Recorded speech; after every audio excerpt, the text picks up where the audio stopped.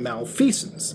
Drilled But the again, troops. whistleblower laws are not good Basically, all over the they world got universally. maybe. For instance, Does in he have Canada, a famous the book? Public Servant Disclosure Protection Act is deemed to be some of the worst protection laws that's the for blue book. whistleblowers in the world. Now, if you're looking at things like what's wrong with Canada's federal whistleblowing system, Wilhelm there's wrote us a that book, whole lot of actual serious and then helped us criticisms that one can organize. have. And And then this I was a think pretty Lafayette recent was a write-up big as of deal too with the officers, 2017. creating So an again, it's officer a corps. serious shortcoming of the leadership's a PSDPA that needs to motherfucker, be dude. addressed. And Now, I'm not real here to shit, not necessarily like point out gay Canada's shit. I mean, like wrongdoings real. in this, okay? I'm just using It's a this real as a case functional example. thing. And no Imagine one wants to be. government That's or what's wrong corporate with your corruption dad. I and don't want to being be the unable fucking to bad speak guy, on dude. any of that, for instance. It seriously ties back to a blind spot similar to the Lollylulelo codename. So yeah, How do you he doesn't address get enough an credit. actual serious Everyone topic remembers without being Lafayette properly and all able that. Probably to 'cause even he's address French it? and the other dude's The German. Ninja discusses their relaying Probably orders why. from this organization that they refuse to name. What they do give to Raiden is a Secret Service agent known as Ames, who will give up the location of the president, and at this point it's up to, Raiden to find an AK-74U. The Ninja provides you a Russian mercenary disguise, and again, once you combine the over my weapon hood, and the bro. disguise, you can effectively sneak onto the main shell core and try to find Ames. So Ames apparently has a pacemaker that requires Raiden to use a directional microphone also hidden on the facility. And once you have all these things, you can use the directional microphone to identify the pacemaker heartbeat that Ames has. So as you sneak onto the shell core, you need to have the uniform and the weapon to be able to sneak without anybody catching you. The next issue is a retinal scan, which is easily bypassed by just fucking forcing the guy's eyeballs into the scanner. And it's also revealed that there is now a nuke on the facility, and the terrorists have the code to activate it using the nuclear football or the briefcase that Vamp was carrying into the core. Ninja also reveals that Big Shell isn't a cleanup facility. It's a cover-up facility for a new Metal Gear that's housed deep underground. So when you finally get to Ames, he reveals and points out that he was sent there by the Lollylulelo. I think he went outside like to Raiden eat, also baby. Was, apparently, to which Raiden is completely shocked. Ames mentions the president is sent to the core of Shell 2. Ames also mentions that the president's biometric data, his heartbeat, and, everything that powers a president, all these biometrics actually feed into the launch code of the nuke. So if there's any form of coercion, like if you put a gun to the president's head, the president's biometrics are invalid. So out of the president's own free will he be allowed to use the actual nuclear football. And he also needs to provide hourly confirmation, or else the system refuses to even function. The nuclear football is also revealed to operate Metal Gear as well, and it's even brought up that the whole tanker incident, the ecological disaster, Don't you take my and the dude cleanup stealing my operation on car. Big Shell are also part of this massive cover-up. In fact, Big Shell is just camouflage for this Metal Gear project deep underground. Ames reveals that the nuke is the plan all along, and causing a strike is actually the intention of Sons of Liberty. What they want to do is trigger a global recession, liberate Manhattan, and turn it into a republic. Now remember, I want to remind people that this game launched very shortly after 9/11. Plenty of games had to actually change last minute, like Grand Theft Auto 3, when it came to blatant references like the NYPD squad cars. So Metal Gear Solid 2 was slated to release about a month after 9/11, and according to Kojima, something like 300 changes had to happen for the game to even come out. At some point in the game, apparently Metal Gear was supposed to attack New York. I did get you. Which, reminder, with 9/11, would have been fucking insane if that was actually going to happen.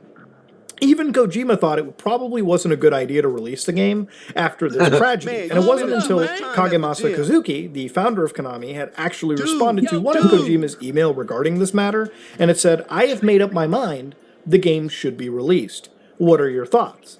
And this is effectively how Kojima actually nutted up to release this crazy game. It actually ended up, obviously, coming a few weeks after, with delays. But again, at a massive risk of being completely cancelled at one point. So trivia hour aside, Ames has a heart attack reminiscing both President Baker and DARPA chief from Metal Gear Solid 1. Ocelot discovers Raiden, almost taking an early bullet to the head if it wasn't for a cyborg ninja coming in for the rescue again. The shell core goes on alert, forcing you to escape and head towards a central bridge. At the central bridge, Snake tells you it's booby-trapped and you have to look for a few control points and snipe them before moving on to another boss battle. The boss battle is the Harrier battle, which kind of is like the previous game's tank battle, as you going up against Solid as Snake. The third Snake clone finally revealed to be from Big Boss, the perfect clone, so to speak. The brother of Liquid and Solid. Yeah, they weren't going to go with Gas Snake. Somehow Solidus was the better name, right? And if he looks old, that's because he's literally, again, the perfect clone. And again, may I remind you, he was also the former president of the United States during the events of Metal Gear Solid 1. Now he's pretty disgraced and he's running this one terrorist group. Raiden, Snake, and Otacon work together using Stinger surface-to-air missiles to take down the Harrier. It's not really a hard boss battle, just requires you to dodge some missiles, gunfire, and as long as you're not a quick equip, you're absolutely fine. If anything, I think the actual fight is a pretty nice visual showcase for a 2001 PlayStation 2 game. With Solidus losing, he gets rescued by Metal Gear Ray, which makes its appearance once again since the Tanker chapter. And here, Snake explains even more about the current predicament. See, Snake and Otacon reveal that they just got a tip about the terrorists on the Big Shell. But Otacon actually reveals that his half-sister is on the facility, so for him this whole mission is personal. With no time to lose, Raiden needs to prevent a nuclear attack by actually rescuing the president. In the aftermath of the Harrier fight, you gotta do some minor platforming and careful maneuvering to make your way to the other half of Big Shell.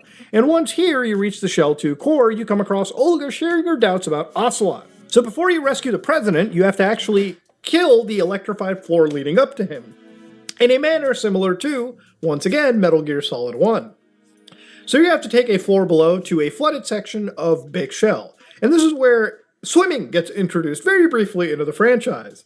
And while the sequence is short, I want to remind people I hate water levels. I don't really understand the point in a lot of these games, especially Metal Gear Solid 2, where the water levels are effectively 15 minutes of actual gameplay. They really serve as more of a hindrance. Like, you play any platformer, and it's actually the levels I think people hate the fucking most. It's like a monkey wrench in the form of perfectly good movement systems that you've basically been playing for hours on end. That said, it's really not the worst, like, provided that there's some fucking mines that you have to dodge. You have to go down for a little bit, find a Nikita launcher, and shoot a remote-controlled missile through a vent, navigate it a bit, and hope to God the president isn't fucking dumb enough to run into the actual missile. Which can happen, even though the missile runs at 2 miles an hour, and there's no reason why somebody like him shouldn't just fucking kneel to the ground. So upon meeting the president, he reveals the country is not controlled by him, or even people, but rather a shadowy organization known as the Patriots. President Johnson tells Raiden he's expected him to be an assassin for, again, him betraying the Patriots. And after a little bit of a he tells us to switch to nanocommunications.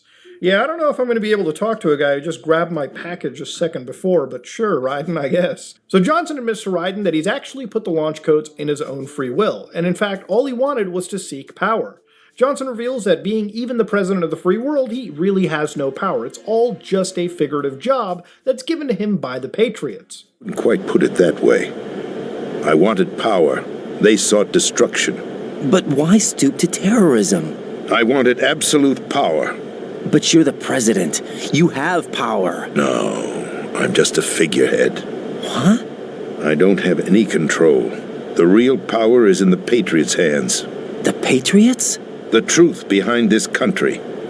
I'm not surprised you've never heard of them. Very few are aware of their existence, even among those with code word clearance. Huh? Politics, the military, the economy, they control it all. They even choose who becomes president. Putting it simply, the Patriots rule this country. No. Hard to believe, isn't it? But it's the truth. The space defense, income tax reduction, and national missile defense programs. Every policy that's been credited to me was actually done according to their instructions. Space defense was initiated by Congress. That's what the Patriots want the country to believe. It's all a show. Democracy is just a filler for textbooks. Think about it. Do you actually believe that public opinion influences the government? No. This country is shaped and controlled as the Patriots see fit. The people are shown what they want to believe. What you call government is actually a well-staged production aimed at satisfying the public. Huh? Don't look at me like that. I'm legally sane, you know. It's not your sanity that worries me. The Patriots. Even I don't know who the actual members are. Are they financial, political, or military leaders? The Patriots were like... No one knows who the Patriots really are. Right after 9/11. Even my instructions come from a cutout. All I've been told is that every key decision is made by a group of 12 men, known as the Wise Men's Committee. Your office? The White House? Merely puppets, pawns in a game.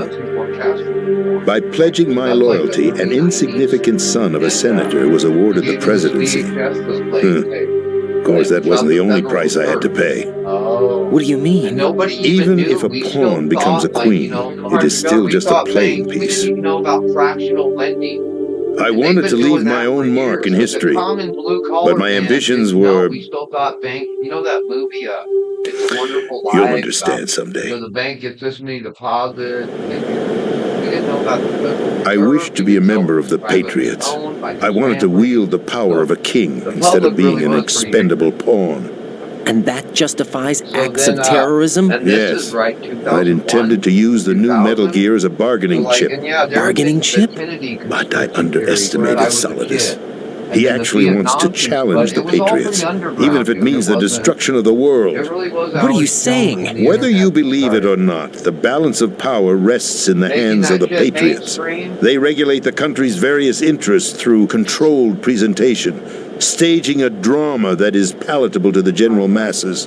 Can you imagine what would happen if they ceased to function? Picture a massive political vacuum, a space that every powermonger will try to fill for their own greedy ends. I'm talking about an unregulated power struggle, panic, civil war, chaos. Like it or not, the Patriots is an organization that must continue to exist. So you changed your mind because you wanted to avoid global chaos. Exactly. So yeah, you have a group of the Patriots that control every aspect of the country. The president who wanted power ends up betraying them only to realize that they need the Patriots to ensure some level of safety and security for a country, if not the world, to operate. And this is a pretty big bombshell that not only continues to snowball into the next canonical entry in the franchise, public opinion doesn't matter, and democracy is nothing but a drama that people consume only to be blinded by the truth. Arsenal Gear. That's the code name for the new Metal Gear. Arsenal? That's right. Arsenal. We're talking about an impregnable fortress carrying a load of over a couple of thousand missiles, including nuclear warheads, all protected by a horde of mass-produced Metal Gear Ray units. Mass-produced? The Ray unit was originally designed for the Marines to be used as a countermeasure against the Metal Gear variations throughout the world. The Patriots had Ray redesigned to protect the new Arsenal Gear. So now anti-Metal Gears are guarding a Metal Gear. Ironic, isn't it? That's not all. Arsenal Gear has full access to the military's tactical network, giving it the ability to exercise absolute control over our nation's armed forces, not to mention our nuclear armament. In short, Arsenal was created to be the core of our country. What kind of idiotic weapon? Weapon? No. You're not seeing the full picture. Arsenal Gear is more than just a military tool. It is a means to preserve the world as it is. It will establish a new form of control. The Patriots will use it to keep their place as the country's true rulers. Right now, they feel pressured and threatened. By what? They fear an overabundance of digital information. The world will drown in the coming flood of information, and they along with it. The Arsenal plans include a system to digitally manage the flow of information, making it possible to shape the truth for their own purposes. In short, the Arsenal system is the key to their supremacy. The key? Yes. The GW system is the Patriots' trump card. Arsenal Gear will be fully operational when GW is successfully integrated. Once operational, it will be a completely new form of power for the Patriots to wield.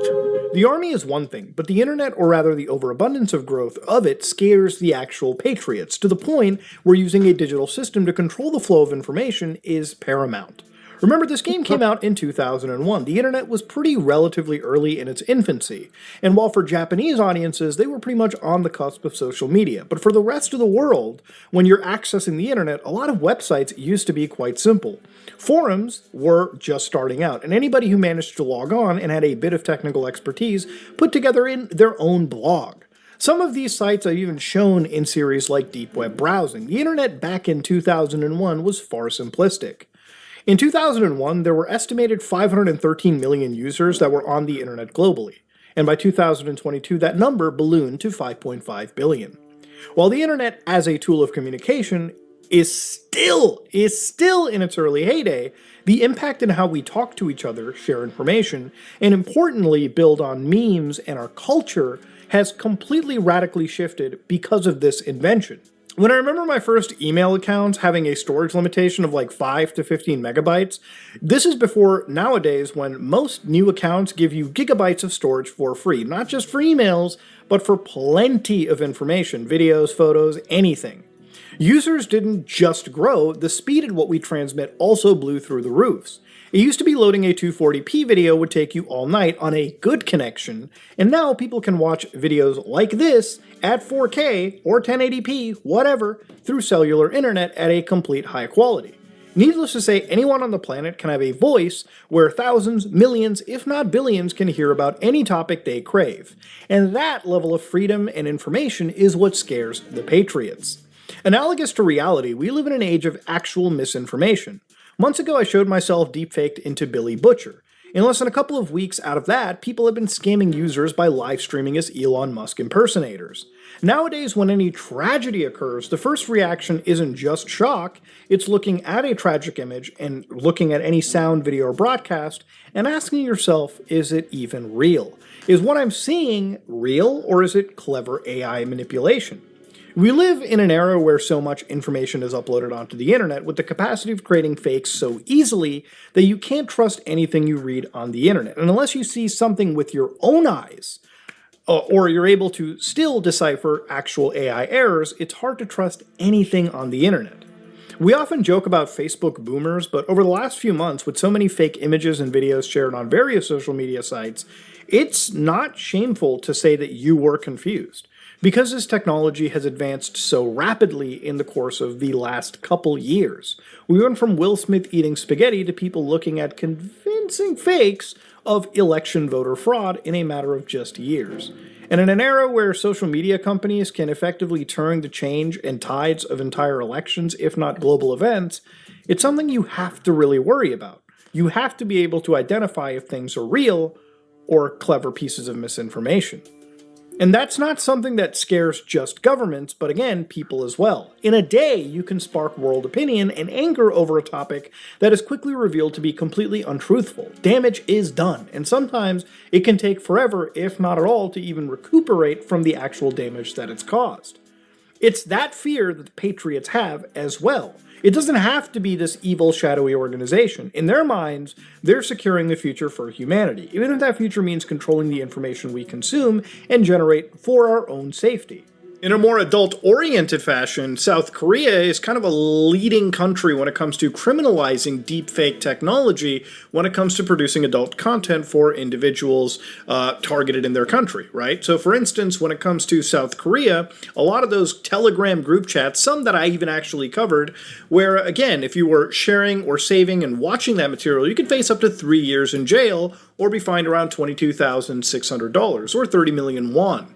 So of course, the further and further the government wants to go to protect people from sexual violence or victimization, they are upping the actual punishments and upping the actual fines. So again, this is a pretty serious topic that again, in this aspect is kind of treated differently around the world.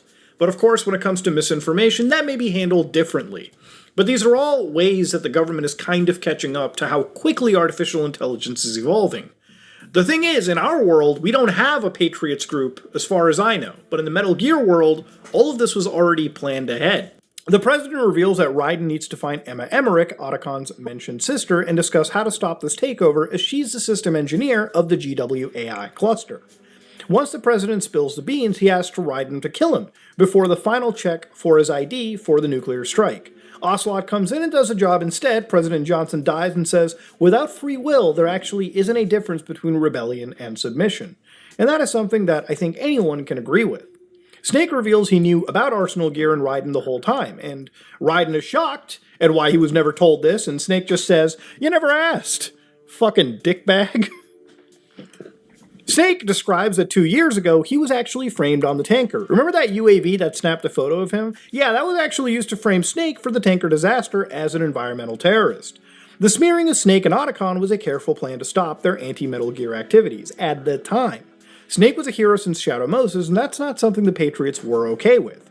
To prevent any opposition to them, they wanted to prove they'll destroy anyone professionally who stands in their way. The Patriots ended up attacking a dummy tanker to steal Metal Gear Ray, and they sent a new tanker just to destroy to set up the cause for the Big Shell environmental disaster cleanup. Everyone on that tanker was actually just an unwilling pawn used by the Patriots to further their own agenda, and it really speaks to their actual effectiveness. Otacon tells us Emma's field of expertise is neural artificial intelligence, which explains her working on Arsenal gear and its systems. So here the next step is to rescue Emma, and you gotta go down to the flooded chamber and swim through it until you get to her location in the shell core. On your way, you're gonna end up fighting Vamp, who apparently can sit and walk on water. Fighting him is so easy, since you can actually just cheese him by hanging on a railing, having him slowly walk, and beating the absolute shit out of him until his actual stamina runs out.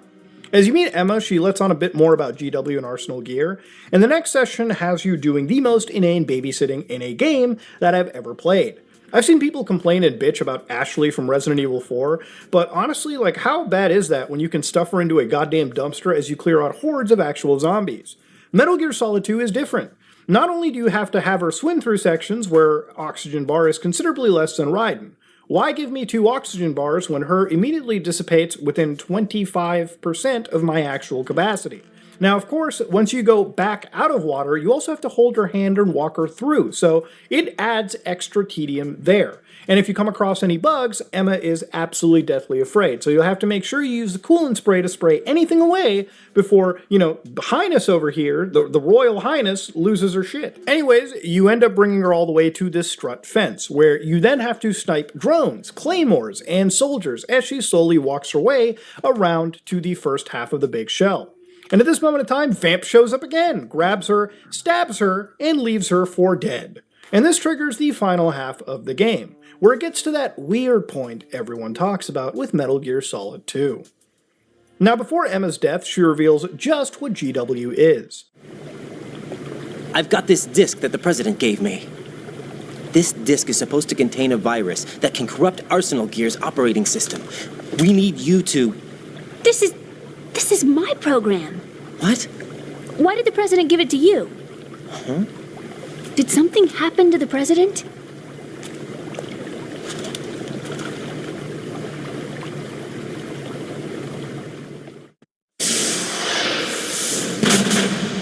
President.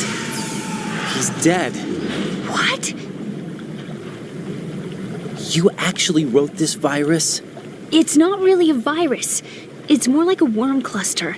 It's actually a delayed effect autonomous program that's designed to invade GW's cerebrum and render its nerve connections useless. You know what GW is? Of course. I created it. Huh? You look surprised. Well... Cat got your tongue? I'm sorry, How about the Patriots? Ever heard of them? Yes, but I only know what I've been told. Can you tell me what you know? Sure, but it's hard to put into words. Right.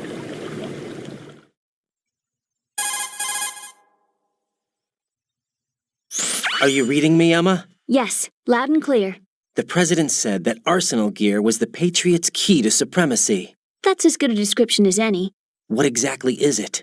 It's a massive data processing system capable of controlling information on a global scale. A data processing system? That's right. The system's a social device for maintaining the Patriots' control. You've lost me. Well, in this day and age, information emerges from every direction and is freely distributed.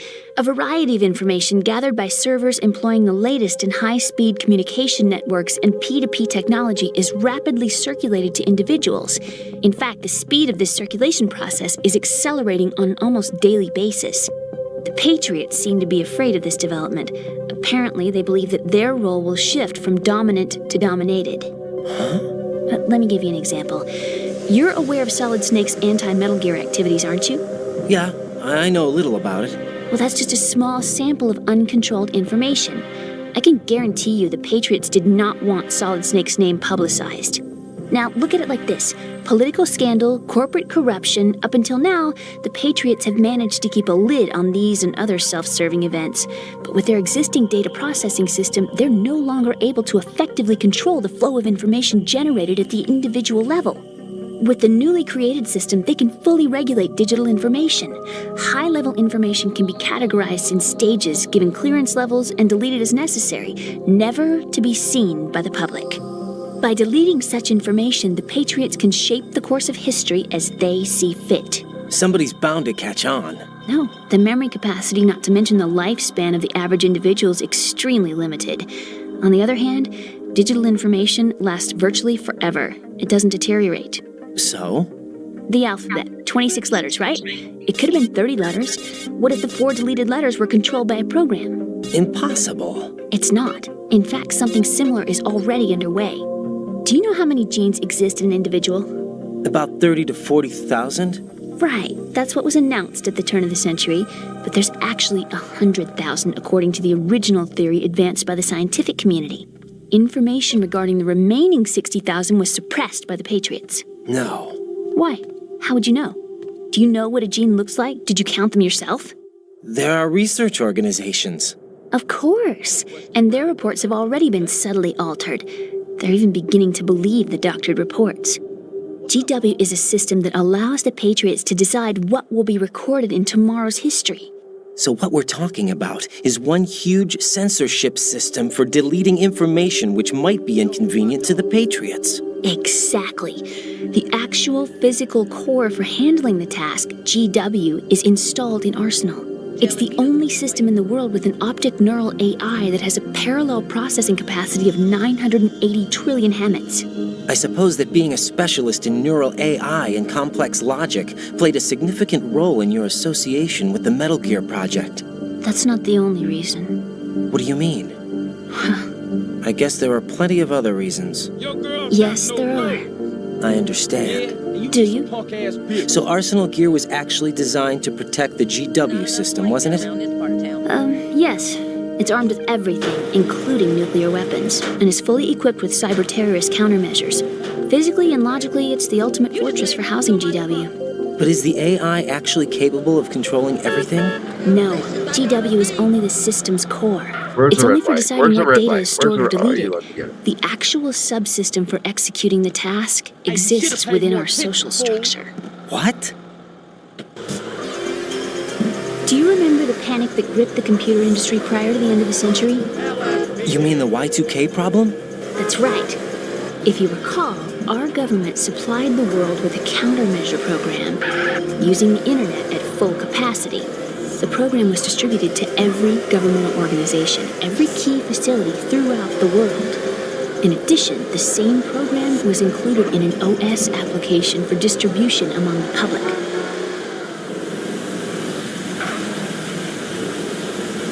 Let me guess. The Y2K countermeasure contained a program designed by the Patriots. Yes, and everything supplied from that day onward contains the same program. Impossible. Do you know how a computer operates? Do you really know the basic principles on how data is exchanged? Nobody's aware of it, but there's a subsystem in place, and it's about to be activated. Is that why Solidus wants to burn out every electrical circuit in Manhattan with a nuclear blast? Probably, but the overall system isn't actually complete. What? It still lacks the necessary factors for judging situations. I heard they were planning a major experiment in the next few days to provide complex data for GW to study. So instead of someone posting something that the Patriots didn't want anything to see, like for instance Snake's name, they decided to have a system that controls what is posted and manipulate information digitally outliving the control of human beings. Remember, humans have a finite lifespan. Data, if preserved right, really doesn't. So realistically, the last word anyone gets to have belongs to whatever is printed on digital media. It's kind of true in the sense that life is all one big game of telephone. And the old stories and folklore that we consume were probably initially more grounded in reality, but stretched to its point of complete absurdity as time goes on. There's a lot of stuff in folklore that you could probably find that feels so oddly connected to cultures visibly apart from each other that it really makes you wonder. I mean, I'm not going to say are dragons real, but if the world is talking about them, then maybe. I don't know. Could the alphabet have something like 30 characters? Maybe, if people were alive enough to pass that information on mimetically. But Emma's right. Digital information outlives anything to do with biological restraints, and as we age, we forget and do interpret things differently. A computer file, not so much. And that's a pretty good point. Emma then touches on Y2K and brings up how the Patriots spread themselves to nearly every computer system as part of a massive patch. Now for Y2K, for anybody that doesn't know about this at the time, we all thought computers were going to go back to the year 1900. The way computer years were stored at the time, at the turn of the millennium, were either in 4 digits or 2, depending on what system you were using. Now if you're looking at 4 digits, it's fine, it's going to go from 1900 to 2000. But if you're looking at 2 digits, all of a sudden you're going from the year 1999 to the year 1900, 00. And people at the time thought that this was going to cause financial distress, destroying, maybe even completely overwriting aspects of history and recorded science or recorded data. It became a point for people to doomsday prep, and in the end, nothing really happened. Most programmers and experts remedied systems to account for that actual date change. And even in countries where virtually nothing was done, there were actually little errors in regards to Y2K. It was just a lot of fear-mongering for people who really didn't know what they were talking about. It's more interesting when you look up and see the impact of other errors similar, like the year 2022 error, where Microsoft Exchange servers operate on this 32-bit system, reaching their maximum value of 2,147,483,647. This caused emails briefly to be stuck in transport queues if those systems weren't updated to mitigate that issue, which again, for most systems, wouldn't really be a problem. Another fun issue is the Unix systems that refuse to update or will crash when Unix time is stored in a signed 32-bit integer, since in January 19, 2038, if these systems remain unupdated, will revert to the date 13 December 1901, also known as the Unix epoch, where time simply rolls over because it's stored in an integer value. If this scares you, it really shouldn't. We found out about this years ago, a long time ago, and any system that would have had an issue has long been patched. However, Emma explains that the government distributed patches and orchestrated operating system updates in the universe that allowed the Patriots to gain control with access to every system worldwide. Yeah, they control now, obviously, this is where you're going to have to suspend some disbelief. Apparently, the Patriots have this global backdoor and everything. And even if Ryden questions it, Emma even asks him, do you even know how computers work? Like, what are you trying to say, bro? Like, she clearly tells you. Alright, stay in your lane, pal. Now, Emma launches a virus against GW that obviously doesn't kill it, but seriously starts corrupting it the moment you step into Arsenal Gear. How do you step into Arsenal Gear? Well, you apparently get betrayed by Solid Snake and the ninja who turns out to actually be Olga Gerlukovich. So yeah, it's a weird, again, massive curveball that you get over here. And again, Ryden doesn't really know it at the time because he's basically just been questioning reality up until this point. And you can't really blame the guy when nearly every single person obfuscates information from him. Anyways, he gets completely knocked out, and this triggers the final real section of the game, which is Arsenal Gear. And once you get down here, you're stripped of effectively everything. And you'll be tortured reminiscent to how you were tortured in Metal Gear Solid 1. And this is where you meet your dad, Solidus. And in this, you get backstory from Solidus. He actually was your dad, technically, adoptive-wise at least, because Ryden was a child soldier in the Liberian Civil War. And every time, dude, every time, dude, so far, every time, I guess it was latent soldier tactics carried over. Because he trained from one of the greatest soldiers ever. At least I'm done. You can have the fucking hood. Big Boss. I can't. No, dude. You hit me in the back with the car every fucking time, dude. has, I guess, a bit of veteran status, much like everyone else. I'm out, even though the dude. player up until now didn't It's the really know same it. shit But over and obviously, this over. all A fucking turned rat out in a to fucking just maze, be dude. a little A rat in a ruse set maze. up by Olga and Snake to get Jesus you onto Christ, gear. man. And she'll end up freeing you, and at this moment, you'll Get be completely off me, naked. dude. Get Anyways, the to move fuck on off forward, me, since Arsenal dude. Gear, or rather GW, has been hit with malware the likes that Virus Investigations hasn't even seen before, Raiden starts encountering some really weird shit. And this is where the game gets some weird fourth wall breaks. Now, fourth wall breaks aren't new to the Metal Another Gear one franchise. almost hit me. You know, if Fucking you play car the older almost drove games, right into me, there's a good dude. chance that at times the game has told you to shut off the console or do something outside the scope of what the game should know. Remember when Psycho Oh my Mantis was God. reading your memory cards? Yeah. Or when they tell you that they can control your world and they really just vibrate your controller. How These are common nice is cheats that, and dude? not. But in Metal Gear Solid 2, it goes beyond it. So Raiden recalls he's never actually seen the Colonel in person. And if you're paying attention, his codec image starts to glitch up. Even the audio indicates Almost that hit me this again, guy may dude. not be all the way there. Sorry, Now, as it's you sneak just through frustrating, Arsenal's dude. Getting hit by a Jejunum, fucking car. how do they name these? Watch You'll get a out, bunch watch more out, codec watch calls, out. and the Colonel tells you to kill the game's console power completely, telling you that it is in fact a game. I gotta change that button so I can look behind me all the time.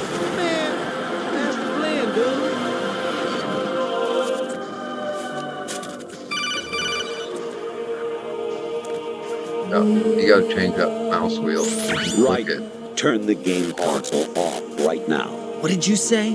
The mission is a failure. Cut the power right now. What's wrong with you? Don't worry. It's a game. It's a game just like usual. You'll ruin your eyes playing so close to the TV. What are you talking about? Right? Something happened to me last Thursday when I was driving home. I had a couple of miles to go. Oh, you go, Looked up and saw the object in the sky.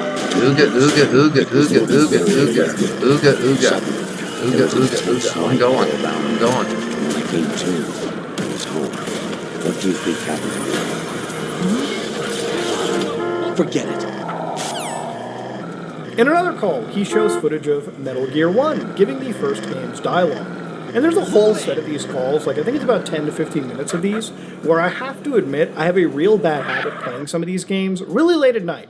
Now, if you're playing this game at like 11 o'clock, everything's dark, and this shit starts happening to you, it can feel like an actual gaming creepypasta the moment somebody in the game starts actually breaking into the real world.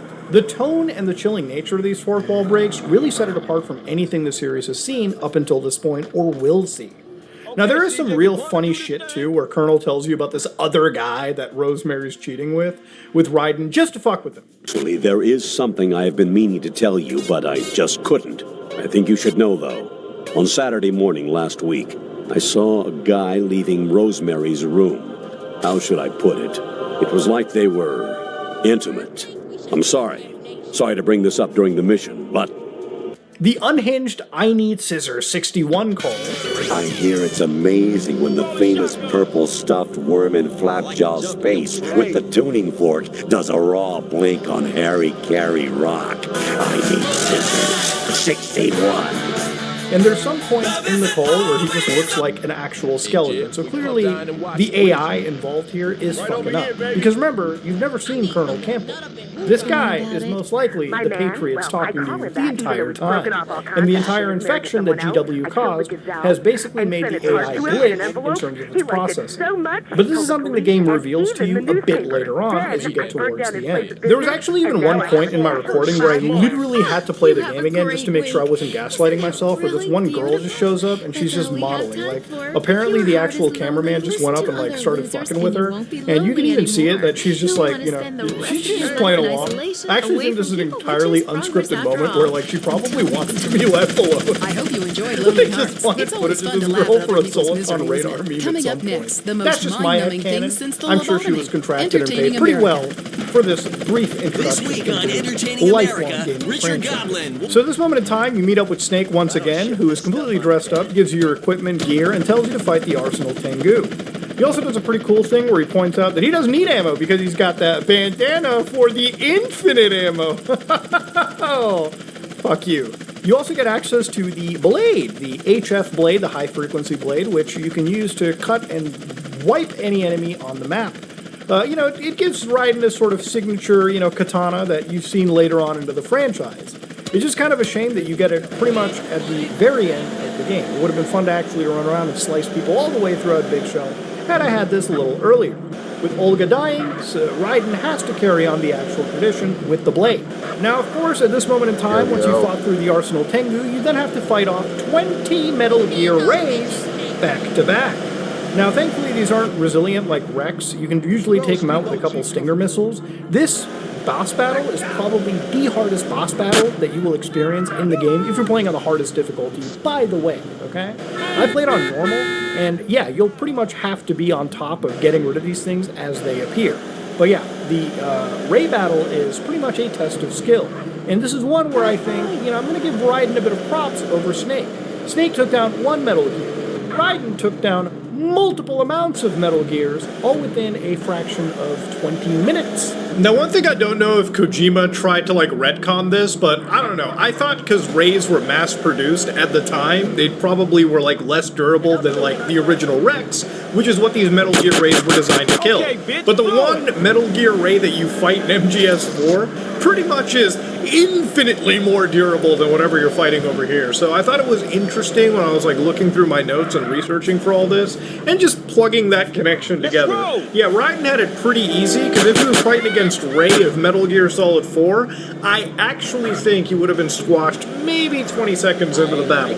But thankfully, plot armor is a thing in these games. But before that Ray fight, Solidus reveals to Raiden that he's been observing it this whole time, and he mentions something known as the S3 plan.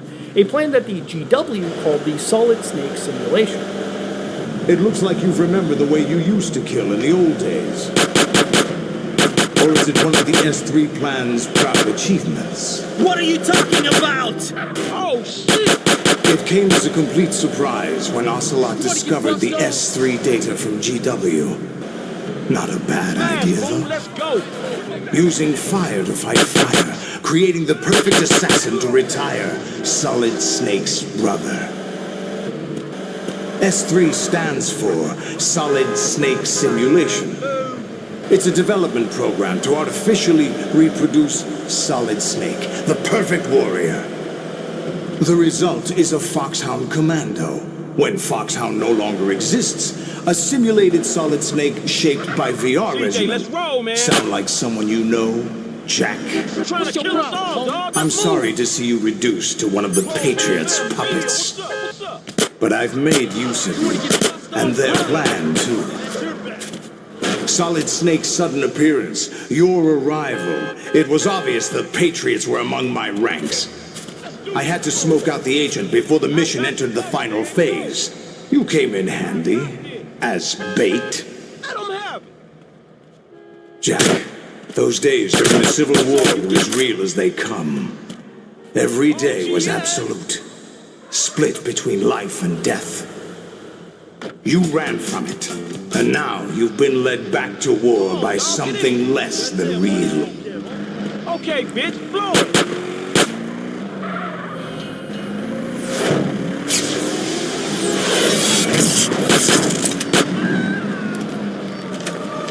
No more games, Jack. At least you know. There's no reason to keep you alive now.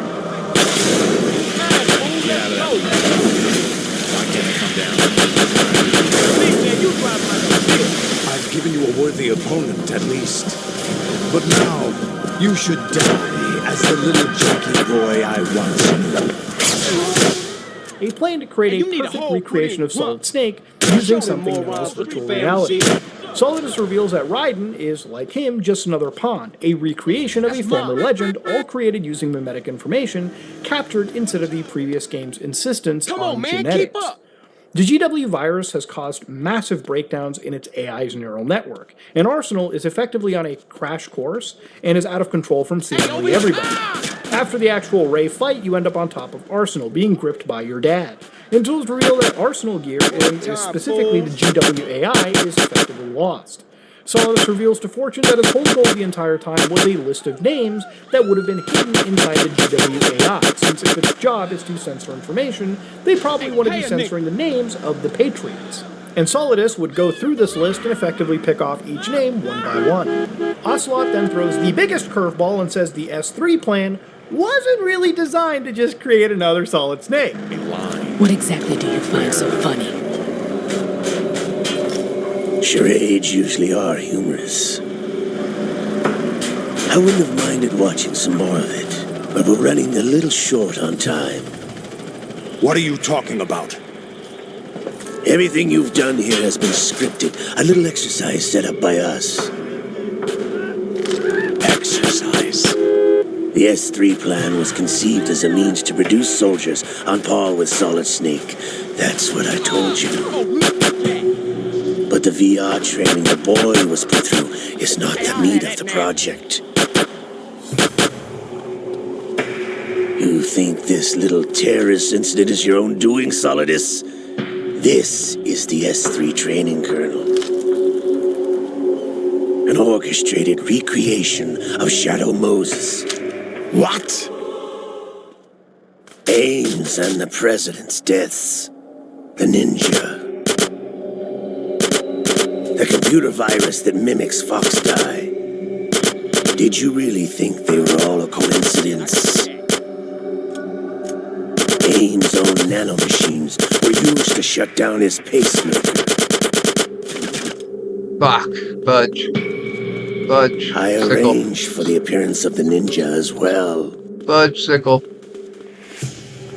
As for the president, although Johnson realized what was going on, he played out his allotted part. As for the computer virus, it's a digital counterpart of Foxdie. It was also designed to eliminate every scrap of information regarding the Patriots from GW. Your plan was invalidated even before execution, Solidus. Fat Man was a different story. He's one of our own people, a sort of examiner we hired to test the boy's progress before letting him tackle the exercise proper. We had to arrange for Stillman's presence to coax the maniac into agreeing. If the boy had allowed the big shell to be destroyed, this exercise would have ended there. The project has no room for failures. What do you mean? Given the right situation, the right story, anyone can be shaped into Snake. Even rookies can fight like men of experience. An instant creation of genius. And this training kernel will provide more than enough data to formulate such a program. You, Dead Cell, Olga, you're all nothing but pawns placed to create the perfect simulation. No, even everything up until this point is still apparently scripted. The S3 plan, Ocelot reveals, was meant to recreate Shadow Moses. Remember all those similarities that were from Metal Gear Solid 1 and even previous games? Yeah, those callbacks. Yeah, hold on, baby. Callbacks. 1 minute. Daddy's coming the to get entire game of Metal Gear Solid 2 and everything you've been doing up until this point are all pieces to help recreate a scenario that resembles the events of Shadow Moses. The only part of this that wasn't in the simulation was Fat Man, who was actually a part of the Patriots to actually capture Raiden's progress. See, if the bombs on the Big Shell had actually gone off, the whole plan would have been done right there. But because Raiden succeeded, the S3 plan went further and further. And it proved that in the right circumstances, in the right situations, when you have every card aligning, rookies like Raiden can fight like legends like Snake. And as the events of the game showcased, that actually was how it played out. So everything happening up until this point was meant to be a data-gathering operation, meant to create that perfect program. Every character and their relationship, like for instance, Snake and Big Boss being father and son. When you have Solidus and Raiden, father and son, all of these were specifically isolated. Every member was cast in a way to recreate Shadow Moses down to a letter. Eventually, Arsenal heads for the crash course in Manhattan, which game censorship comes in real quick and takes its course. Solidus and Raiden are on top of Federal Hall, and Raiden has one big call with Colonel Campbell. And here, it gets to the final tier of wild. But before we get to that call, Solidus tells us that he just wants to liberate the country from the oncoming digital censorship the Patriots want to bring. He brings up how him, Solid, and Liquid are being clone brothers of Big Boss. And with no chance to even reproduce that's conveniently engineered out, it's their actions and messages being the only mark that they can leave behind. When you can't leave behind your genetics, as humans normally will, it's the memes that you leave behind, the mimetic information, if that's the only thing you can leave behind, you can see the actual understanding and the actual motivation for why Solidus did what he did. Extreme, but when pressed against the wall, all he wanted was to actually be remembered, not as a footnote in history. But then this is the final call with the Patriots, so listen to this. Here. How's that possible? The AI was destroyed. Only GW. Who are you? To begin with, we're not what you'd call human. Over the past 200 years, a kind of consciousness formed layer by layer in the crucible of the White House. Yeah, buds, it's not unlike the way life started in the oceans 4 billion years ago. The White House was our primordial soup, a base of evolution. We are formless. We are the very discipline and morality that Americans invoke so often. How can anyone hope to eliminate us? As long as this nation exists, so will we. Cut the crap! If you're immortal, why would you take away individual freedoms and censor the net? Jack, don't be silly. Don't you know that our plans have your interests, not ours, in mind? What? Jack, listen carefully, like a good boy. The mapping of the human genome was completed early this century. As a result, the evolutionary log of the human race lay open to us. We started with genetic engineering. And in the end, we succeeded in digitizing life itself. But there are things not covered by genetic I'm sitting information. here listening to a podcast Human memories, about ideas, Metal Gear Solid culture, 2 history. while I'm playing a video Genes don't game contain in a any walker record of and human dryer history. running in the background. Is it something that should not be passed on? Should that information be left at the mercy of nature? So I'm playing a We've video always game kept and getting records of our frustrated while a lives, dude is through talking words, to me about pictures, information symbols, overload from tablets and the to washer books. and dryer running. But not all the information was inherited by later generations. A small percentage of the whole was selected and processed, then passed on. Not unlike genes, really. That's what history is, Jack. But in the current digitized world, trivial information is accumulating every second, preserved in all its triteness, never fading, always accessible. Rumors about petty issues, misinterpretations, slander. All this junk data, preserved in an unfiltered state, growing at an alarming rate. It will only slow down social progress, reduce the rate of evolution. Right. You seem to think that our plan is one of censorship. Are you telling me it's not? You're being silly. What we propose to do is not to control content, but to create context. Create context? The digital society Context furthers is human king, flaws bro. and selectively rewards development of convenient half-truths. Just look at the strange juxtapositions of morality around you. Billions spent on new weapons in order to humanely murder other humans. Rights of criminals are given more respect than the privacy of their victims. Although there are people suffering in poverty, huge donations are made to protect endangered species. Everyone grows up being told the same thing. Be nice to other people. But beat out the competition. You're special. Believe in yourself and you will succeed. But it's obvious from the start that only a few can succeed. You exercise your right to freedom, and this is the result. All rhetoric to avoid conflict and protect each other from hurt. The untested truths, spun by different interests, continue to churn and accumulate in the sandbox of political correctness and value systems. Everyone withdraws into their own small gated community, afraid of a larger forum. They stay inside their little ponds, leaking whatever truth suits them into the growing cesspool of society at large. The different cardinal truths neither clash nor mesh. No one is invalidated, but nobody is right. Not even natural selection can take place here. The world is being engulfed in truth. And this is the way the world ends, not with a bang, but a whimper. We're trying to stop that from happening. It's our responsibility as rulers. Just as in genetics, unnecessary information and memory must be filtered out to stimulate the evolution of the species. And you think you're qualified to decide what's necessary and not? Absolutely. Who else could wade through the sea of garbage you people produce, retrieve valuable truths, and even interpret their meaning for later generations? That's what it means to create context. I'll decide for myself what to believe and what to pass on.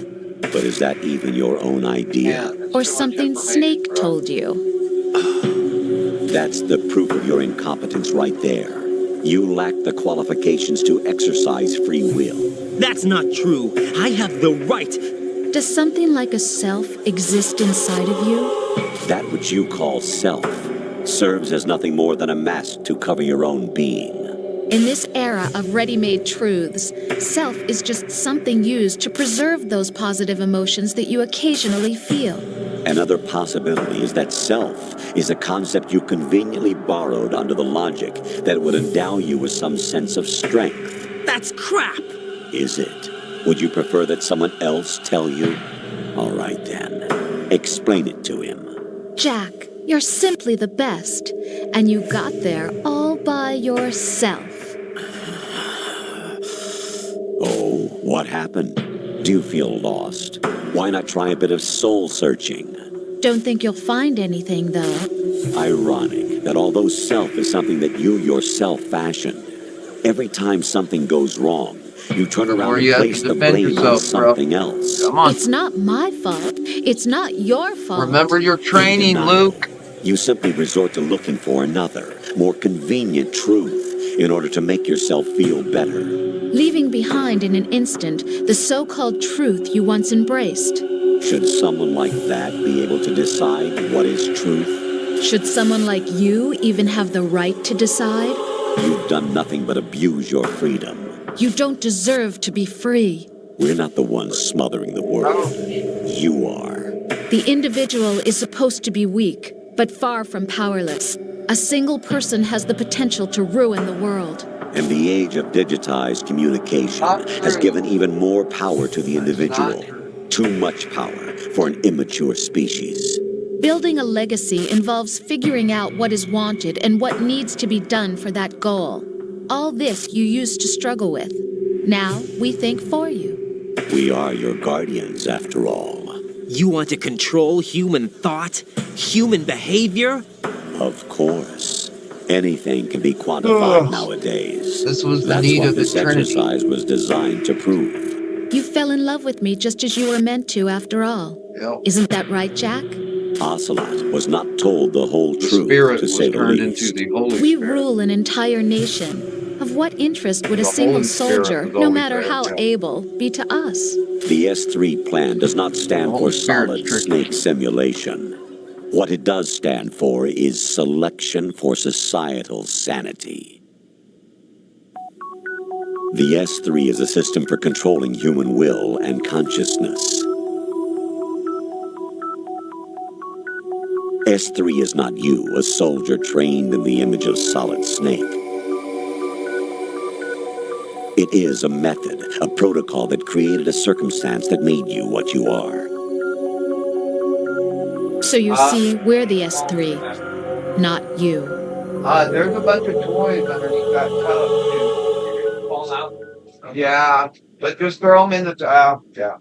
I did that because of the rain. Yeah. What you experienced was the final test of its effectiveness. Oh, hey, That's crazy. You heard what President Johnson said. The Arsenal's GW system is the key to their supremacy. The objective of this exercise was to establish such a method. We used Shadow Moses as a paradigm for the exercise. I wonder if you would have preferred a fantasy setting. We chose that backdrop because of its extreme circumstances. It was an optimal test for S3's crisis management capacity. If the model could trigger, control, and solve this, it would be ready for any contingency. And now, we have our proof. Dun, dun, dun. Raiden, there are also reasons behind your selection. Solidus raised plenty of other child soldiers. Do you know why we chose you over them? It was because you were the only one who refused to acknowledge the past. All the others remember what they were and pay for it daily. But you turn your back on everything you don't like. You do whatever you like, see only the things you like, and for yourself alone. Yes, Rose can attest to that. You refused to see me for what I was. I lied to you, but I wanted to be caught. You pretended to be understanding, to be a gentleman. You never made a conscious attempt to reach out to me. The only time you did was when I gave you no choice but to do so. I was just trying not to... What? Trying not to hurt me? Dear, the one you were trying not to hurt was yourself. Avoiding the truth under the guise of kindness is all that you did. It occurred to you to do nothing but look out for yourself. Even if you claim that it was for my sake, that feeling was nowhere to be seen. In the end, everything was for your sake. I was never part of the picture. Exactly right. So you see, you're a perfect representative of the masses we need to protect. This is why we chose you. You accepted the fiction we've provided, obeyed our orders, and did everything you were told to. The exercise is a resounding success. Didn't I tell you that GW is still incomplete? But not anymore, thanks to you. Your persona, experiences, triumphs, and defeats are nothing but byproducts. The real objective was ensuring that we could generate and manipulate them. It's taken a lot of time and money, but it was well worth it considering the results. I think that's enough talk. It's time for the final exercise. Raiden, take Solidus down. Think again. I'm through doing what I'm told. Oh, really? Aren't you forgetting something? If you die, my child dies. The termination of vital signals from your nanomachines means the death of Olga's child. Not to mention the death of Rose. She's wired the same way. Rose, does she actually exist? Of course I do, Jack. You have to believe me. Damn! It will be a fight to the death. Solidus at least wants you dead. We will collect the necessary data from this last fight. Then we'll consider the exercise closed. So, Jack the Ripper, will it be Solidus, the Patriot's creation, or you, Solidus's creation? Our beloved monsters, enjoy yourselves. God, that's deep. Like the last game, genetics played a huge role in being a casual factor for the determination of many of the previous game's characters. But genetics are, again, a set of rules passed on biologically by parents. Metal Gear Solid 2 decides to take Darwin's theory on genetic engineering in the same way. Our genes don't contain records of our culture, religion, and man-made inventions. The global financial institution, for example, is one of mankind's greatest social inventions. Law, the rule of law, democracy, the Constitution, various government systems, these aren't in our genetic information. This is not information we store in our blood, but it's rather something we store in our mind. And these are all tools that we have created, refined, and passed on through hundreds of years. Whether it be word of mouth, scholarly teaching, we ensure that these aspects of our society that we hold near and dear are passed through generation and generation. And we ensure that they're passed in a way where it's not corrupted. Where MGS2 was so profound is in pointing out the world we're in today. Kojima's future predictions can be kind of a bit of a hit or miss when you have them talk about things like, for example, nanomachines in MGS4, a scientific concept that's possible, but it ultimately gets so overused to the point that it can be downright comical. It's not that nanomachines were impossible. I'm sure in the future injecting microprocessors into our bloodstreams and regulating basic functions could be possible maybe 10, 15 years down the road for the military, but not in the technological future of 2014 that Metal Gear Solid 4 took place in. And it's not even going into the parasites and iDroid fuckery that permeated through the 1980s in Metal Gear Solid 5, The Phantom Pain.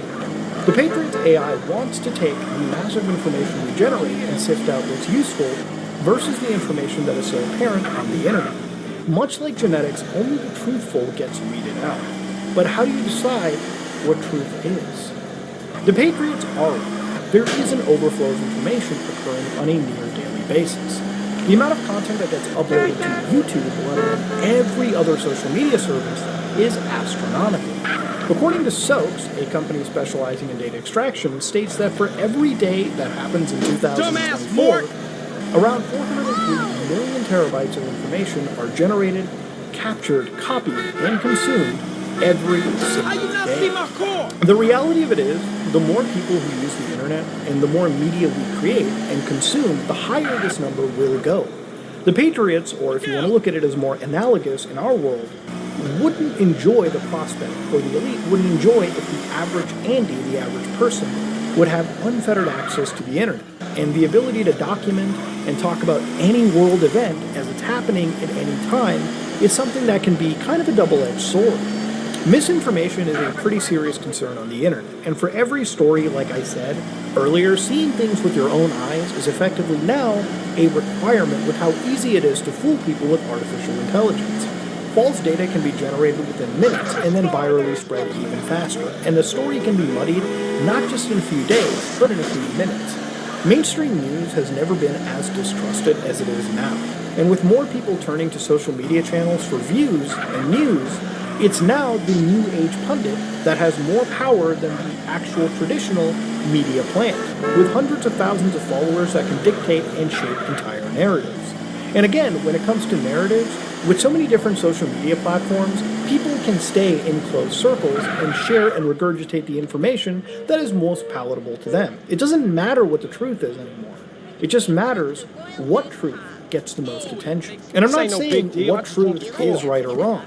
But the importance is, I've always placed, is when you're seeking the truth and facts, it's always best to amalgamate the information you gather on the internet through numerous sources and use analytical judgment to weed out what is more likely, misinformation or what the truth is. Sometimes when a story happens, it's best to wait and look at various sources and delineate the common facts, usually, to understand what the truth can be.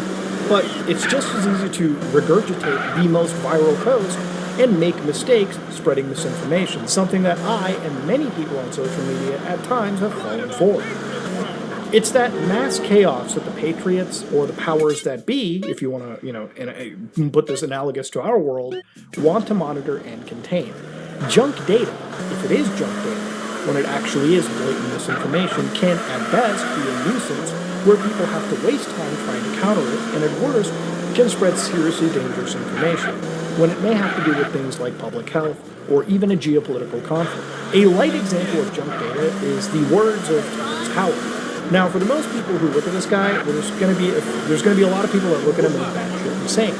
But one thing that I'll bring up is his 1 × 1 = 2 argument. So this is one actual post by Terrence Howard, a actor at the time.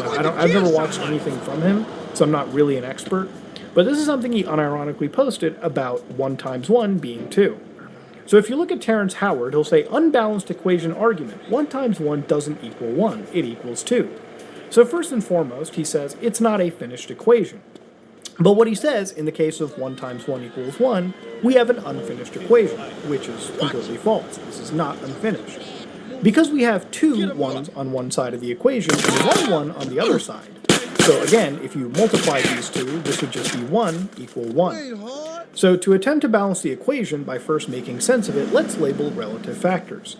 So at this point, he gives 1 a value of A, this one a value of B, and this one a value of C. So again, it's already wrong right over here.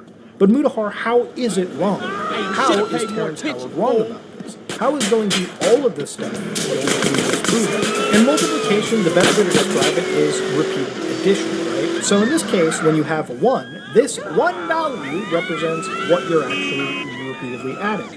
And the multiplication is the value you're repeatedly adding it by. So if you have 1 stack of 1 item, okay, you only have 1 item. It's why when you multiply any number by 1, you actually get that base number. So, for instance, if you're multiplying 9 by 1, if you have 1 stack of 9 items, you will only have 9 items. If you have 2 stacks of 9 items, you then do 9 plus 9 equals 18. So Terrence Howard is trying to argue very basic mathematics. And the thing is, this guy's been on shit like Joe Rogan. And of course, when you look further into this actual analysis, something that I would say 80% don't do, he starts going and talking about godlike figures like the Anunnaki and sky people. and all this shit, okay?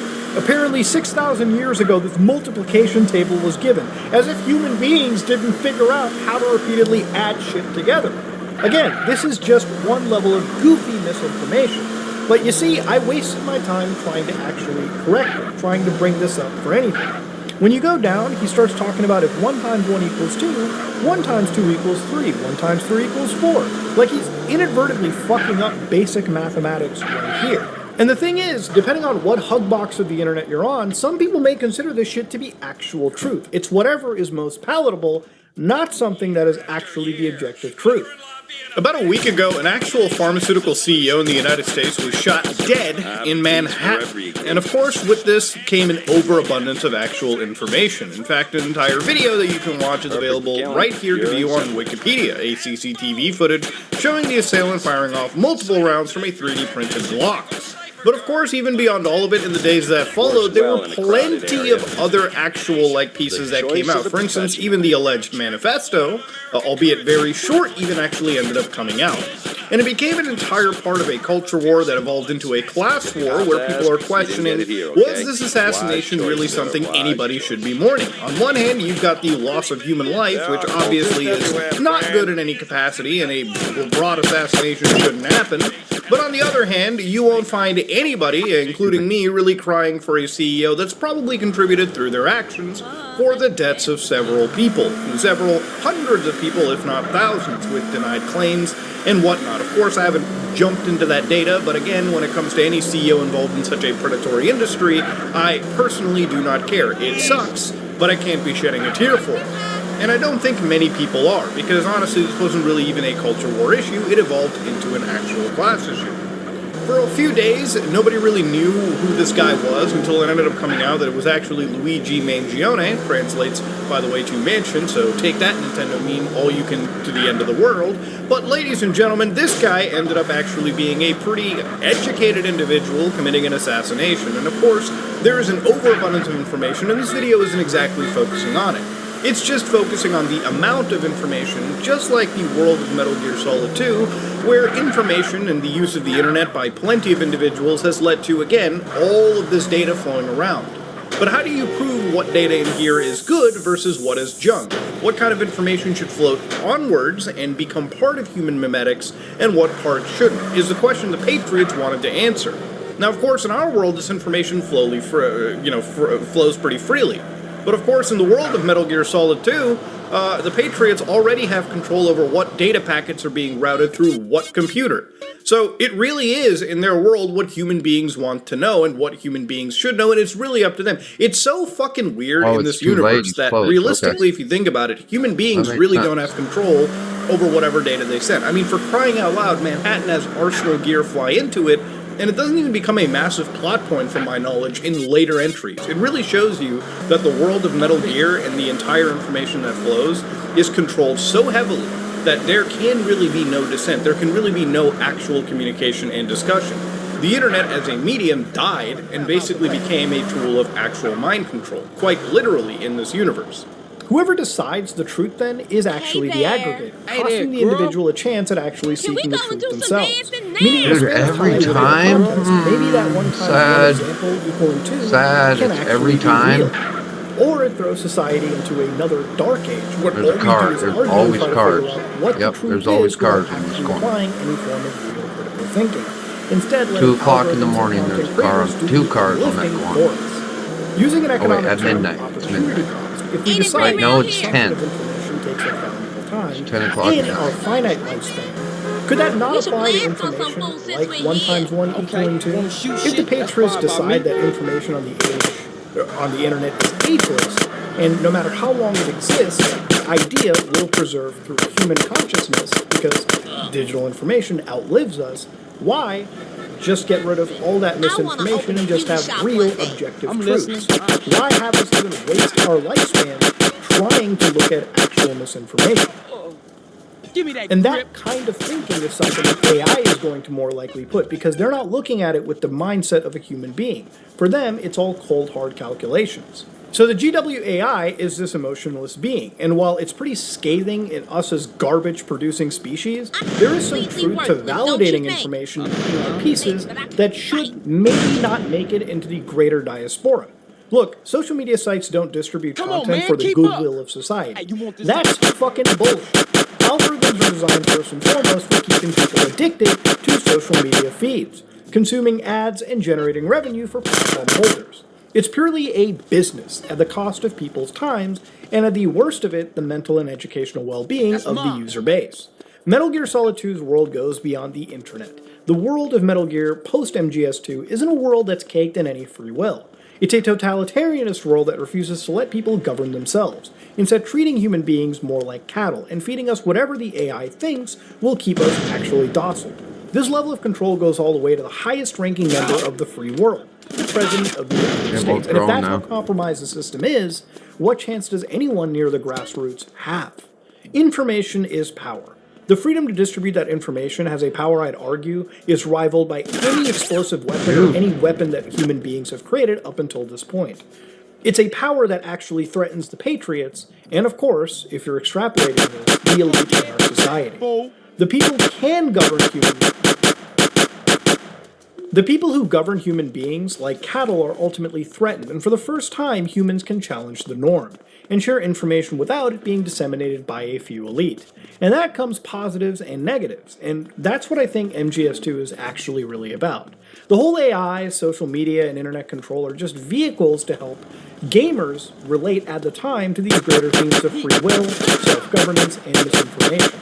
In MGS2's world, it's more a prediction of what happens when the methods of transmission we already use have been compromised. It's a world where misinformation can't occur, since the Patriots control every single data packet that goes to any endpoint in the world. It's a universe where a video like this couldn't exist. Metal Gear Solid 2's world is not something anyone should really want. It's a reminder that you want free will in communication. It should come with understanding that if you're putting your time into consuming content, you should be putting the same time into verifying the content that you consume and regurgitate. You should check what you produce, and instead of relying on an AI to control the world for you, you have to be able to put in as much effort as you're receiving. And that really is the only way that you can deviate from mass chaos that could occur if all disinformation and misinformation ends up reaching its zenith point. The ending of Metal Gear Solid 2, Solidus is defeated, falls to his death in Manhattan off of Federal Hall. But it shows that the world doesn't stop at this moment. It just moves on. Within seconds, people are visibly moving on with their lives as if nothing happens. Even in later chronological games, this event seems like nothing more than a footnote in history. I mean, guys, Arsenal Gear just ripped into Manhattan. You think they talk about this shit for goddamn decades. But Raiden just ends off questioning who he is, or even reality.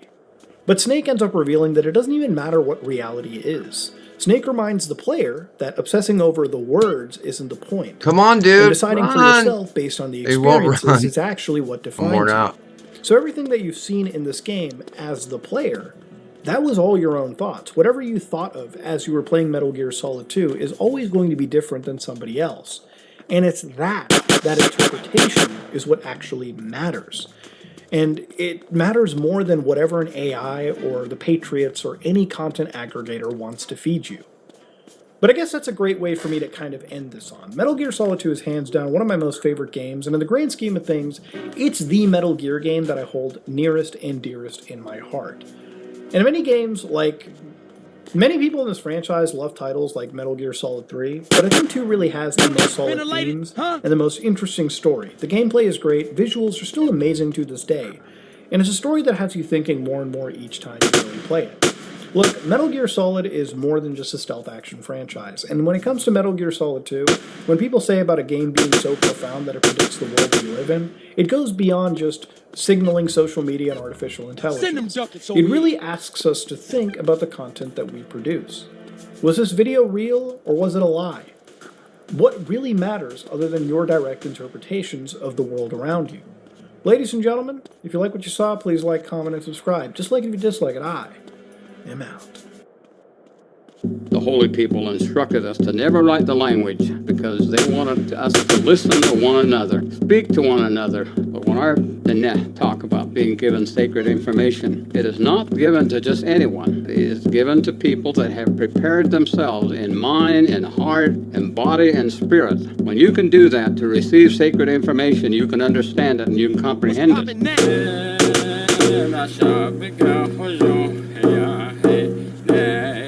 Ndazi kisn tkenodi tanani taniki taniki chedo taniki masan taniki zazienta. Nde akhe nahanne naniki ti ta holdo ta e ya hedi kat ben kil ta hojod ne ta. Akko na e ya hedi pa ta ti deo be. Akko e shi ya hedi kat ai ya sa hanne ki shi ya hanan tken te ki ya tegen den ne bet aro e holdo taniki stinit. Ahot ego ei heti tooteta anako siitä penkestä hoidin tolle. As the ne, we are told that the teachings of the holy people and the teachings are to help us make our life and to journey the beauty way path. All these teachings come from one source, and that is the holy people. It did not come from any other place. And it is that we have to recognize that this came directly from the holy people to instruct us and to guide us in the making of our life. And so it has one source. And we are told that we have to listen to one another when we receive these teachings. And we are to instruct and help one another to understand these teachings. We cannot just hear the teaching from one person. We have to listen to this person, that person, and some other people, and gather all this information that they have heard these stories and these teachings, and to apply them in our life. And it is that we just cannot hear from one source. And Grandma told me one time, no, that's not going to work. We make the effort to go out and find these people that have heard these stories, and we want to hear them tell us. And when I approach them, I say, and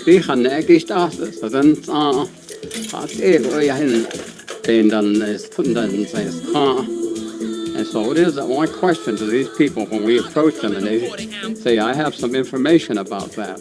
This is what I was told. And so we go to a number of different people. And there are many things in that are being put out there by our younger people that are misleading. And they are based on misinformation and information that has been. It is wrong to do that to our people's teaching. And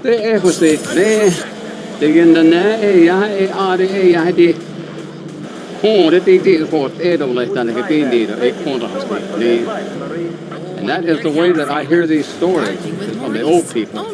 They say, we came from the east. There is not one Diné that I have ever come across that said we came from the north. Only the younger people that are misinformed are the ones that make any reference to the idea of Diné coming from the north. However, in all the teachings of our Diné, we are told that some of our people went to the north. They went far to the north.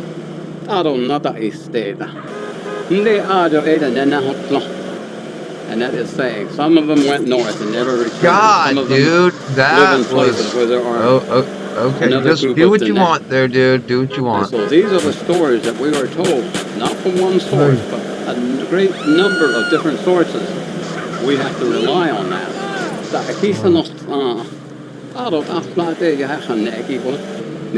Everybody calm down. Everybody. In other words, don't just take one little teeny bit of information shared with you by one single individual and believe that that is all that there is. You are told, and the language of the Diné was given to us. The holy people instructed us to never write the language. And it is that we had to do that because they wanted us to listen to one another. And it is to listen to one another. Speak to one another. Say the things that are right and good to one another. And so it is that our instructions were to speak kindly, to speak truth, to speak reality, and to be able to teach one another the things that we need to know to make our life.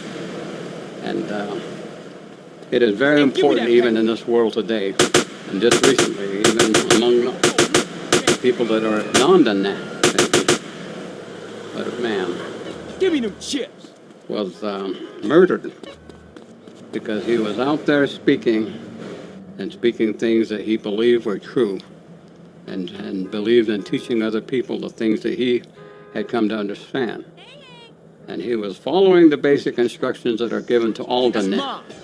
Is that when you understand the truth, and when you understand the realities of life, you go out and you share with your fellow Dana. And but the things that we were told by the holy people is that these things are important, and we must apply them in our life. We are told that the holy people are constantly watching us, and we are told of the stories about our existence among them in the first world, how we became individual beings, and how we had to grow into a spirit form to live in the second world, in the blue world. And then finally, after we grew to a certain point of awareness, then here we come into this world, the third world, the yellow world. And this is where we are at now.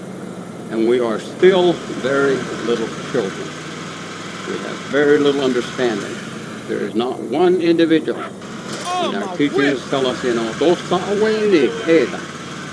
means that there is not one of us, none in the entire world that is any greater than another. Even in the idea that we may become known, that does not make us greater. We are still a little child in the eyes of the holy people. And there is no one on earth that has all of the answers. There are many questions. There is not one person that has all of the answers. No one has the monopoly on all of the information that is very important to us. Some are given this information, some are given that, some are given this. But when the net talk about being given sacred information, it is not given to just anyone. It is given to people that have prepared themselves in mind and heart and body and spirit. When you can do that to receive sacred information, you can understand it and you can comprehend it. There's a lot of times that people will go with the wisdom of people. And people that might be a little bit more educated.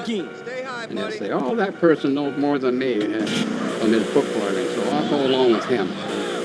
That is not the way to do it. If you want to receive truth and understand truth, the next thing, you have to prepare yourself to receive truth and to understand it, to comprehend it, and apply it in your life. That is called making your life based on truth, based on reality. And they stress, there are some things we want. We want and we want. But it is that there are the things that we need that really are important. And the only way that we can get that, of course, is through receiving spiritual information. The stories and the information that our people have, that are the oral history and sacred teachings, they are contained in the ceremonial song, ceremonial prayers, and the way that the ceremonies are conducted. Information, the oral history, and information that we need to know are contained in those particular ways that our people do things. And then aside from that, we have the Hachine, even that particular word, Hachine. It does not mean a bunch of people with big packs on their back coming up out of the ground. No, it does not mean that. Hachine means coming to life, coming into an existing being is what it means. Hachine. Life came into everything. So that is Hachine at the house. And that's only one. And then we have the Ma'ito, the Kayo. And that has a lot of stories. And then there's another source, probably we refer to it as the Ne. That means talking about where our people have come from and what they have experienced and a long side of how we came by this particular ceremony, how we came about by receiving this song, this prayer. It's very important to understand that that is available out there. And so many of our young people are getting their information from books and studies and that are completely contrary to these stories. And they publish them and they provide these things, and it is wrong to do that sort of thing to our people. It is robbing them of the true beings that they are. You don't write the language, so they can't do the Protestant thing, dude. Apostolic succession. They trust in apostolic succession. That's why they don't write the language down. We have to speak very free to one another. Yep. And The in this word is country, oral. it is The law called is freedom oral. of speech. It is so very important to be able to listen to one another and to try to understand what the person is saying and trying to share with us. We cannot shut them down. What's happening? We have to be We gonna hang out or allowed what? to tell the things that we know are right and good and true. And those are the things that we're told.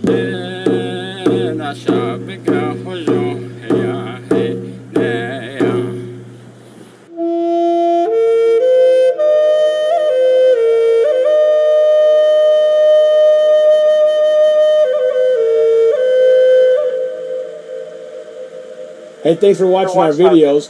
If you like what you see, don't forget to subscribe and hit that notification bell so you never miss one of our uploads. Also, head over to our website, NavajoTraditionalTeachings.com. Sign up for our email list. Okay. Howdy, folks. I just wanted to let you know about an upcoming opportunity I have for you to take a class that I'm going to be teaching. Starting this October, I'm going to be teaching Introduction to Parapsychology for the Ryan Education Center.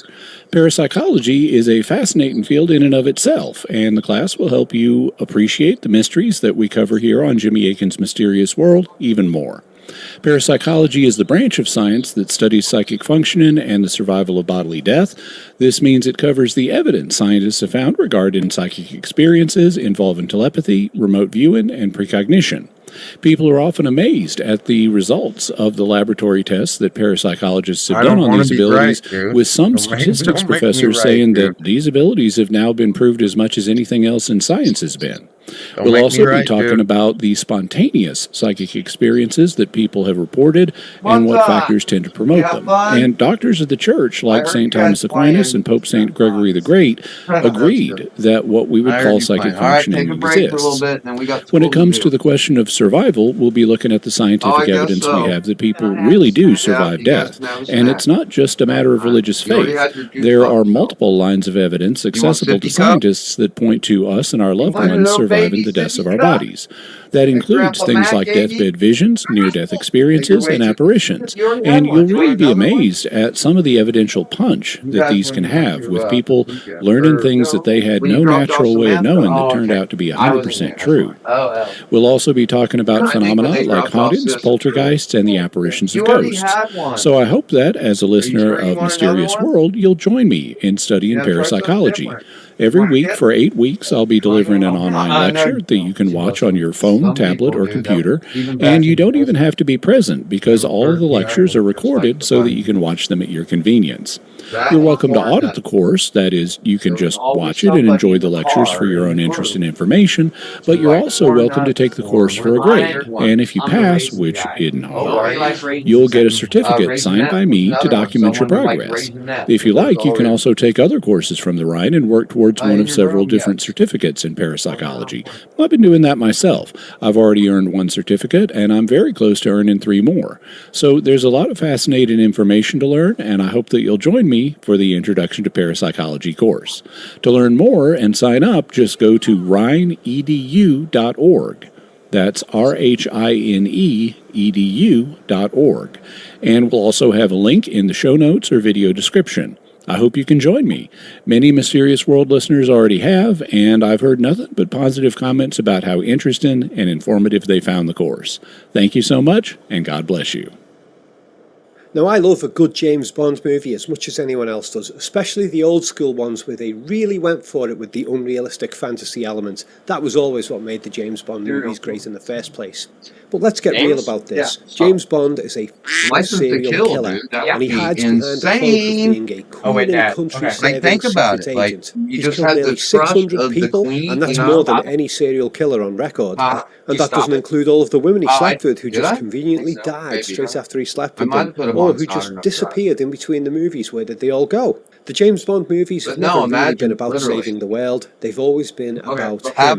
His real mission is the never-ending boost of his own ego. Not a foreign country being the best, that's going to getting kill what he you. wants Like whenever in he your wants own it, country, killing like off anyone who opposes him, especially his ego competitors. And nearly all of the films end with Bond basically banging the woman that he wanted to have all along. They don't end with crowds of people celebrating because they got saved.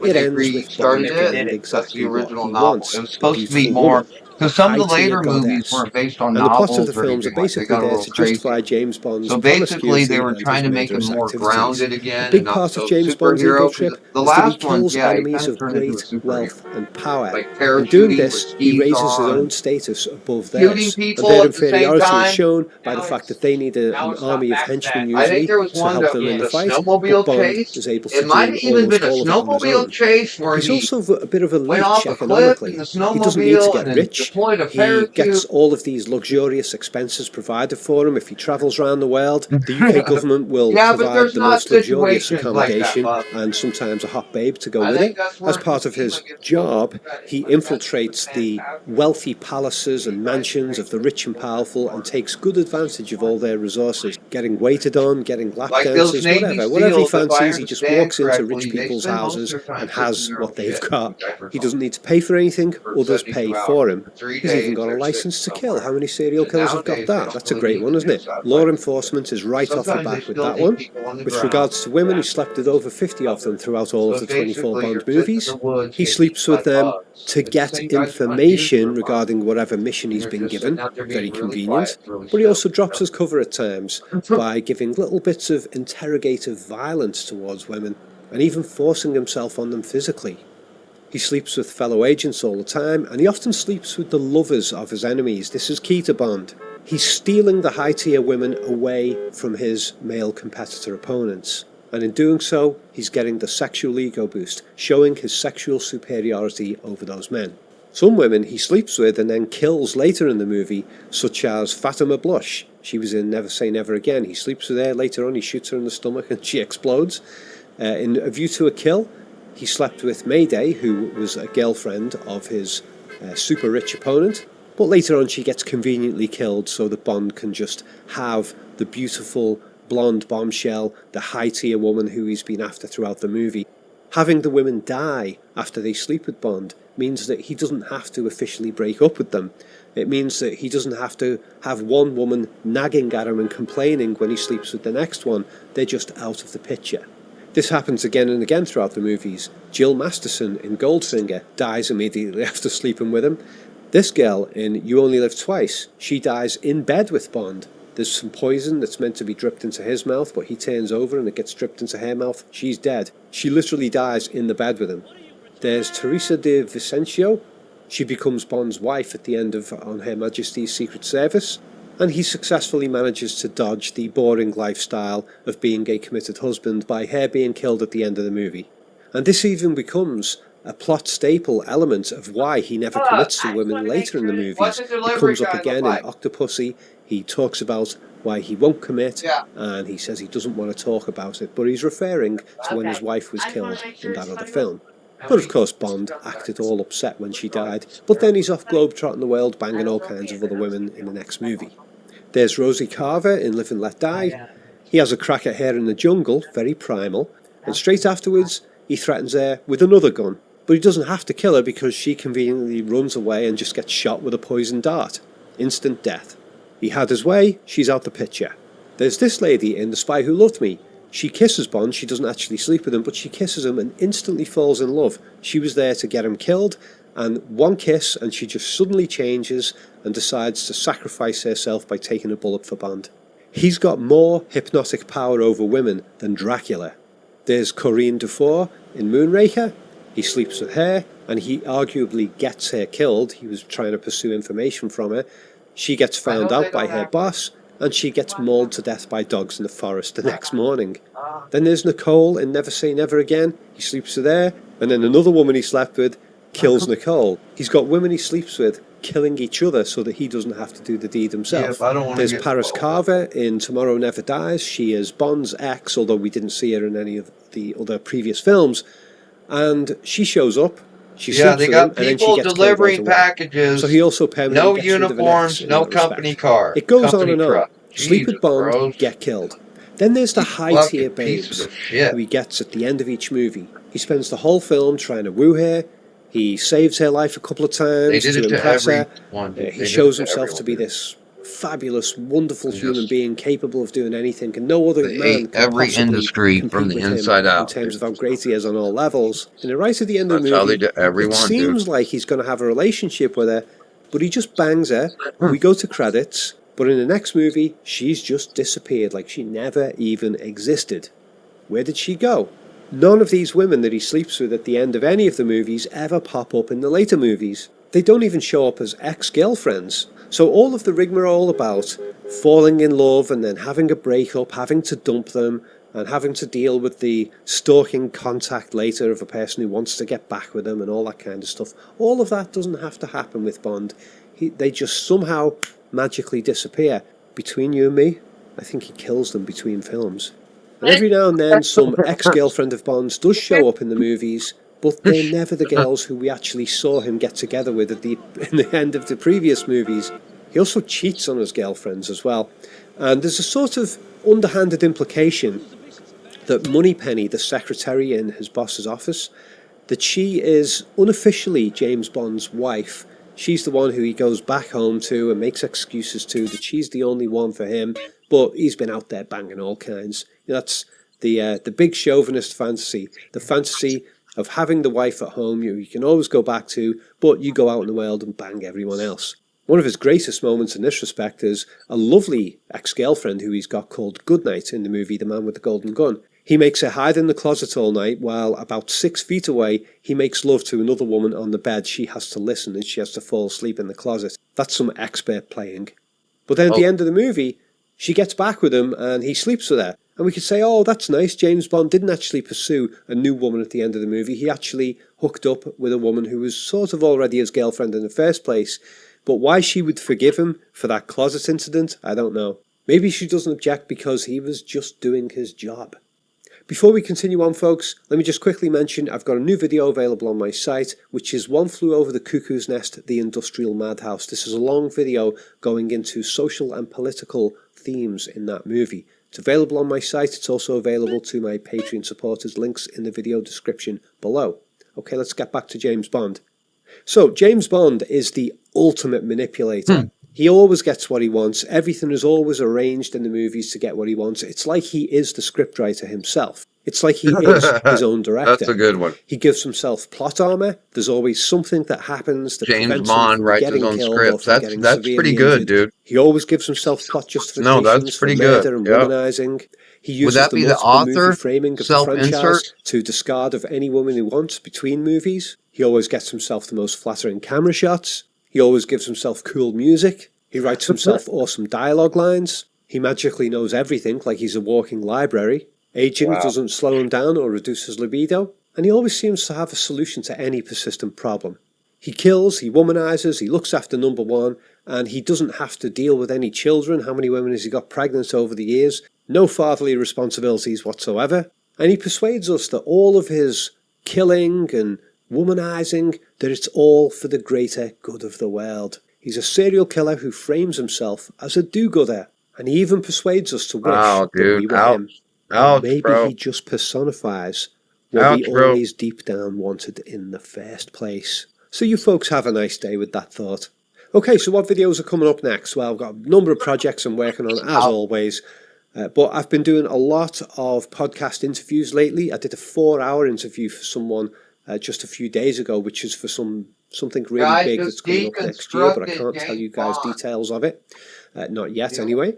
So I've started doing the podcast interview stuff lately because it's easier to do and because I don't have to do the editing and stuff like that. And it's a new way of reaching people through other people's channels and that type of thing. So if you've got a subscriber base of like, say, 10,000 or more people, and you want to have me on the show to talk about any of the issues that I talk about in my videos, then drop me a message. My contact details are available at my site, collativelearning.com. Until next time, folks, you take it easy. Bye-bye.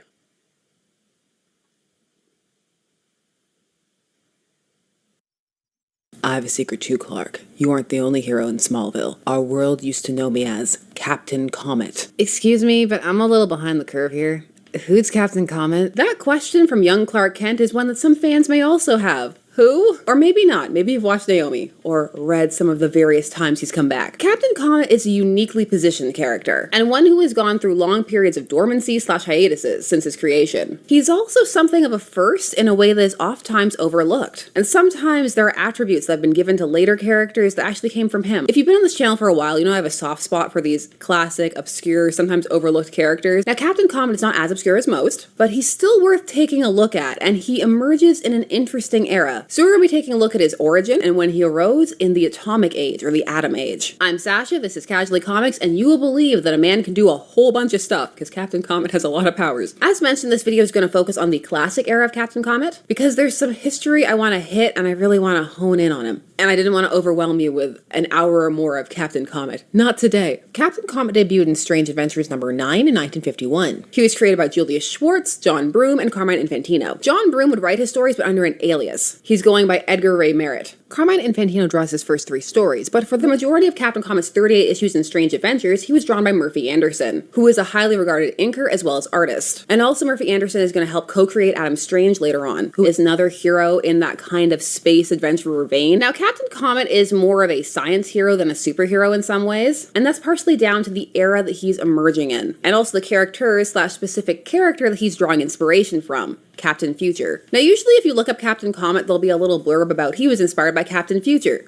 But let's get a bit more into it. So now, who is Captain Future? There's just so many captains out there. Captain Future was the title character of the magazine that bore his name. It was a pulp magazine. His civilian name was Curtis Newton, and his first appearance was in 1940. And he was created by Mort Weisinger, a name some may recognize as being a prominent editor at DC Comics, and Leo Margiles. Some people think that he's co-created by Edmund Hamilton because Edmund Hamilton did write most of his stories. Edmund Hamilton is also a name that some may recognize on this channel for writing a lot for DC Comics in the Golden Age, and a bit beyond, but largely there. Now, Captain Future as a series was announced at the First World Science Fiction Convention in 1939, a convention organized by science fiction superfan and also prominent sci-fi literary agent Julius Schwartz, who, as we've already discussed, will become one of the co-creators of Captain Comet, and would also go on to become a very important DC editor. Also, to further that connection, Schwartz and Weisinger had known each other for years and had co-founded one of the first science fiction fanzines, The Time Traveler. Fandom sometimes can get put down because there are some elements that can go too far. However, it also is something that has really helped keep a lot of these things alive and keeps interest going and can make things happen. Now, Captain Future ran until 1944, and for the first 4 issues, his magazine's subheading was Wizard of Science, which I adore. But after that, they changed it to Man of Tomorrow for the last 13 issues. They're around. They've been archived. Now, Curtis Newton explored space in the distant future of 1990, or at least he did until Edmund Hamilton quickly stopped giving the year, so you could just imagine when it would be. Lots of the sci-fi tropes are of the time, the idea that people could live on all the planets in the solar system, that there were just aliens everywhere. They're very classic in that way. They're very at home in the era that they're written in. Now, as for Curtis Newton, he's the son of Roger and Elaine Newton, who were murdered by a scientific rival, which leaves their son to be raised by an android, a robot, and their fellow scientist who had come to the moon with them, Simon Wright. Under their combined tutelage, Curtis grows up to be a regular Renaissance man, champion athlete, genius scientist, and with a set of morals that means that he wants to set out and help people around the galaxy, do good. That's the cliff notes, but you need to know a bit about him to understand how Captain Comet is like him and what he's homaging. Also, just because some will mention it if I don't, Captain Future got an anime adaptation. Now, as for the comic, Adam Blake, who is Captain Comet, debuts in, as mentioned, Strange Adventures, which was a comic series which ran from 1950 to 1973 and had 244 issues. It was also DC's first dedicated science fiction comic. This comic arrived during the boom of other genres post-World War II, as superheroes were declining in popularity, the era before they would return in force in the Silver Age, partially arising of necessity because of the coming of the Comics Code. episode. So this year, when Captain Comet debuts in 1951, it's kind of an in-between zone, since the Silver Age is often stated to start with the coming of the Flash in the mid-50s. So some call it the Atomic Age, but usually only if they're dealing with a sci-fi character. If people are, say, talking about a late JSA story from All-Star Comics, sometimes they'll just say the late Golden Age. In general, the naming of American comic eras is fascinating, and people have a really hard time determining what to call the current era. League of Comic Geeks calls it the Plastic Age. I've also seen it called the Diamond Age. Some people just call it the Modern Age. For me, after much thought to toss my hat into the ring, I'd say from 2022 onward, I'd call it the Compound Age. Just because this is an era where you're seeing so many different elements of the past being pulled from, coming together, and then amalgamated into something new. It's all mashed up, hence the Compound Age. This is just an era where you can get so many throwbacks combined, and they're bringing this kind of unique energy because of that. I've thought way too much about this. But going back to the Atomic or Atom Age, which has some of these superhero characters, but who also have a lot of science fiction elements to them. The science fiction elements are a bit more forward than the superhero elements. With all that said, let's take a look at Captain Comet, who was often featured on the cover of these issues, which had a decent amount of bait, particularly in the damsel area. Captain Comet rarely deals with damsels or with women in general. Now, the cover of issue 9 boasts that it contains the origin of Captain Comet, Tomorrow's Man, aka Man of Tomorrow, which is a bit of a connection to Captain Future. Not just in terms of the phrasing, but also thematically. Because Captain Comet is not going to be literally a man of the future, but in some ways they're going to bring that in, we shall see. They will also call him Man of Destiny. Also, it must be noted that they have a similar look, but this kind of jumpsuit space getup and that hair, it's not uncommon for science heroes. If you were adventuring in space, this was the fit and would continue to be so. Adam Strange also looks very similar to this when he debuts in 1958, although he's also got a helmet. He was a mystery to himself. Why, young Adam Blake wanted to know, was he so different from other people? How did it happen that there was no one else like him in the whole wide world? Where did he really come from? Who was he? All these questions, which might have unsettled an ordinary mind, only served to whet the brain and steel the mettle of the extraordinary youth who, without knowing it, was fated to fulfill a grand and awe-inspiring destiny on Earth as Captain Comet, first man of the future.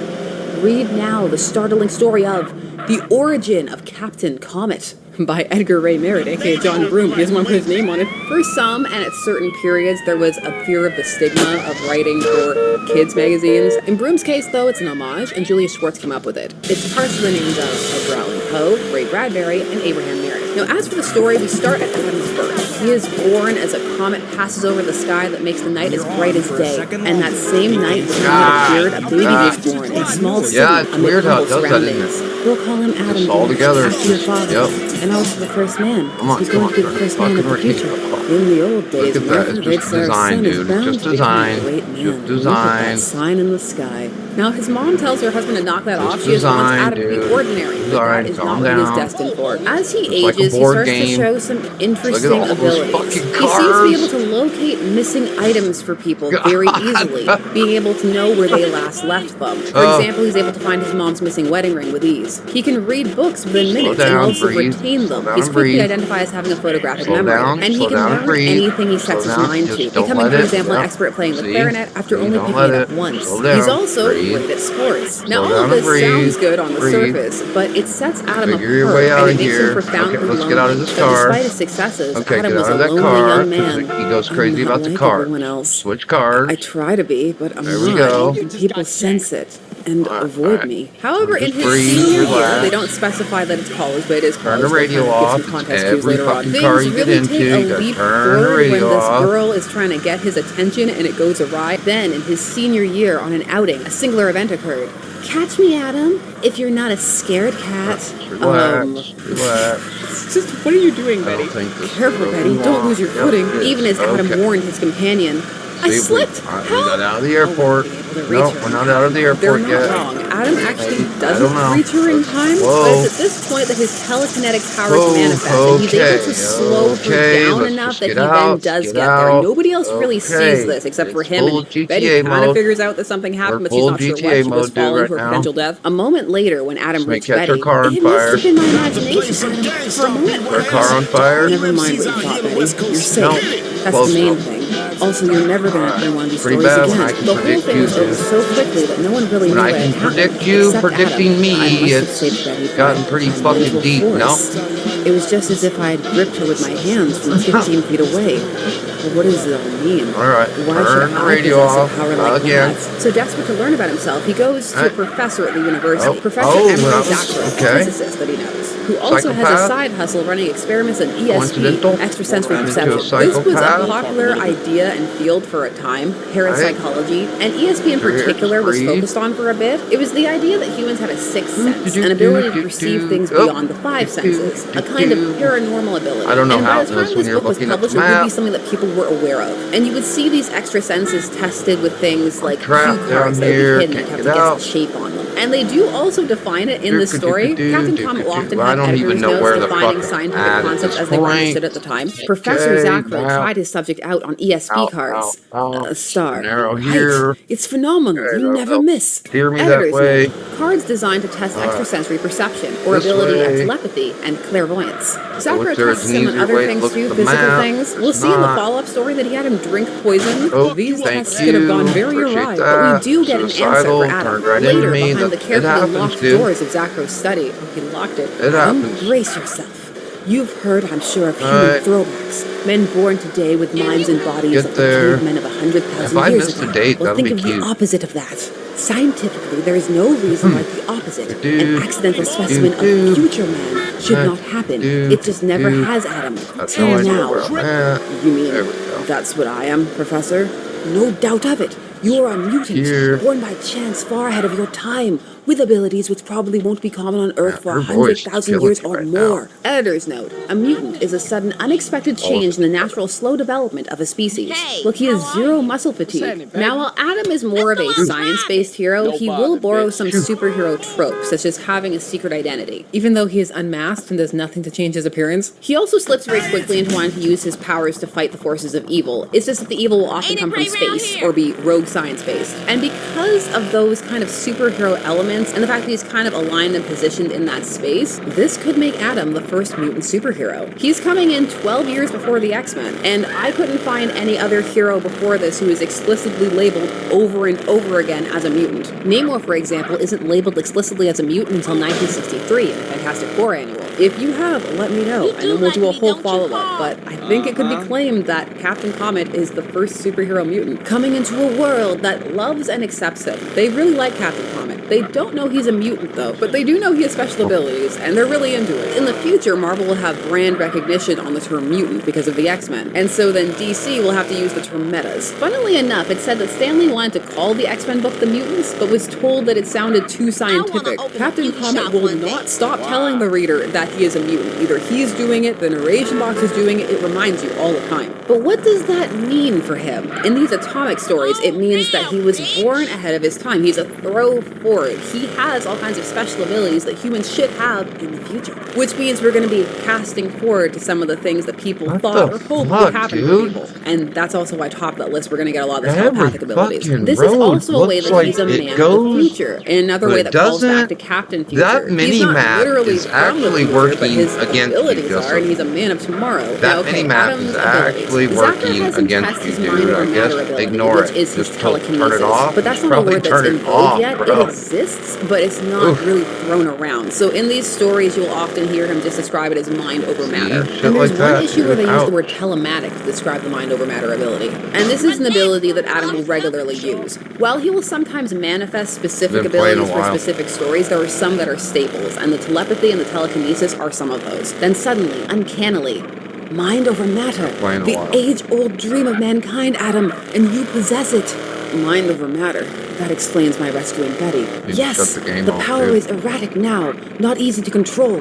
With practice and hard work, you will perfect it. Why does Adam look so scary in that second panel? So let's do a brief rundown of the powers that Adam has, because this is something that 5 people will o'clock in tend the to morning with lambast much Captain traffic. Comet over a little bit or lightly mock him for. It's a lot. And I'm only going to list some of them because, again, sometimes they'll just pop up for one story and then not be used again. And I don't feel that those fully count. It's like when Superman had the rainbow fingers for an issue. It's something to note, but not something people would tend to count as one of his standard powers. So for Adam, we have he's telepathic, telekinetic, super smart, super strong, able to withstand bullets, either because in certain stories it's because his body's really durable or because he's able to use his telekinesis to slow the bullets down, which is what we're going to see in this story. In terms of his telepathy, he's going to be shown to be a very accomplished telepath, able to read thoughts, project them, also block other telepaths, that's important. He does also have a code of ethics about this. He makes a note to not try and read people's minds or do it without permission. It's not something he's actively going around doing. His abilities will also evolve based on what the story needs, but if he is doing something new, the story points it out, and sometimes it's hard for him. Like the story where he has to project himself out into the astral plane or become a ghost. They do make a big deal about how he's never done this before and can he do it, and he is exerting effort to do it even though he ultimately can. He's also still vulnerable to things, because you will have later stories where even though he has all these abilities, he'll still have to use a weapon, for example. And also, his stories focus more on creative solutions. Also, when he does fight people, he's often fighting aliens or some kind of scientific creation, like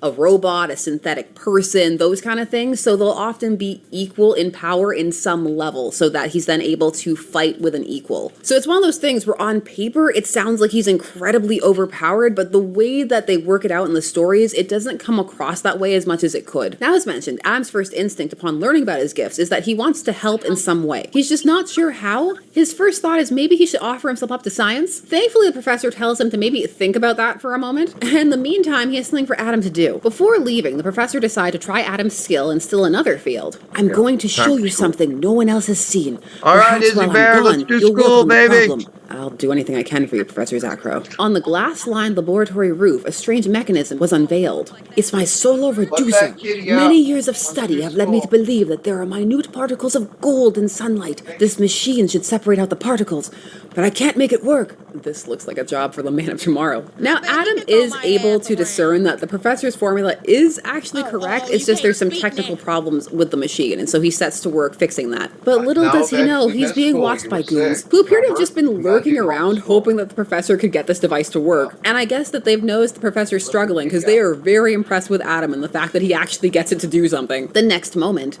pal, you're terrific. Our gang can use you. You're coming with us. Now be smart and don't put up any fuss. You men are criminals. Born 100,000 years before his time. Extrasensory perception. Adam is able to defeat these criminals. This is also where he learns that he's able to withstand a bullet. As mentioned, he slows it down with his telekinesis before it can get to him. He's gonna get both more and less durable as these stories go. He's never gonna be fully invulnerable though. And there are some of these stories where it gets kind of perilous. Soon after, at a nearby police precinct, Professor Zackrell preferred charges, Sergeant. These men broke into his lab. Thanks, son. Hey, Bob, those get these are one clothes. for half a dozen other jobs, too. Adam's got that hands on the hips, disappointed dad pose going. You know it's serious. Later, back at the lab, after Zackrell has learned of the incident, the poor fools. My solar reducer is not commercial. It is for science, not gain. Why in a year it wouldn't produce $100 worth of gold, and the cost of the machine is $10,000. Nobody tell the university that. Do they know? But your adventure does teach us this, Adam. If you reveal yourself and your true powers to the world, evil men will seek to use you for their advantage. Unlike me, who got you to fix tonight's gold machine, your extraordinary talents must remain a closed book between the two of us. If you wish to help others, it must be in some new secret identity for safety. I can see now that you're right, Professor. This positions Adam in a bit of a unique space in terms of having a superhero secret identity. It's not to keep his loved ones safe. It's also not so that he can do what he needs to do, because he could do it either way. But it's because he would be constantly set upon by people trying to co-opt his powers. It's a slightly different concern, and one that could have been a bit more interesting than how they play it at the time because of how lonely Adam's already admitted to being. Now he knows what's going on, but he's still separate from people and can't openly be himself, or feels/has been convinced he can't. Musing, Adam walks toward his room in the college town. Adam Blake will have to go on pretending to be like other people. No one will suspect what I really am. A man born by accident 100,000 years too soon. It won't be easy for me. But I have no choice. Don't worry, you'll have Zacro, your mentor/friend/later roommate. Although you could twist this relationship dark very easily in an edgy update. I wouldn't want someone to, but you could. But all of that was build up to the action beats of our story. He hasn't fully become Captain Comet yet, but he's about to. For that to happen, he needs an Earth-threatening menace. Enter the spinning tops of doom. Tops appear, spinning on the Earth, killing all who get in their path. Frenzied bulletins soon reach every corner of the nation. The top is still unharmed. An A-bomb was dropped on it by the Air Force. The top was not even scratched. Martial law has been declared. And so Adam leaps into action in a costume that I guess he had designed in the meantime. He must have also been anticipating going to space, because that is the look that he went with. As panic spread like wildfire, in a tiny room, in a Midwest college room, double room, the time has come for me to assume my secret identity. I was born just as an unknown, brilliant comet flashed across the sky. So I will be Captain Comet. And Captain Comet's first assignment will be to halt that mysterious death-dealing top. The guy in the back is not sure how to feel about the Captain Comet outfit. Also, wasn't martial law declared? I think he should be inside. So here you see that it's Adam himself who starts to make the connection between the comet and his birth, which makes when they play more with that later on a solid retcon, because you can really easily retroactively apply it back. But the next issue is the action, and we have Captain Comet on the cover with a damsel, which is a lie. This story features no dames. But it's also just that these covers sometimes make him look a bit more like a generic space action man than he is. It doesn't highlight the unique elements. This story is the air bandits from space, so you know he made the right call with the costume. The tops are all over Earth, and they are sucking the air out of the atmosphere. In 24 hours, the Earth will no longer be able to support life, and this radio announcer does not care. He's going to smoke until there's no more oxygen left. There's only one ray of hope in the general despair here. A striking figure of a man calling himself Captain Comet passed through Los Negas a few minutes ago, heading for the top. No one had ever heard of him. Then how did they know his name? But there was something about the man that raised the courage of all who saw it. How he can succeed where others have failed is not clear. Captain Comet? Who is he? Zacro is listening to this announcement, so he's able to give a flashback as to what happened. And we also see more of the tests, and that's how we learn about the poison. In one of the tests I gave Adam Blake, he drank a deadly poison. One drop of that poison is enough to kill an ordinary man. You drank 3 ounces. It must be that my futuristic body is immune to this acid. How many bodies in your closet, Professor? Did you tell him what he was drinking, or was he just going to corrode from the inside? Adam is able to get close to the tops despite the radiation that we're now told they're putting out, because he's a mutant. And once he sees that they're radio controlled, he wants to know where the signal is coming from. And here we get to see him try and test out another power, and also how these powers tend to manifest. It's usually that there's some kind of problem, and then he starts to think that maybe there's a different way that he can approach it because he's a mutant. Still unaware of all his abnormal powers, the Man of Destiny prepares an experiment. You see, that's the other thing. They mentioned that he doesn't know. Zacro said it too, so that's how they can also justify adding in a lot of the powers, because he's still learning. Ordinary eyes can see only the visible light spectrum, but maybe futuristic eyes like mine can detect the invisible spectrum, which includes radio waves. Editor's note: the colors from violet to red make up the visible spectrum.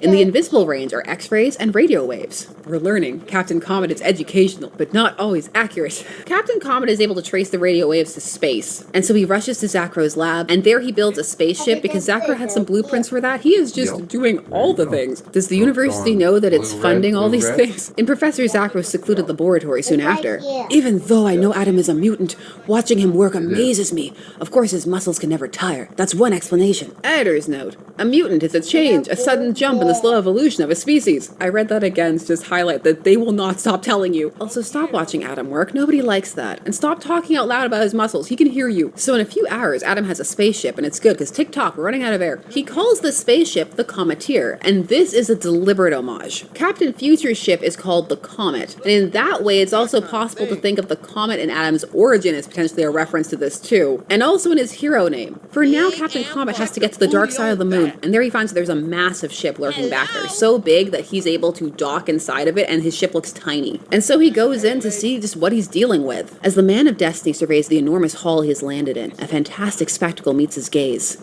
Glass cases, hundreds of them, and each one containing a human-like creature in a trance-like state. Still, there must be someone controlling this ship. But Adam finds no one when he gets to the bridge.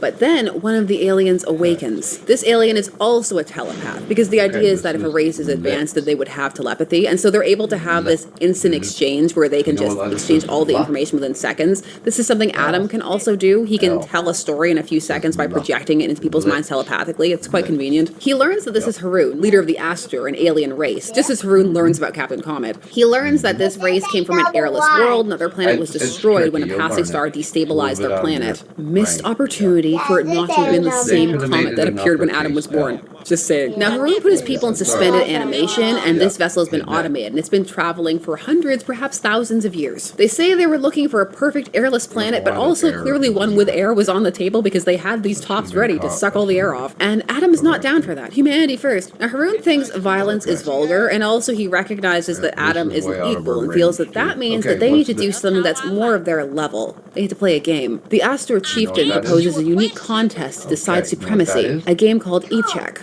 Endless E-Check base. There are 100,000 black pallets and 2 white ones.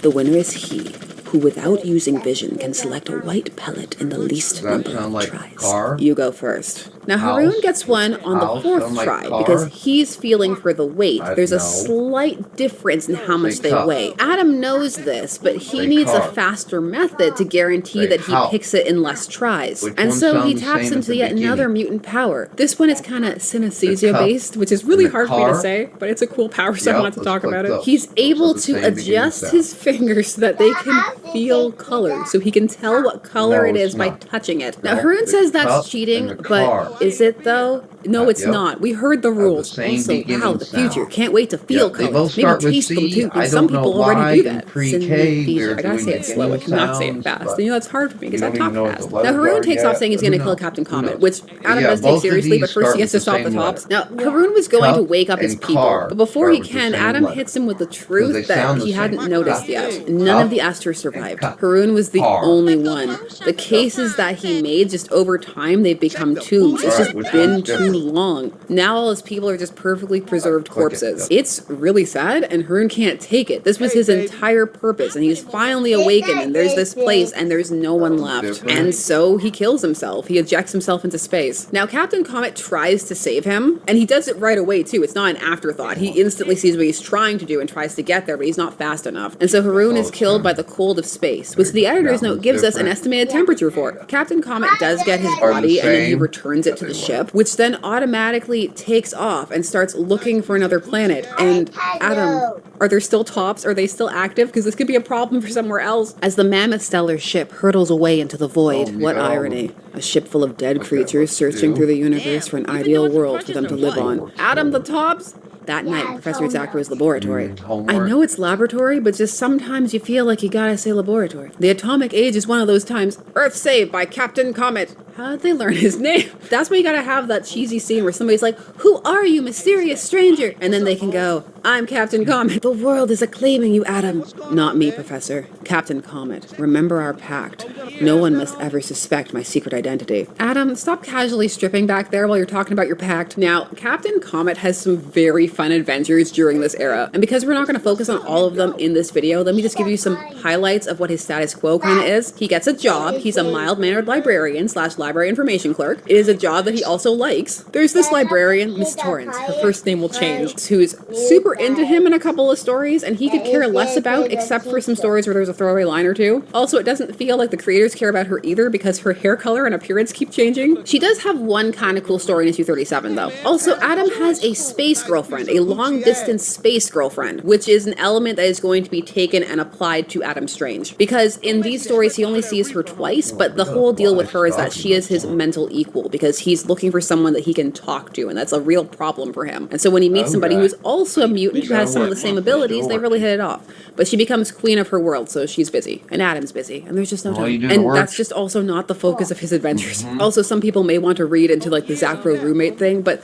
that is also a detail that floats in and out. Sometimes they say it's what's happening, sometimes it's not. Zacro is part mentor, plus also perpetually impressed by Adam. I wish they had done more with him and Radia, his space girlfriend, but again, we'll get to see that dynamic with Adam Strange later on. They do throw in a couple of other love interests, but they never really stick, and he never seems particularly interested in them. He does sometimes take Zacro on adventures with him later on as things go on, and he also develops a relationship with the Guardians of the Universe, different than the ones who we will later see in the Green Lantern lore. But what they are is they keep the universe in check and make sure everything is running properly, and in a couple of stories they need Adam's help. He also has more than one adventure with a gorilla. Also, a surprising amount of stories end with the death of his foes. Usually not because he directly kills them, sometimes he does it indirectly. Like the one where he meets all the Greek gods in space and they die. That one's really interesting. You know, after these I always want to do a retrospective on the character in question. They're so interesting. The giant mutant bees, the deadly chess game. Captain Comet just stops being written as of Strange Adventures 49, and then he's shelved until the 70s when when Jerry Conway brings him back, for the Secret Society of Supervillains, a book that died during the DC implosion of 1978. But he was popular when he was brought back. People liked him. There was a vote in that time period for who should join the Justice League, and he came in second. Also, there was talk of giving him his own series, but then implosion. The explanation given as for why he was still around was that he had vanished in space and that he hadn't aged. Also, they add an ability to Adam, which is that he can control how people perceive him,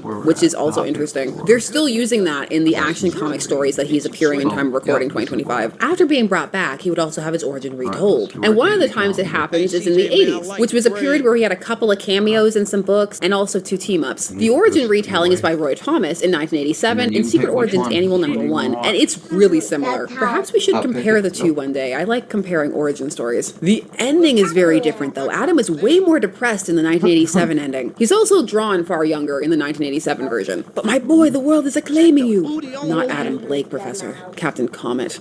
And if they really knew that Captain Comet was a mutant, one as alien to them in his way as Haroon was, I wonder how long it'd be before they were screaming for my blood. I feel like you can see the X-Men influence on the word mutant here, because this was not a problem in terms of the original Atomic Age stories. It wasn't that people would hate him because he was a mutant. It was because people would try and use him to their advantage or maybe study him too much. I kind of like that in the Atomic Age stories, everybody really likes Captain Comet and is super happy to see him all the time. It's just nice energy. It's that same energy that you got in Fantastic Four First Steps, just that people are really enthusiastic that they have a hero to come help them. Now, some may remember Captain Comet from his time in the Legion series, where he was added in 1990, where he was a replacement for Adam Strange, who was initially going to be added to the team. But Adam Strange was doing his own thing in his own series at the time. Now, Captain Comet ended up having another hiatus after the 90s, but you do see him pop up in Elseworld stories. The Golden Age is one that people reference because he gets kicked in the groin by transferred brain Hitler, and then it ends up being a photo that's used. He's also positioned very interestingly in that book as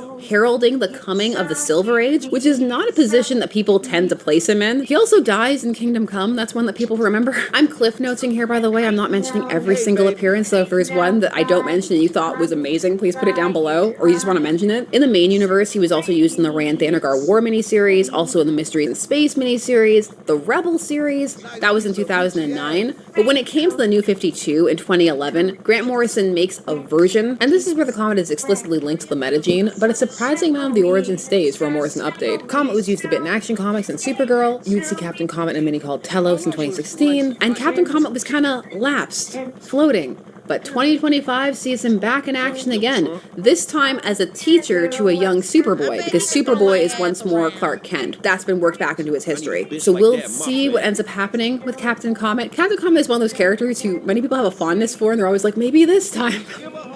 Maybe this time. I think each era of Captain Comet is interesting in its own right, but I have a special fondness for the Atomic Age. I just really like classic sci-fi and just the enthusiasm and creativity of these stories. So that's Captain Comet, the first mutant superhero. Man of destiny, man of tomorrow, self-proclaimed captain. If you'd love to hear more about Captain Comet, or if you like this video, hit the like button, hit that hype button, please. I really want to talk about the time that he was de-evolved to being a monkey. Reject humanity, embrace monkey. Or the time that he had to face that army of synthetic men. Or that time he got really jealous of this woman from the future, and then it turned out that what she was actually something very different. What do you think of Captain Comet? Do you have a favorite era? Are you fond of him? Is he not your cup of tea? Please share your thoughts, and while you're down there, please do all the YouTube things.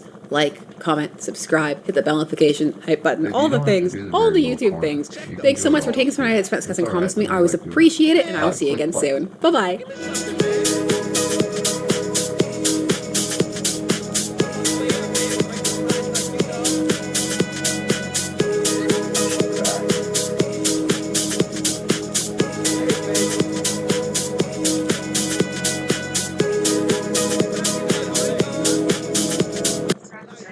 As we're entering into the battlefront, the distinct lack of that Gardner Fox storytelling format where each battle is just repeated to full completion. So one fight, finish, next fight. This one, they break it up. It doesn't just have that repeating sequence, and so it feels more dynamic. Like when Johnny has the Thunderbolt split in 6, you even get an almost silent page of just action with dynamic paneling. Earth A truly is an alternate Earth. Now when Johnny's...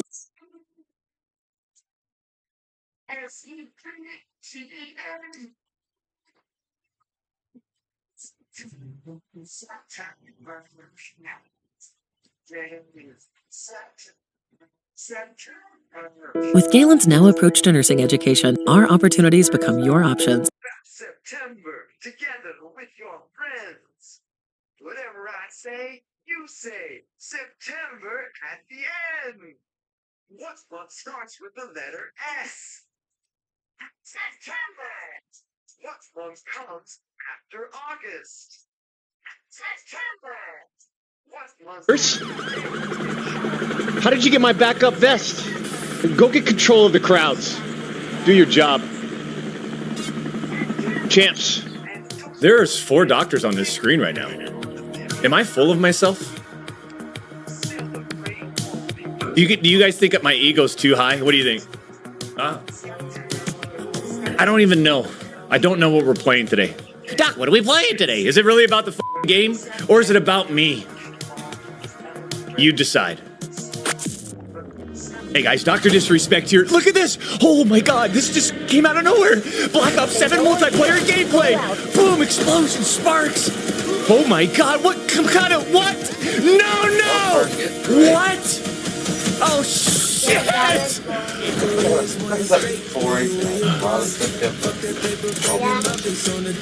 Travis Scott? Oh! No way! A flash? No! An airstrike? An RC drone? No way! I gotta sit down! Oh! Sniping! That's a dual headshot! Cluster grenade, fucking stop it! Dude, Travis Scott, man! Oh my god!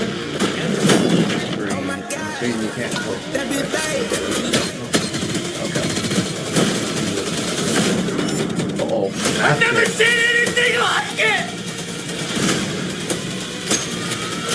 Then a melee takedown, oh my god.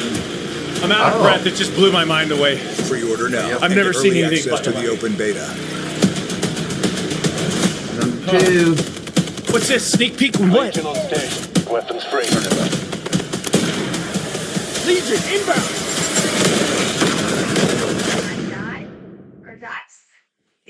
And cut. Mic check. New Dying Light. Yeah, I see all the same f***ing people getting their hashtag ads and their hashtag sponsors on Twitch by the same f***ing gaming agency. It's every single time one of these kind of low-level AAA games comes out. They get all the same group of people. And it's nothing against them personally. It's nothing. It's there's some that I like.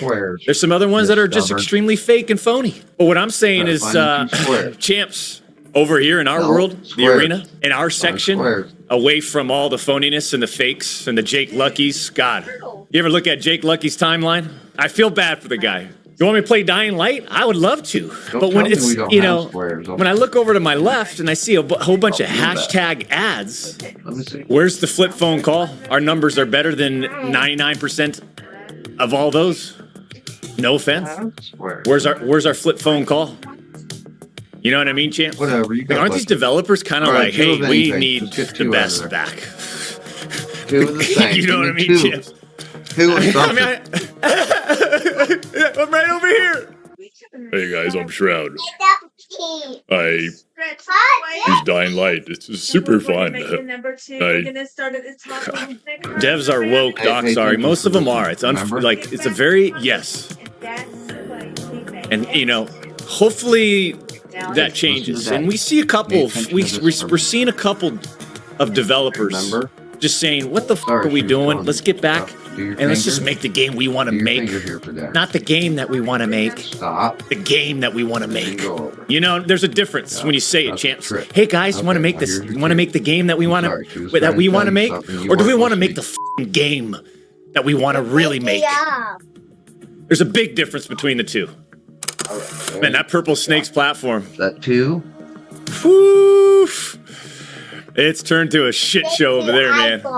That culture is the same culture behind the scenes that was involved with the 2 times ban. It's the same fucking people. It is. It's the same fucking people. Anybody that knows me knows what I'm about, man. That's all that matters to me. The real ones. That's all that matters to me. And I kind of like that. We're seeing this apocalyptic meltdown, breakdown happening while we're just kind of chilling. And like I said, champs, we've always stayed in our lane. We've always stayed in our lane. We're on year 10, champs. So we're not here for the daily, we're going sky high. We've taken you on years and years of this is a roller coaster, man. And I like what we're doing over here. We're in our own lane and we're in our own world, champs. Rudy Solis, thank you for the 1999. The GOAT is here. Why are you call? But I just want to emphasize, I love, champs, that we're over here on a reset path. Boom, path has been reset. And now we're in this new lane, and it's kind of nice. Play skate, Doc. Man, I've seen so much footage of this skate, and everything that I've seen, I'm like, what the hell is this? This is Tony Hawk. Okay. I've played Tony Hawk games that looked way better and more fun to play than what I've seen so far on it. I feel like a skate game should just be at this point in 2025, a skate game should look ultra realistic. The best of the best graphics. How did we get ultra realistic graphics for Mortal Kombat on the Sega Genesis back in the mid-90s, early 90s? They don't call you because they can't control you, says Blinko the Amazing with a $9.99. I mean, that's what they think. I can be controlled in professional circumstances, which talk to anyone that we've ever worked with. Anybody that we've ever worked with. Partners, games. They know, and trust me, champs, when they work with the two-time, they know they're working with the best. Trust me. We've got the feedback from everyone that we've ever worked with was wow. And my reply is, I know. That's what he wanted you to do. But Okay. Yeah, I know. Go ahead, click on it too. Vinoche, thank you for the $5 donation. Only one person can save the gaming industry now. And it's, go ahead. Which row has two? Say the name, go ahead. And it's Sydney Sweeney. Which one? All right, good girl. Doc Peanut said you inspired him on a podcast he was on. Number 2. You know, I like Peanut. Good girl. He's one of the few that can bring it's like a classic gaming streamer. He knows how to engage. He knows how to create moments. It's high energy all the time. It's high level interaction all the time. If there's a streaming entertainment template that only few possess, he's got access to it because he's hitting all the bullet points. And that's what you got to do. I don't know what we're doing. I don't know what games we're playing. And I don't really care. I'm not being pressured to play this, play that, play this, put Wordle on, and do this, doctor, do this, right? Grabbing the strings behind my neck, going, do this, play this, push that button, do this, and then go like that, and then try this, and do this. Shut up! Champs, give a shout out to Hyperzone 64 and his Verona area Special Olympic bowling team. Go get it this weekend, Wildcats. This is Mega Power with a $3 donation. Just make sure there's no two-handed bowlers. That's illegal. It's not proper etiquette. It should only be one. I think two-handed bowlers should have their own separate league. And it's just so ugly to look at. I hate to say it. Whenever I see someone use two hands to bowl, I'm like, oh God, that's ugly. What are you doing? Looking for square. Looking for square. What the hell is that? It's ugly looking. Man, where's the... Oh, yep.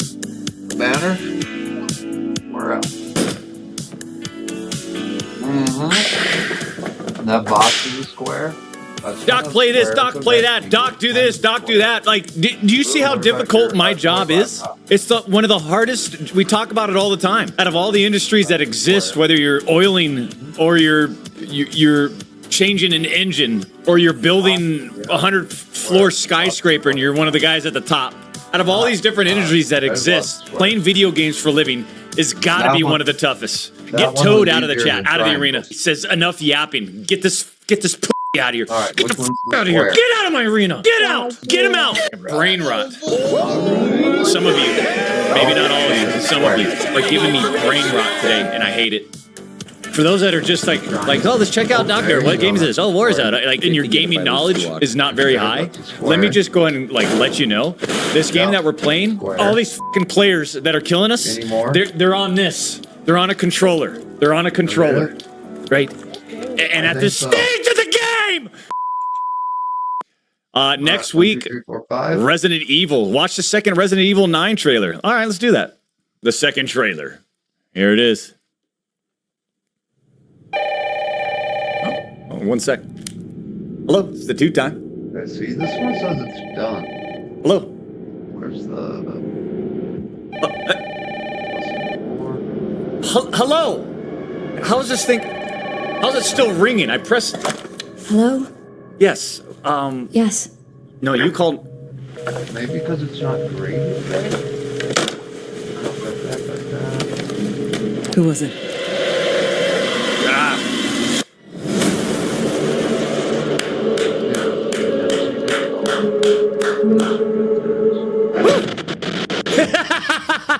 What the? More practice. We did that. I don't know what's. Okay. Wait. Doc, bye. All right, guys. Here's one that's 50%. It was great talking with you guys. Domination, suffocation. We grabbed, squeezed, snapped, slit, sliced, and cut up all the competition all week long. Pillow, And yeah, square, the dice. I know. Picture frame. The 2 time. Window. You do that every week. Chimney, fireplace. Yeah. Is that it? I think But this that's week it just felt extra special. Okay.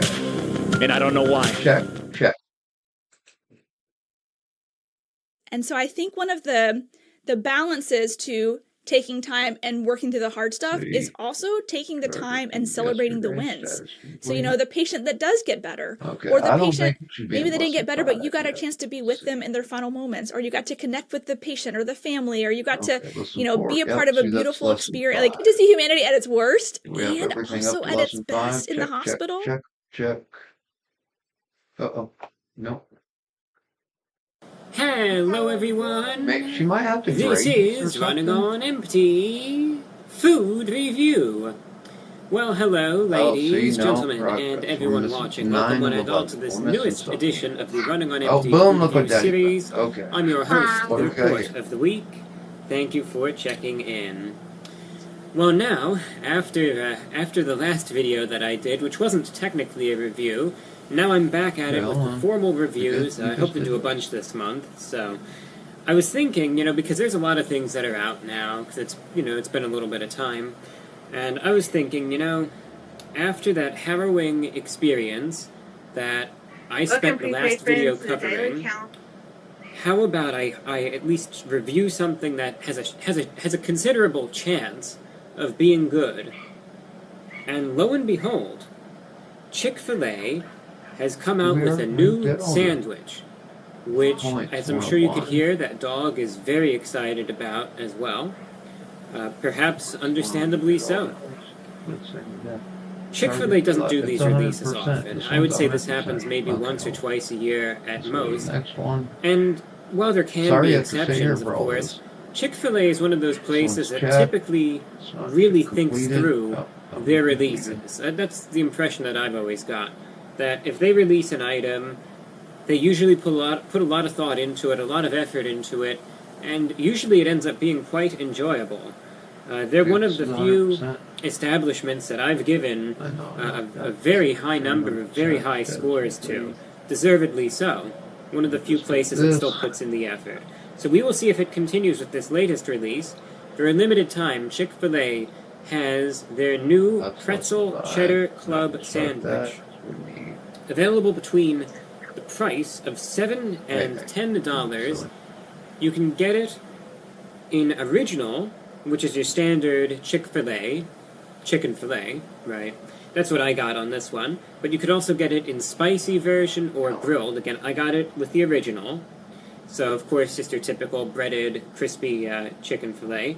Then it comes with lettuce, tomato, cheddar cheese, applewood smoked bacon on a pretzel bun. And then it also comes with a side of creamy Dijon mustard sauce. So, there's the box. Within lieth the pretzel cheddar club. We're done. Those are done. TV form up those we've done. Real So chicken, it's all done, right? real tasty. Good. Then let's do these.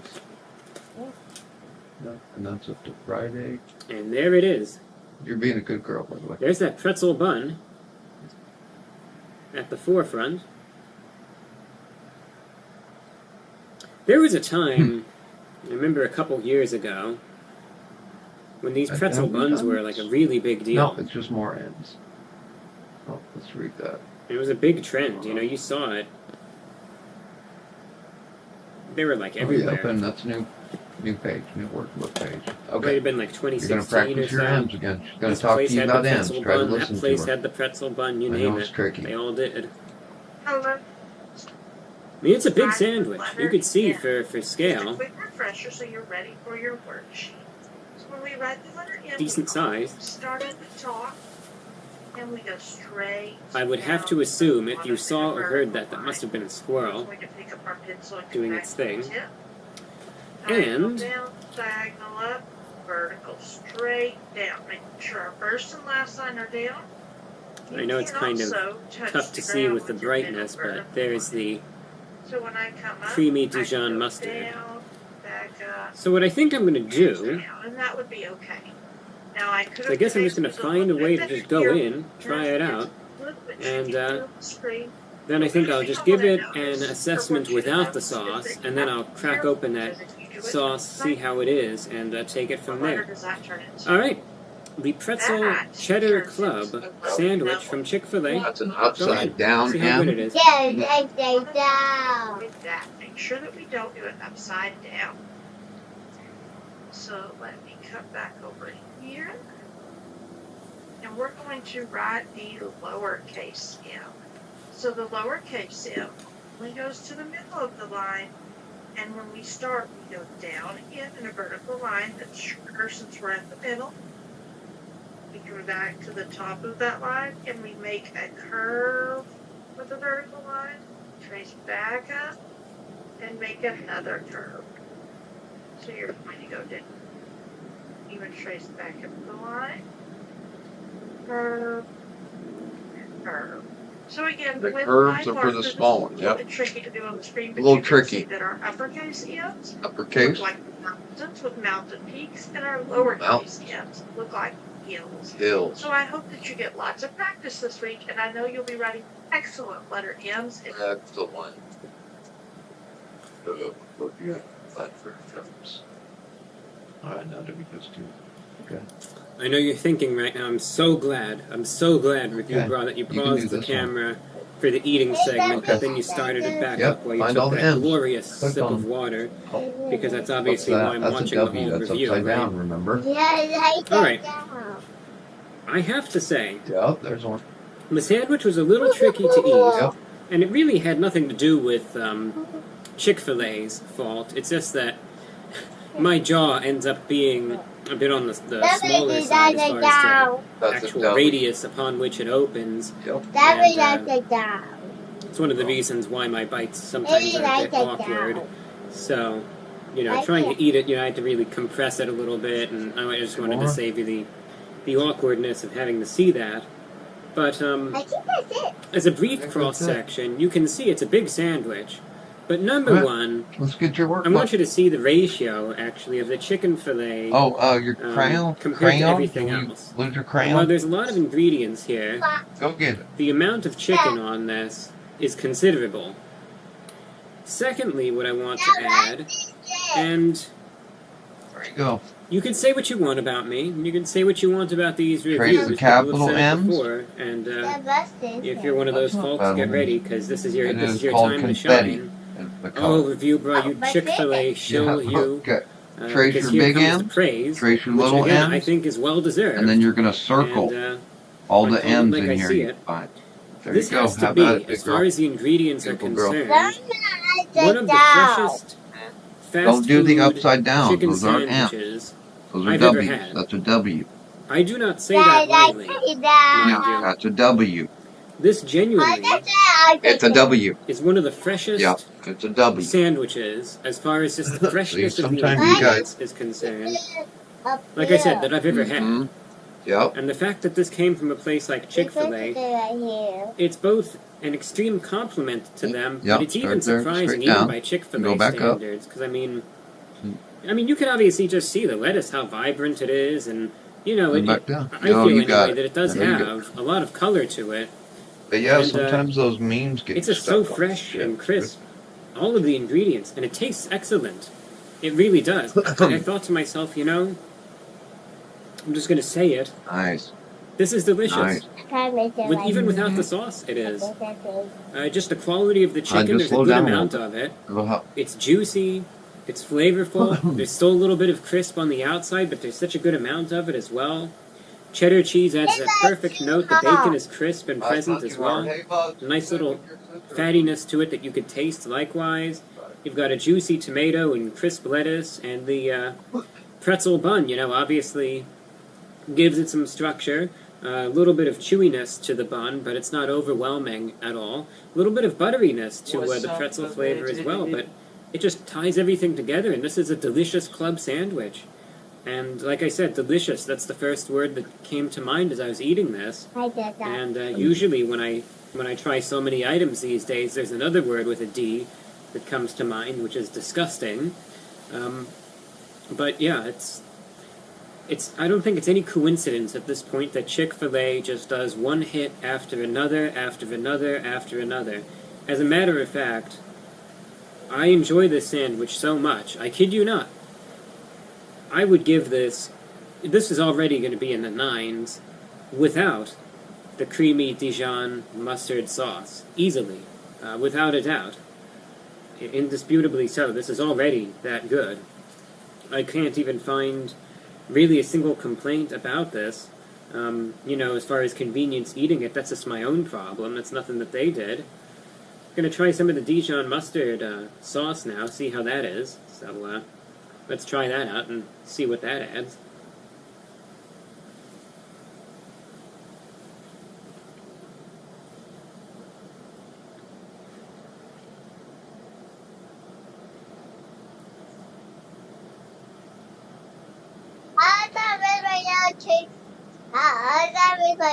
For the ones who get it done, the most important part is the one you need now, and the best partner is the one who can deliver.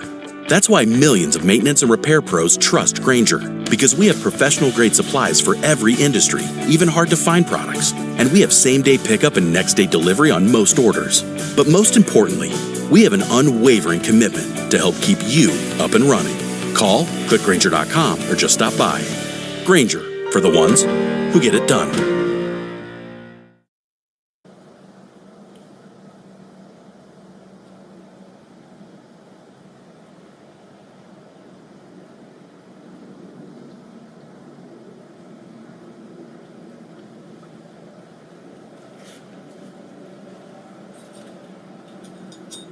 When I do these reviews, I try to be as impartial as possible, and you know when it comes to so many establishments, it can be ruthless sometimes. I'm thinking to myself, is there anything bad that I have to say about anything here? And I don't. And the creamy Dijon mustard sauce, it just keeps coming. It's another excellent addition to this. Little bit, it's not overly spicy, you know, but it's got that sharpness, as you would expect with Dijon mustard, pairs perfectly with the chicken. And there's a little sweet note to it also, a little sweet, creamy note to it. It complements it just fine. It doesn't detract at all. It's not too much. It's not over the top. It's the perfect accompaniment. And this is just an excellent item all around.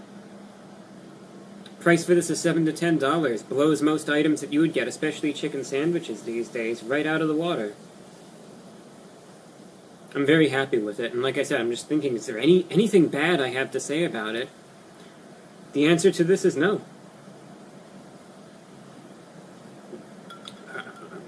I've nothing negative here. So, quality is excellent. Sauce is excellent. There's a good amount of the food. It's at a good price, you know, $7 to $10. I mean, For what you're Those are getting, a pretty delicious good. sandwich, I'd say That's the enough price is right actually down. That's a justifiable W. here. That's a W. I can't There say I'm you go. surprised. There's a Chick-fil-A is the capital one M. place that Yep. still consistently does a good job. Baby. Yes, it is. Okay, now The trend tap continues. circle the. So Here, no, I'm they very, do very that. happy with them.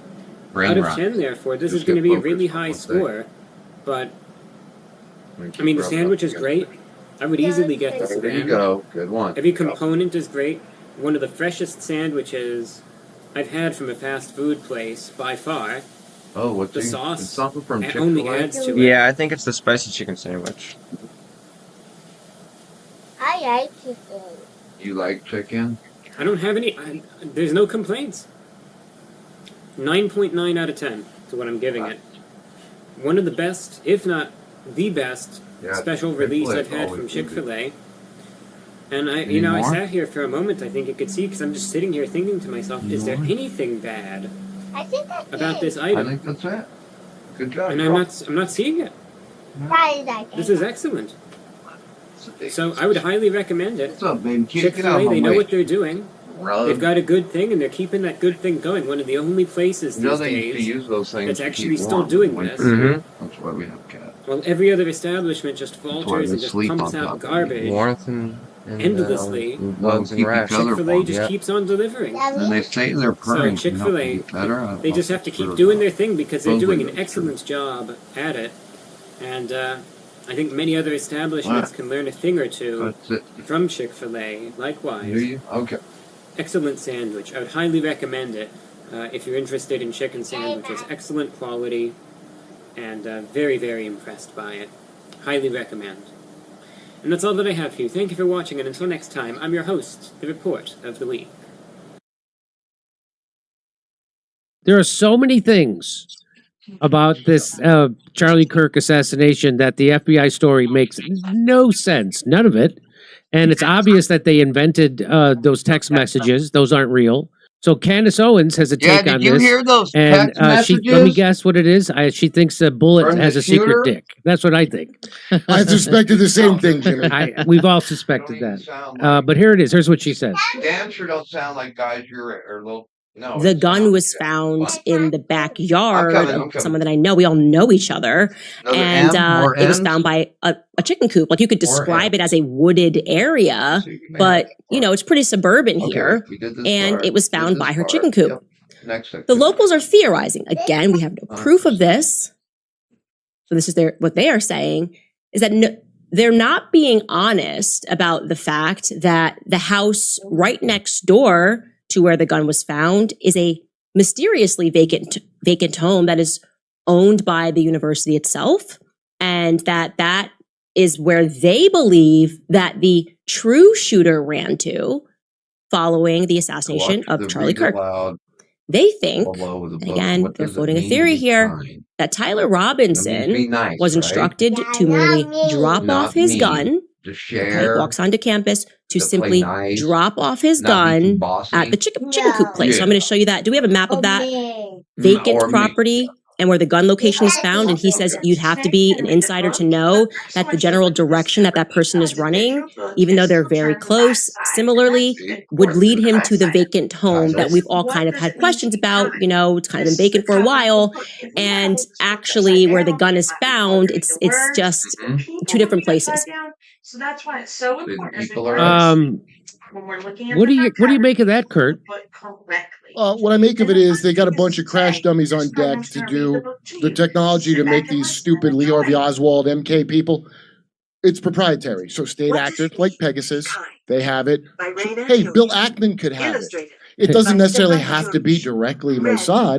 If you're very wealthy, you could afford Pegasus, or you could be in the mega group and do cutout work for the country you love. I'm not saying it's directly connected. It doesn't have to be. They got all these glassy-eyed patsies all over the place, and they made them with the internet. They don't have to put a chip in your head. They already did it. They did it. So if you believe, I mean, this is the least For someone who I mean, I kind of blanked out at this part. This is the least nonsensical thing so far of it. The most nonsensical to me are the video, the thing about the 30-06 rifle. Yeah, we're gonna get to that next. But this thing, I don't even know what that means. So but the whole thing about the abandoned house, the empty house, so the whole idea is the guy took a gun, somehow he had it disassembled, got on the roof, assembled it, and somehow had the scope line up. Like that takes a while. You have to take a couple of. I'm not a ballistics expert. He like hammered it to try to get the scope right. It's all bullshit. It's all, dude. so you can't. It takes a while to get the scope right, to line up with the hammer. So he does all this. He shoots him, immediately disassembles it again. And spread the word. Immediately left his screwdriver on the roof, jumps down. We have video. We have video of him jumping down off the roof. He doesn't have a gun. He does not have a gun. It was in his pant leg. The 30-06 rifle. Yeah, was down his pant leg. The problem is when he drops, both of his legs bend at the knees. Yeah, so because he drops a whole story off of a building, so he's obviously doesn't have it in his pants. So he doesn't have the gun. But according to the FBI, he has the gun. It's disassembled. He goes to the woods that she just pointed out, reassembles it without the screwdriver that he left on the roof. And then leaves it there, and it's wrapped in a towel. What? Well, it seems like hasty preparation for this, huh? Almost like Charlie Kirk had just pissed off somebody bad recently. It seems and like, yeah. Threw this together real quick, because Utah is one of the most fuckbag, corrupt states there is. Remember Van Miller, who got stitched up by that sheriff as being a potential Trump shooter? I just had him on my show, Derp with Curb. Oh, okay. Looks like me. Yeah. And Utah is one of the Utah, again to remind you, is one of the places where the DA Ken Lee had said, "I just want to get ahead. I am not a satanic cannibal who eats kids." What? That's what goes on in Utah. So Utah has been, and keep in mind, it's deeply intertwined with CIA bullshit. Always, Mormons have been feds before anyone because they don't drink and do drugs and they follow orders and they're white. So they were deep. It's in the movie Inherent Vice with Joaquin Phoenix. The FBI guys were all Mormons. That's classically known. So if you want to get something done out there in Mormon country at a university with an empty house where you've previously done MK programming extensively, well, that's where you do it. Hey, remember James Holmes, the Joker killer, when Batman, The Dark Knight Rises, and he shot up the theater? Yeah. There's video of him giving a lecture. He's got the same glassy look as this guy, and he was a brilliant neuroscience student. Unfortunately for him, his therapist was an ex-CIA guy. Oh, wow. Much like Kanye West's personal trainer. You know, the one that said he's going to have him committed? His personal trainer. You ever have a personal trainer that had power of attorney? So this is proprietary technology that state and private actors both have. The president of Slovakia was going to look into Pfizer. I made a joke. Oh, this guy wants to get shot. A 72-year-old man or something with no history of violence shoots him out of nowhere. Yeah. The random shooters aren't random. They make them. That's right. And how about the guy who pretended that he was the shooter? The guy who looked like Bernie Sanders. Who just so happened to be at the Boston Marathon and 9/11 and told the cops he had child porn on his phone. Yeah. So, what? Yeah.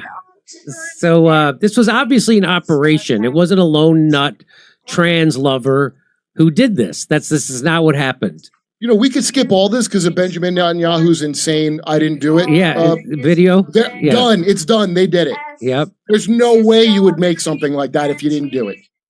And why do we have to go to Candace Owen to get this kind of reporting? Why aren't they reporting this on CNN and Fox News and ABC and MSN? Why don't they do it? What? I got to go to Candace. Because her backers don't like them, probably. That's why. She has backers. They're probably some kind of Catholic thing, which is fine. I don't care. But that's why. And let's face it, you got to join a gang in prison. You can't just be out on your own like Jimmy Dore. You might get an integrity award, but you're going to get your iPhone hacked through two-factor authentication. That's right. They did it. So Candace Owens has seen some video footage that nobody else has seen. There was a camera right there behind Charlie Kirk, and she talked to someone who got it, and she got to view it. Oh, let's get and I saw it, and I thought there was a big blood spurt. Yeah, well, it's really awful. If you get shot with a 30-06 bullet, that is going to create. It will probably blow your whole neck off, right? And killing bears. So she said that. Well, here she has a secret theory that the bullet had a penis. But no, here it is. Let's listen to her. Let's listen to her. There's nothing gory about this footage from the back. The thing that really stood out to me, and I just kept asking him to replay it over and over and over again, is that there's no blood. There's no blood. There's no blood from the back. There is no. So there's no exit wound. So if you get shot with a, I mean, do you know how big a 30-06? So believe me, it would your name, completely obliterate. If you got shot in the neck, it would completely blow your neck up. No. So not only is there no blood coming out of the back, there's none. So here we go. Blood. So I think a lot of people were wondering whether or not that bullet pierced and went out to the back. I think I vaguely even remember, and Skylar, you can maybe live look this up. Like I thought the feds were saying they were looking for a bullet at some point, which is now very alarming to me. I don't understand that. How could they have been looking for a bullet? Because if I'm not seeing, and there isn't, I'm telling you, what happens in the front is not what happens in the back at all. If I'm not seeing any blood, what are we to take from that? Girl. The only thing that could make sense, if what they're saying is true and that person took the shot from the place that they are saying that individual took the shot from, it would suggest that it was inside of Charlie, right? And they would know that. The feds would have known that. So they would have communicated that they were never looking for a bullet. Because remember, one shot. So I'm very confused. I'm very confused, not by what I saw, but what I didn't see. Okay? And what she didn't see was an exit wound. That's what she didn't see.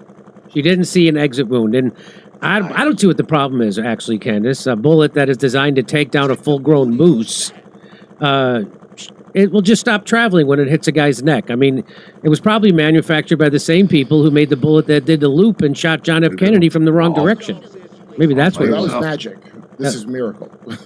She's absolutely right, by the way. A 30-06, is that how you say it? 30-06. 30-06 is used to kill bears and large game. They are also used to kill multiple targets with one shot. Did that, remember? The carnage a 30-06 round causes is violent. I'll leave it at that. So here's a guy agrees in their fake story. So here's a guy who shot a watermelon at 150 yards with a 30-06. Let's watch what happens. Can't tell what's watermelon and what's brain blood. There you go. Now go right out the back. Completely unstopped, straight through. Now do your filled the whole frame. Start at the top. All the way down. You can see the bullet go straight through. I didn't care. The watermelon didn't know it was shot until there was already an exit. Make a circle all the way to the middle. So, nope. You don't want to be logically analyzing things because that means you're crazy. I know that. With your circle. So they do the same thing every time. There's three fucking possible shooters. You never know who the actual shooter is. This is every shooting. RFK, JFK, this shooting. The Vegas shooting. The one where the guy with the shot at Trump. Yeah. No answers, just a bunch of bullshit lies. Is it dawning on people yet? They haven't stopped doing this ever? There you go. Now do your E. So you telling me that the Mossad went out and bought the wrong rifle again? Line on top. Line in the middle. Not too big. Not too big. Looking for a natural way to promote and maintain your liver health? I found a clinically supported, potent, and effective solution, and I can't wait to share it with you. It's called Dose. Dose for your liver was formulated to cleanse your liver of unwanted elements, aid digestion, and maintain your body's filter.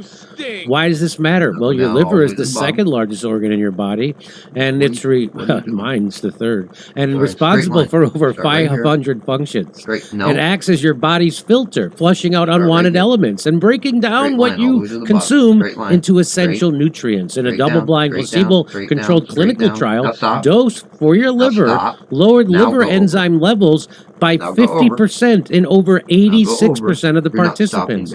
Just one dose for your liver is equivalent to 17 shots of turmeric juice. But it's so delicious, you'll want to have more. And believe me, It's delicious. Save 25% on your first month of subscription by going to dosedaily.co/Jimmy or entering Jimmy at checkout. That's DOSEDAILY.co/Jimmy for 25% off your first month subscription.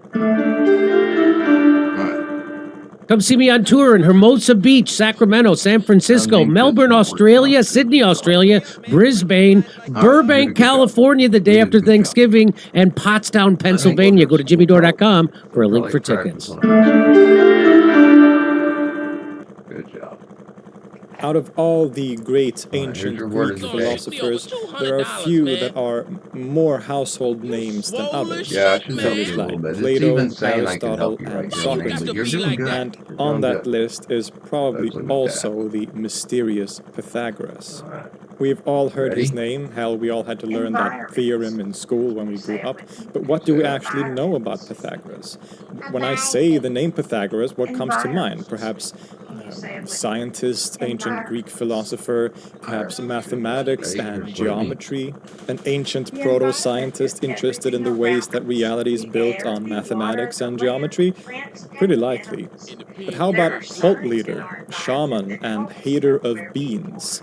Probably not words that you associate with Pythagoras, but words that might not be too far off from the truth, and maybe even more close to the truth than those concepts that we usually associate with his name. Yep, that's in So your let's dive environment. into the That world means of ancient everything around Greece and you. explore the fascinating life Here's and a movements they use of that. Pythagoras and the Pythagoreans. They use mean.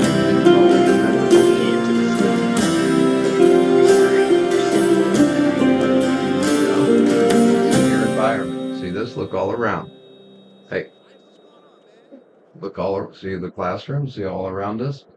That's the environment. Pythagoras is a so-called we're in. pre-Socratic philosopher. This means that he is a figure that lived before Socrates, and this speaks to the importance of the latter figure more than anything else. It is generally believed that Pythagoras lived between the 6th to 5th centuries BC, and is thus one of the earliest figures of his kind that we know of. Now, there are a lot of legends surrounding Pythagoras. In later periods, he came to represent the originator of some of the most fundamental philosophical ideas and currents that were believed to be carried on by figures like Plato and many others. He's sometimes even called the first philosopher and holds a very high status and role in the Western philosophical tradition. There is thus a tendency to project later ideas and developments backwards onto Pythagoras, but can we somehow remove all these myths and get an idea of who the real historical Pythagoras was? Possibly, but not without some struggle. The later self-proclaimed followers of Pythagoras, the so-called Pythagoreans, came to make up a distinct group in antiquity and were characterized by specific ideas and a particular Pythagorean way of life, aspects of which might be traceable to the man himself. But as the intro suggested, it might not be what you expect. So who was he then? Well, as I'm sure you're used to hearing by this point, the sources really aren't on our side. Pythagoras himself never wrote anything, he wrote no texts, no books, and most accounts of his life often come centuries after he died. Did he even exist? Probably, but it can be difficult to tell legend from historical truth. In general, some of the later sources that describe his life and teachings may indeed, of course, have their source in earlier traditions, and the existence of a somewhat continuous quote-unquote Pythagorean way of life followed by people at the time can be helpful in tracing. Let's go look for M's.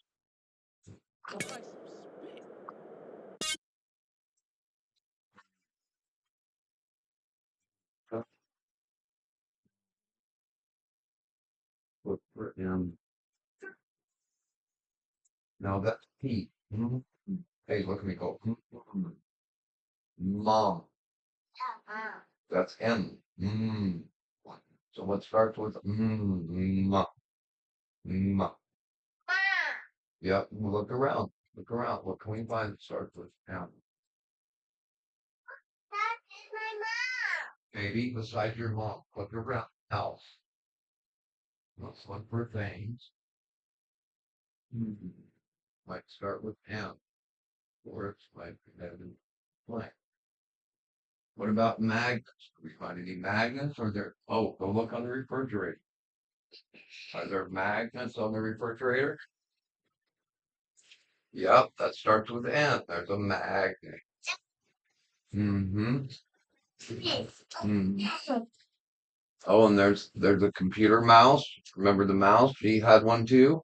Yeah. There's the mouse. What else? What else starts with N?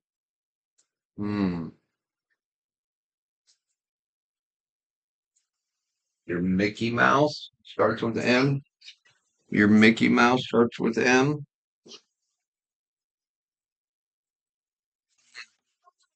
What else? What else, boyfriend? Mm-hmm.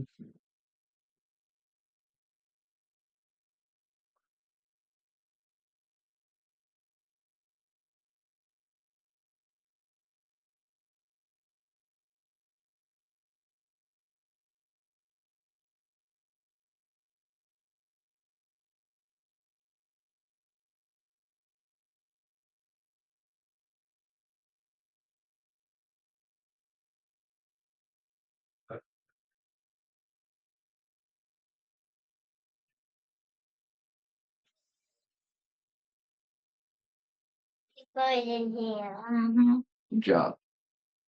Good job. Is that it? Okay. Okay, which ones are M's? Yep. Yep. No, I take down.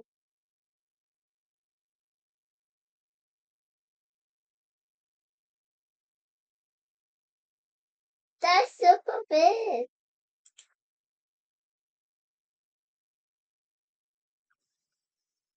That I take down. You mean W? It's a W. That's what it's called. I take Baby, baby, it's a W. Can you say W? down. W. There you go. Good girl. We got that one already.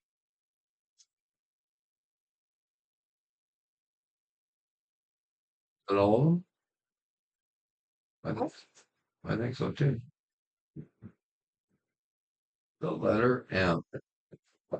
So we're going to click on the ones that start with the letter M. Monkey. Monkey does. What about money? Money does. Yeah. Yep. Eggs. Does egg start with M? No. No. What about, you know what this is? Does that sound like mom? Map? Yeah. Does that sound like an M? Mommy.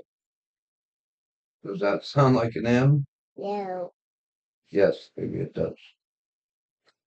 Map. Map. Ma. Does that sound like an M? Yeah. Mermaid. Does that sound like an M? Yeah. Yep.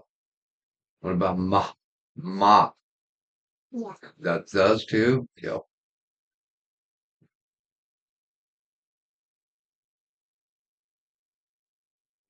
Job. You don't even know your letters yet, and they're trying to the starting sounds. I think we should be focusing on letters. We're doing, I guess you're learning your letters and the sounds they make at the same time. Yeah. What sound does M make? Mommy. No, that's a word. What sound? M. Ma. What sound does M make? You just did it. Do it again. Ma. Yeah, ma. Can you go ma? Ma. Ma. Yep, that's what sound. That's the sound M makes. So we're learning our letters and the sound they make at the same time. And boys and girls, today we're going to go. Oh, we already did it. Sorry. That's the letter M. That's what sound your M's make. M, like mom and map Yeah. and monkey. I hope I'm doing this right, dude. Okay. Okay, let's see where we're at. I think we might be.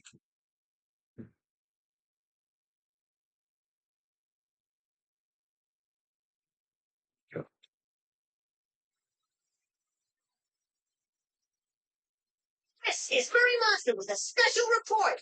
Did you know you're special? It's true. Each and every one of us is special.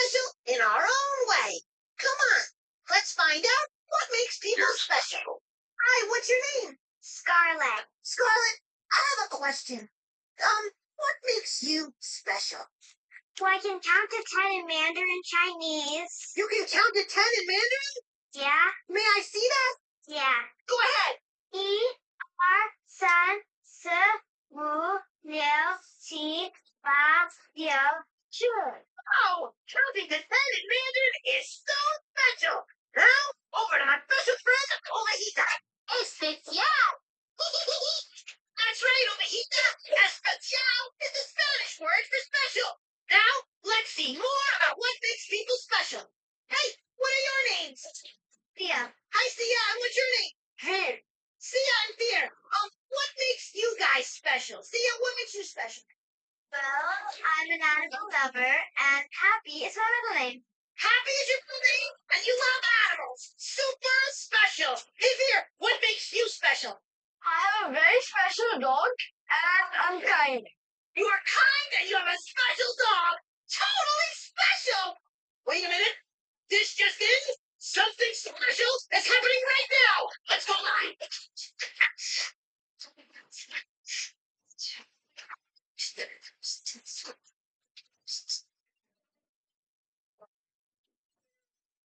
Special makes you feel good about yourself. Being special makes you feel proud. Let's hear some more about what makes people feel special. Hi, what's your name? Ilana. Hi, Ilana. Ilana, what makes you special? I dance. You like to dance? Yeah. What kind of dancing do you do? Hip hop. Whoa! Hip hop dancing. That's super special. Now let's go to Ovejita. Especial. Hold on. It seems special things are happening all over the place. We better check it out.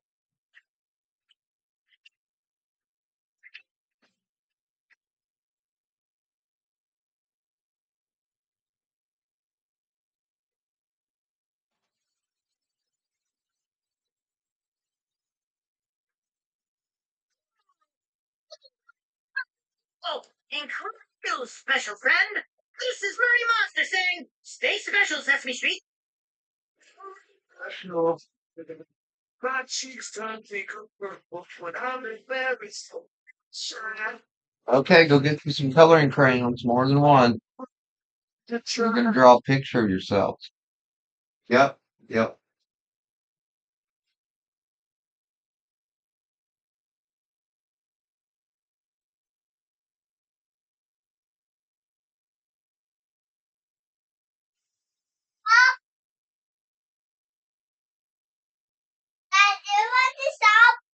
Hmm?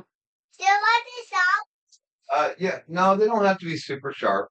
Because you're not doing letters with them. So, yeah, you're just drawing a picture. Cool, cool. So, yeah, now we're only 2 days up behind again. Yeah. All right. Okay, draw a picture of yourself. Can you draw a picture of yourself? You need help? Right here. Okay. Here, can you write your name? Let me write your name right here. Or you want to try to write it? No. With a pen? It's really small. You can write it small. Okay. My name is Isabel. Isabel. There you go. Draw a picture. Put it with the head. Yeah, go ahead. Go ahead. Start with the head. Oh, and you need more than one color. It wants you to use more than one coloring crayon. It does. But go ahead. Draw yourself. We'll get more in a minute. Wait, do we need anything? Mm-hmm. You need a body. Straight down. There you go. Now you need some arms. There you go. You need some legs and some arms. And then you need some eyes. And what about your hair? You need some hair. Sun hair. Mm-hmm. And then you need to come get another crayon like Daddy told you.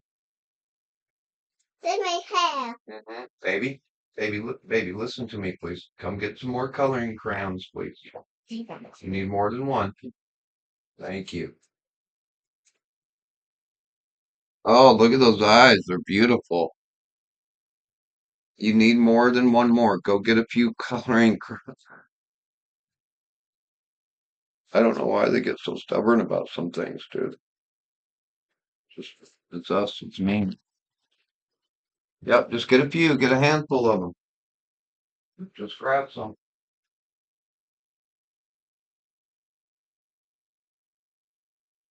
Oh, baby, making it a lot harder than it has to be. Just grab a bunch. Just grab a bunch, baby. Grab a whole hand. Just reach your hand in there and grab a bunch of them. There you go. Now take them to the table. There we go. Yeah, okay, yep. There we go. Now take them to the table. There. See, now you got all these to choose from. All right. You gonna finish your hair? Good job, girl. Good job.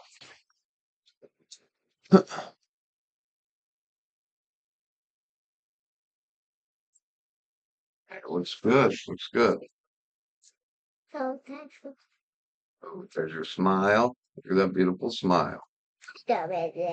What about feet? Gonna put some feet on there? I don't know how to do feet. Just do little tiny lines right at the end, sideways.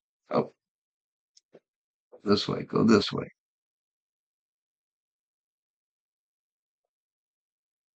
Yep, like that. See little feet. And like little hands. Like that. Okay, now get a different crayon, coloring crayon. And what about, you want to draw baby kitty? Yeah, maybe. Try to draw your baby kitty. I did do. That's fine, whichever one you want to use, baby. Wait.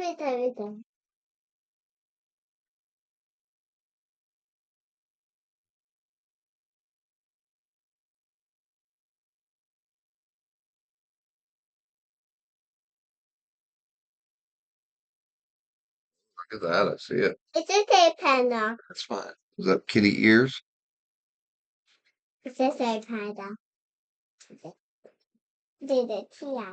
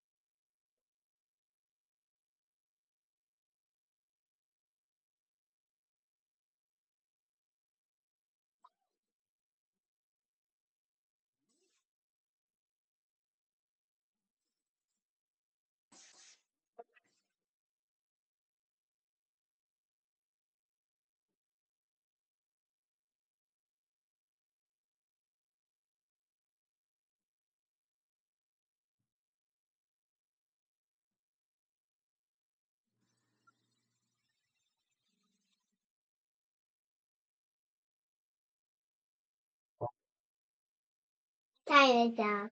It's all right. Just do it however you want. That'll be fine, baby. Right, man, so I'll be seeing you about half an It'll hour, be I good. guess. Okay, what about mom? Can you draw your mom in there? Draw mom. Grab a different one. Yep, grab one you haven't used so we can tell they're different. We're trying to use different colors. Started this whole. Yep.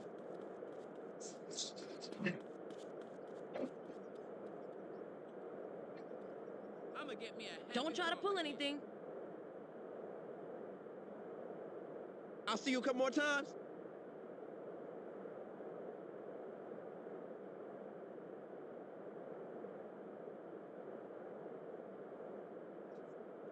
Man, about to come up on some fist of me.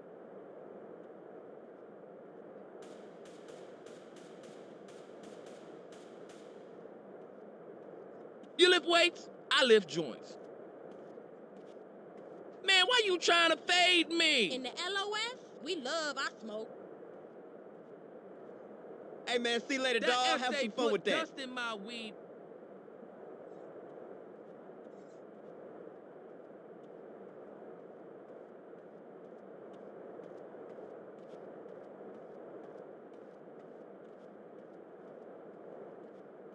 Our first date, we shot guns and ammunition. So you're just not going to use a different color, huh? Please use a different color. I don't know why we're having this. I don't know why it's come to this. This is a really strange I really need something to get me through my shit. incident, but it's become a question of authority for some reason. I'm on the way up, man. We're breaking Ooh, you drawing your bubs? Had me on crystal All right. There you go. Draw your bubs. Stop it. Yeah. Oh, And that probably wasn't even the same crown. It's not quite the same color. Daddy's assuming. Yep, it's just like video games. Just trying to trap me into a ley line. Yep. Why you got to be like that? Just one craftsman is worse than the other, dude. That's all. Yeah. One's a young craftsman, the other one is. Yeah. Ooh, I see the hands. Good job. Well, he say he's taking me to Ventura. I ain't no cluck-ass strawberry. Dog, I got quality shit right here. I bet he can throw my ass around. That's beautiful. Why you acting all funny? So what, is that what makes you unique and special? Is your family? Yeah. Yeah. And your baby kitty? Yeah. Right, man, so I'll be seeing you about half an hour, I guess. That's what I think, too.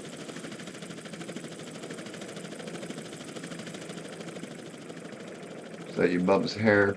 Yeah. It looks good. Okay.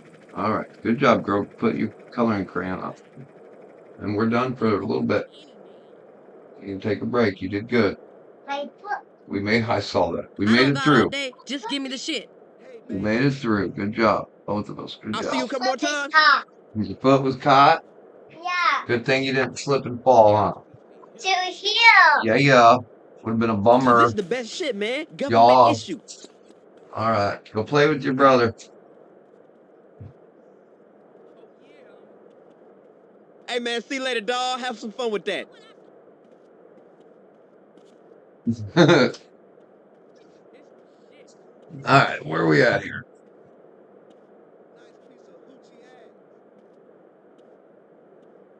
What's up, kitty? Kitty, get back. I need to find out what year it is. Curveball. That's 5.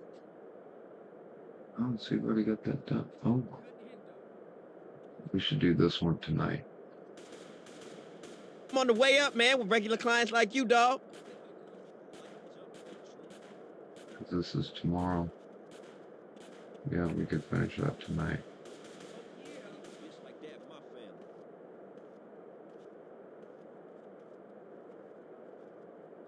I'll eat my way out of here if I have to.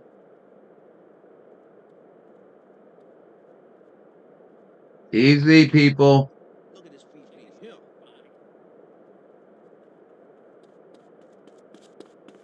Ain't gonna be no more bumps. Look. Good job. Because it gives me knowledge.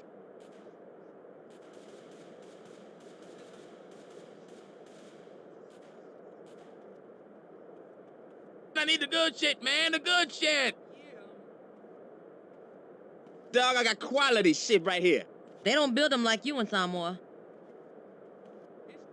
I'll come Coolio Mooley. You don't start listening. Steroids make your dick do what?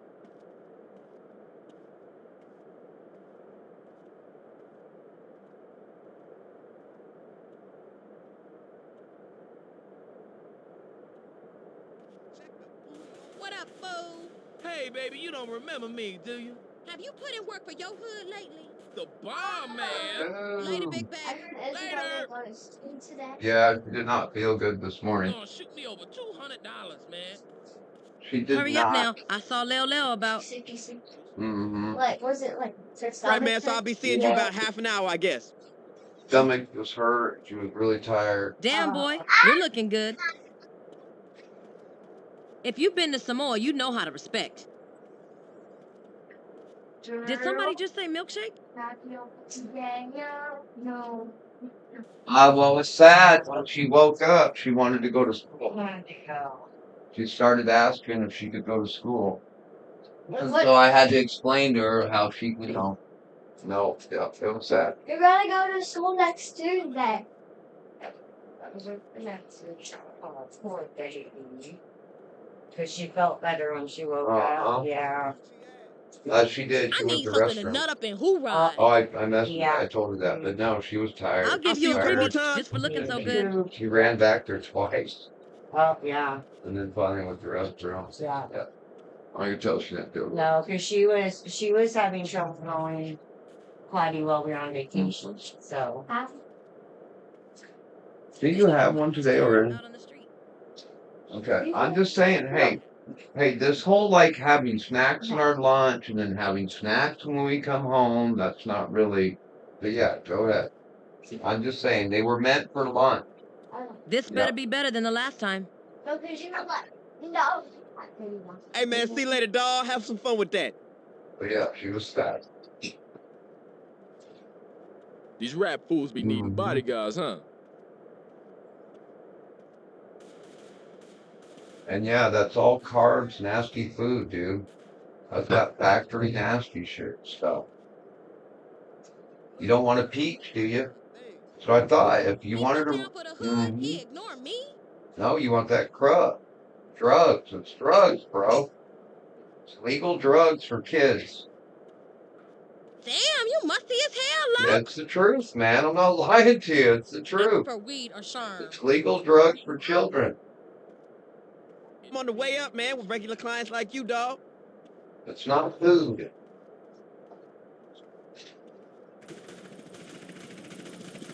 Not food in like the traditional sense of food. It was created in a laboratory and then manufactured in a factory.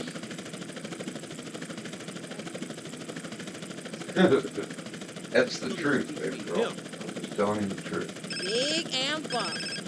That shit ain't food. Hello? Dog, I got Not enough quality men shit around right this here. part of town.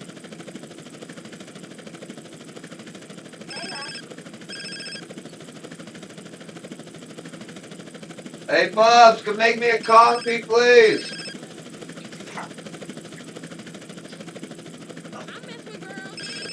You got my Baby's watching with Futurama. Right, man, so I'll be seeing you about half an hour, I guess. Damn, you you best been doing some stop crunches or tripping. what? Yeah, I You saw need me to clips speak from slowly or a something? current TV show. The production, the low level of the production quality on it, like fucking frightened me, dude. It looks like Univision, dude. Yep. Hey, little mama. My hood is strong as Or like India looks better than that. Some of that stuff coming out of India is pretty good quality, dude. Like, Stay low, fool. Call me with some so, chronic, alright? If Leo and it's Leo all raps the me one little more stuff. time, That's what's hard. It's all the set designers. Like, it's not one. You got to have the whole. Yeah. don't try to pull anything. Yeah. I'll What's see you a up, couple more man? times. Excuse me, miss. Poppin', homie. I hate this place. Yeah, but it was straight BS. You ever been to that glory hole theme park? Not yet, but I'm fixed to do it. You have a good day now, miss. Aight, homie, in a minute. Just how I Hey, man, like see you later, dog. Have some fun with that. It's the usual. Them white boys had me on crystal Trying meth. to educate young children. Hey, I'm recording my gameplay. Carefully. It got done was cool. Oh, did you? Yeah. And no, it's hard not to get frustrated. Try not to, but like, Mm-hmm. I'm new to it, and they're teaching her letters and the sounds they make at the same time. And it's frustrating to both of us. Like, she doesn't even know what the fucking letter M is yet. And then you're asking her, I'm on the way up, man, you're with regular giving her clients like you, pictures dog. and telling her what pictures start with the same sound. And anyway, it's just a big. So we're going through the step. We're all. Yeah. But like, she doesn't even know what the N is yet. You would think, let's get our letters. She's in fucking pre-K. But I get it. I get it. No, it's important to be able to sound out words. Shit right here. Can't find them threads. No, it's important to take a word that you don't know what it is and be able to sound it out syllable by syllable. Money, same difference. That's important. Even though I don't know if that's really how they fucking read, dude. But it's important that we learn grammar. And fucking pre-K. Before she knows the goddamn alphabet. No, and she's... Anyways, no, see, I get frustrated because, like, I'll be like, does hat sound like house? Or does Smoke, hat sherm, sound like steroids, give me mouse? And she'll be like, yes. Right, I'll man, be so I'll be like, she seeing you has about no half an hour, fucking I guess. idea. And then I'll have to be, okay, I'll go, okay, listen. God, ma, ma. And she looks at me like, what the fuck are you doing? And I'll be like, M goes, ma. And she goes, I was like, can you do that? She'll go, ma. Like, what the fuck? No, she does. Like, what are you talking about? Like, mom. And she was, oh, my mom. I love my mom. So for the next 5 minutes, it's mom, mom, mom, mom. Oh, fuck. And then, oh, wait. The first thing is, I got to tell you this one. Because no, teachers, I remember the small alligator eats the big fucking number. Like, teachers love memes before they even knew it. Well, then, sometimes you fuck people up because they get hung up on the meme. All they remember is the meme, dude. So, yeah, hey, you two, stop it. I need a bitch like that in my family. Hey, throw one of them out, please, Sydney. Don't tell me no bullshit. So, anyways, we're doing M. doo-doo? That's our letter of the week. I'll see you a couple more And then times. she just has to do an upside down M to be like, that's a W. Can't see So me. now the Look at entire her. She's my lesson, kind of thing. every time we see a W, she's got to say 5 times, oh, upside. Check the booty on that. That meme just keeps her. She's stuck on that fucking, where I'm like, no, it's a W. Hey, baby. It's not an upside down M. It's called W. And then I have to literally correct her and be like, no, Nice piece of that's hoochie W. ass. And that's not an M. Yes, it looks. But that teacher stuck that in me, and it just, we spent 20 minutes getting distracted, or whatever it was, on, oh, upside down, no, it's a W.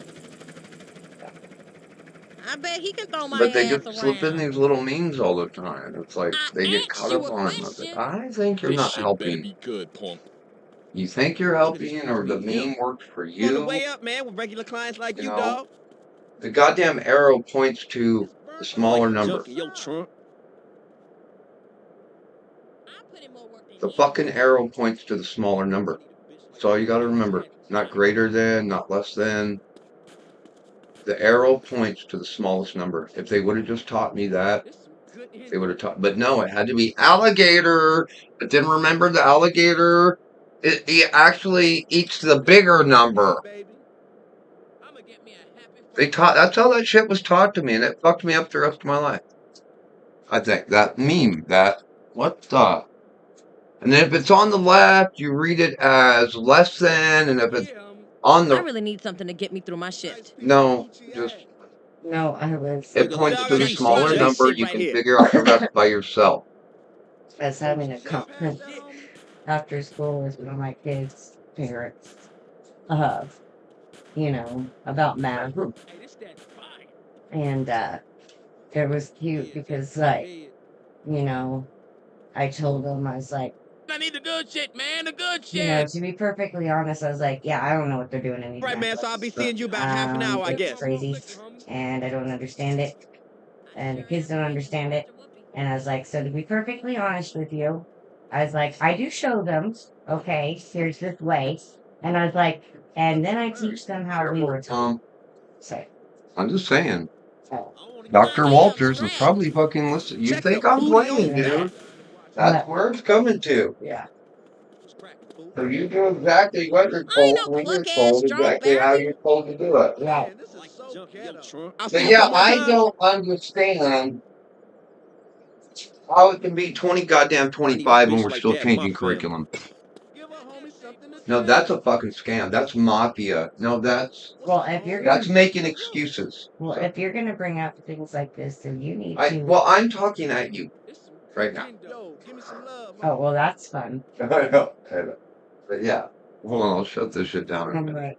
But yeah, I still I think that's excuse making too. It's a money scam, and then it wasn't my fault, it was the curriculum's fault. Man, I'd rather slang than bang, What the fuck are you talking about, dude? It is 2000. Hey, what's going on, man? It's shit. how long have we been teaching math to students? And you still ain't got this shit figured out, dude?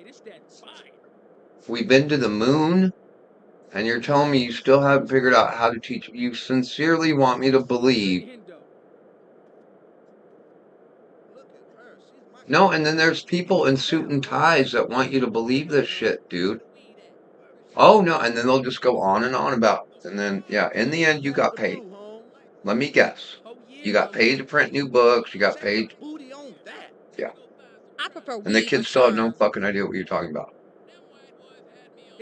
Hey, man, see you later, dog. Have Sorry, some fun don't with get that. pissy with me. I'm not. I'm just listening. Well, I'm just. What? I can't. You know that's not what I meant. I was talking about don't say anything that would blatantly incriminate you that is being recorded on the internet, which could be researched later. Now, if you want to over fucking react and punish me, okay. But you know that's not what I said. You're gaslighting me, dude. And to turn me into a monster. These guys have been pissing me off. No, all day, dude. They were making me mad last night. I was like, dude. Like, there was one, like. I had one landing on the back of my skull, dude. Mine was landing in my bangs. Last night, I'm trying to do. And, like, it's like going. I was like, dude, Give me the got proper, to be kidding man. me. Why would you do that? Why? Why? Why? What evolutionary fucking reason could you have? So, I was like, I look like, if anyone saw me, I'd look like an insane person. Whoa. Shaking my head, being like, oh. There's got to be some kind of reason, but yeah, I had one doing it to me. And he was just like. And then they give you that weird feeling like they're constantly landing on you. Yes, even when they're, like, not. Yeah. And then I would kill one, and the other fuckers would disappear for a while. Like, oh, okay. Awesome. Mm-hmm. See, one just flew by my face. Oh.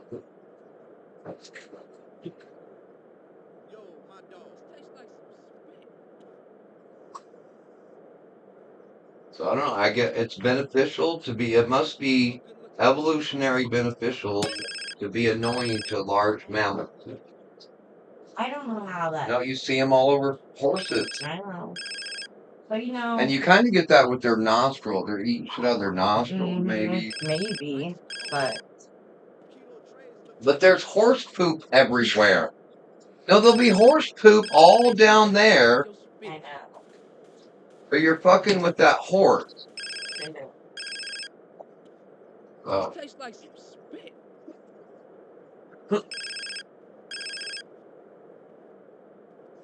Oh, good looking, homie.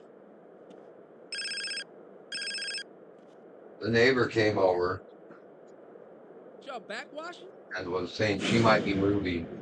Oh, really? And she's complaining about the new landlord. anything. Oh, was she? Yeah. I haven't had much interaction with her. Yeah. Dog, I got And quality said shit right won't here. fix anything. I'll give you a Oh. freebie. Well, yeah, we haven't got our screens back still. Yeah. You But need me to wants speak the slowly rent, or you something? know. Oh, yeah, on time. Yeah. Hey, CJ, I taste So. some spit. Weed, buddy, same difference. But I didn't want to engage Tastes in like that some spit. Yeah. negativity. Uh-huh. Hoses out, homie. But Oh, good looking, then she homie. accused me of not feeding the cats. Oh, did she? And I was just like, she's like, make sure if I move, you feed these babies. And I was like, you literally see piles of food out here. I had to like, We no, put it them out front. just tripped me out how people will take a perception and just fucking make it happen. Like, it doesn't matter what reality, they will make it fucking happen. Like, god damn, dude, I put piles of food out there every day. The kids go out there. And we purposely put it on your side where you can see Where you can see it, but because the cats come up to you for more food that then doesn't get fucking eaten, that food. But yeah, go ahead and convince yourself I'm not taking care of my cats. Y'all backwashing? Despite all factual evidence. So anyways, I had to chuckle. And I was like, dude, there was nothing I could do on that one. She had decided what reality was. And there was no. We could have got an automatic feeder out there. That's right. And That's for right. some reason, Been that working still would out, have been. CJ? We weren't getting the right food, I or was talking to you. What's your problem? Cool, baby. Cool. I still feed him. Yo, give me some love, homie. But yeah. Straight. This tastes like some spit. it's the word ritual with her. So this is the best shit, man. Same way with Government us, issue. dude. They'd be begging me for food, and I'd Yeah. go out there, and there'd be piles of food already out there, uneaten. It's a weird thing with those cats, like cows. You got my Nice piece of hoochie ass. And then they started doing it to her. Right, man. So I'll be seeing you about half an hour, I guess. They'll eat until they'll kill themselves, right? Like goldfish, you can't just keep feeding your fish, so. Like, they're never gonna stop begging for food. I was gonna say, she says anything to me, it'll be all I can say. He's like, well, I'm not gonna feed him twice a day anymore, but we'll keep feeding him our one. I'm not gonna feed him the time that you feed him and the time we feed him, but yes, we will feed them. They don't build them like you in Samoa. I'll come Coolio Mooley. You don't start listening. I'll see you a couple more times. No. Did somebody just say milkshake?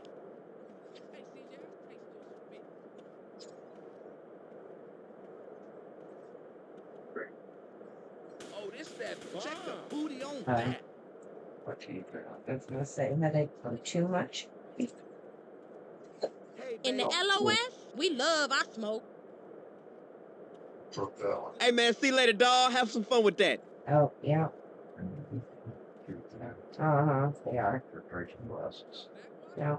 Make sure when we take that trip. Did you actually bump it on anything, or did I you? just set it down in there and it hit the drains.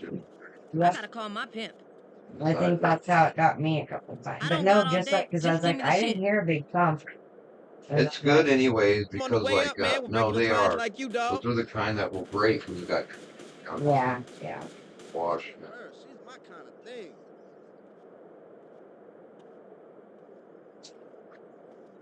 Do you have to go to Booty Walmart? on that. Yeah, I'm gonna Good. have to go get us some food. Yeah, we're out of coffee. Oh, are we? Tell me no bullshit poking. Damn, I wrote down, do we have or another what? mayo?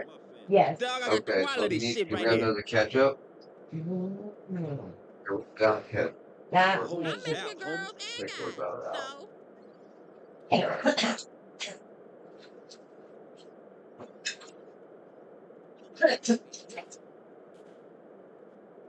But yeah, because no, it's really good.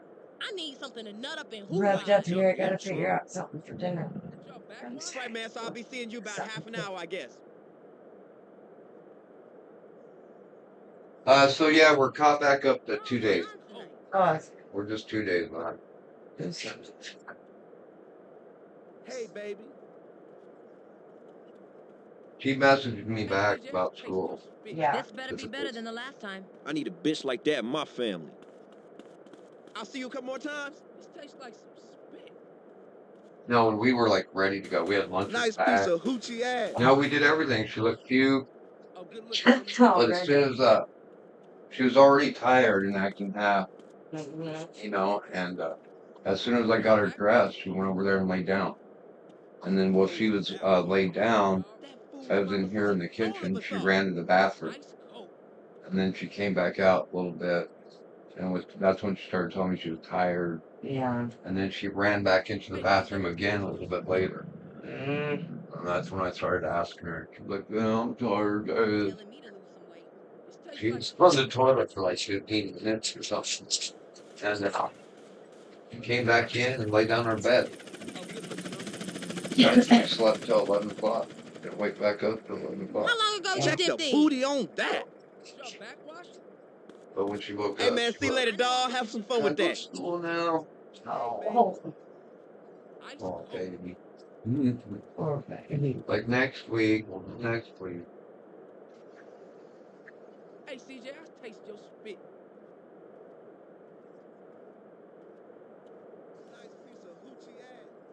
no cluck-ass strawberry.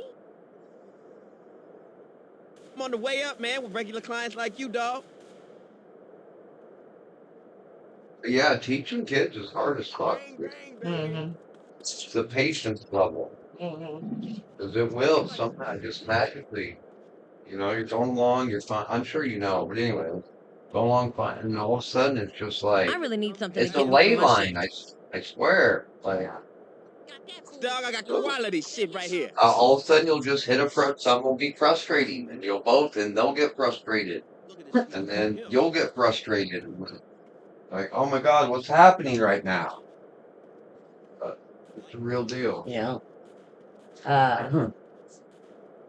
No, and Hurry up now. it I saw occurs Lil with Lil the about. little ones too. But I think Right, man, it's so I'll worse be with seeing the you about older half an hour, ones I guess. because the math is harder. Yeah. And like, no, it's hard when like you're explaining it and like you take the time, you're I need to breaking find it out what year it down, is. going step by step, and then like they don't get it still. And then you're like, okay, this is another way I can explain this. So then you try to kind of explain it in a different way, or you know what I mean, or like, okay, and then like they still don't get it. And then you're like, how do I explain the difference between that in my family. and a decimal? Okay. I love violence. And then Hey, like, you no, keep they that try real to smooth, try you the swag pictures, and then family. like they still don't get it. Ignore They're me like, at your peril. okay. Hey, baby. Well, why don't you try a couple more on your own? And I'll come back. We'll come back. I'll check in on you.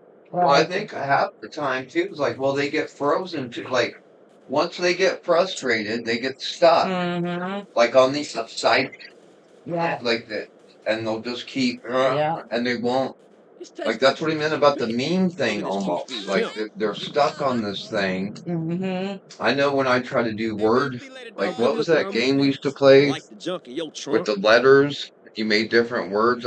But like I'll get stuck on a word and I can never get over that word. My brain will keep going toe. Oh, and I'll be like, no, dude, something besides fucking toe.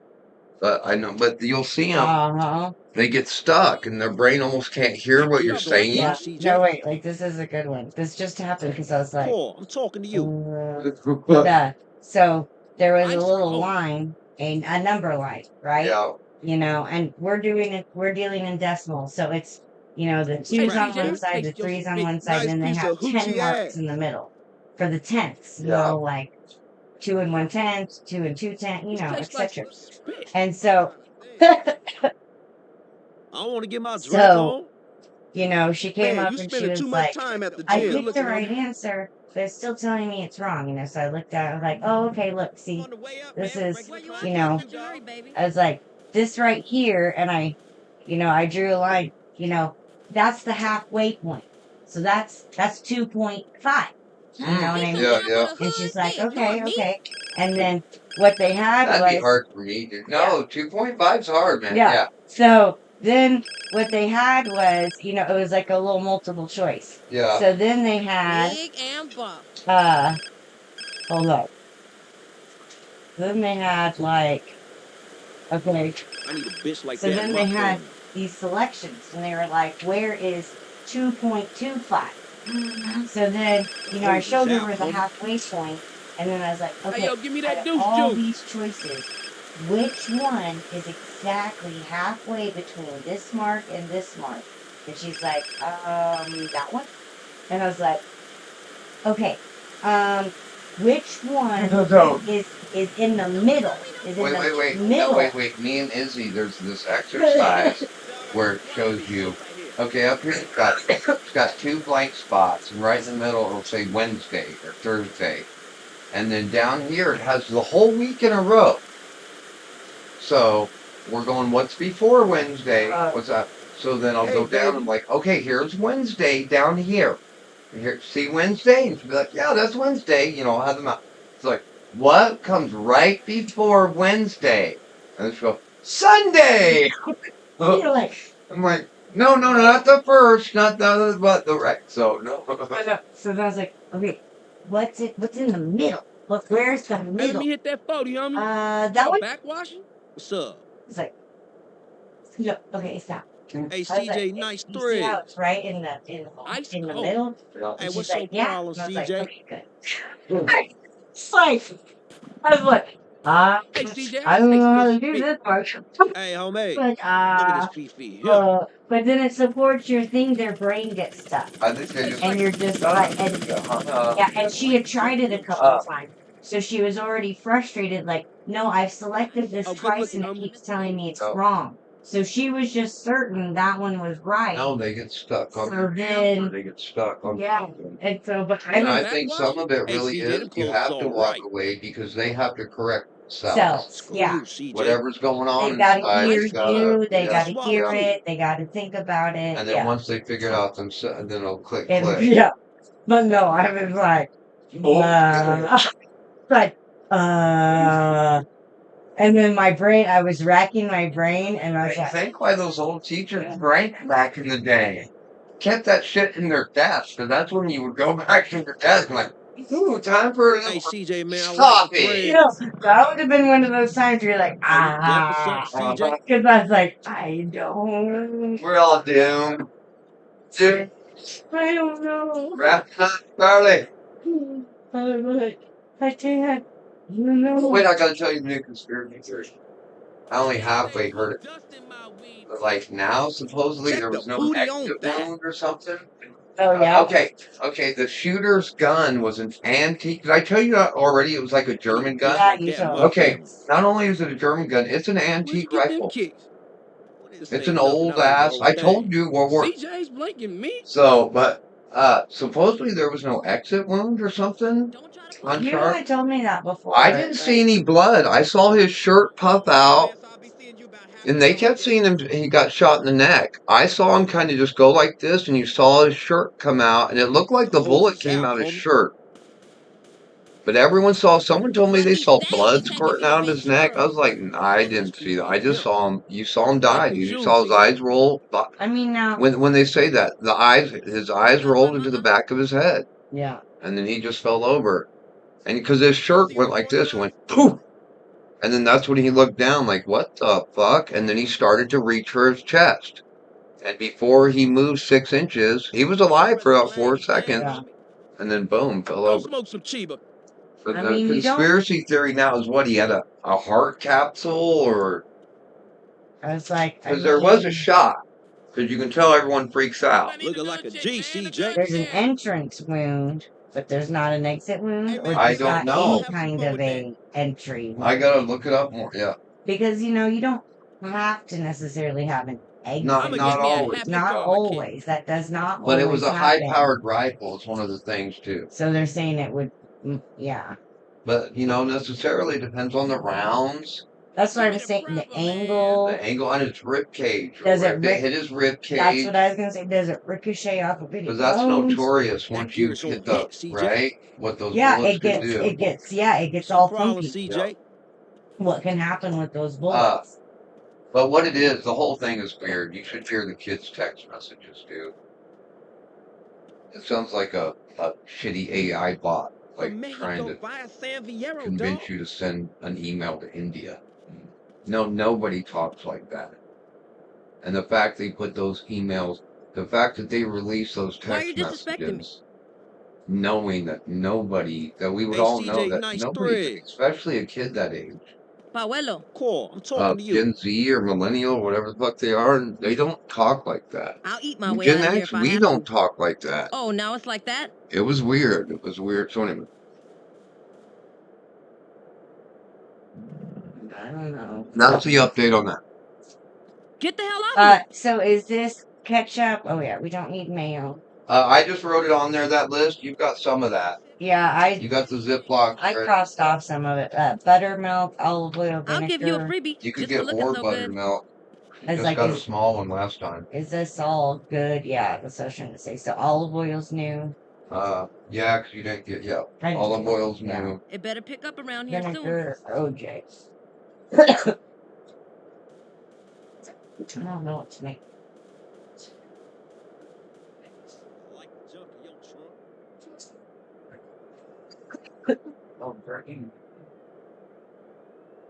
Uh-uh. I'm an OG. Yes, I am. How big does this? Yes, I know. My big one. Use your big. Look at that ass. Woo! I put in more work than any man. She look like she working.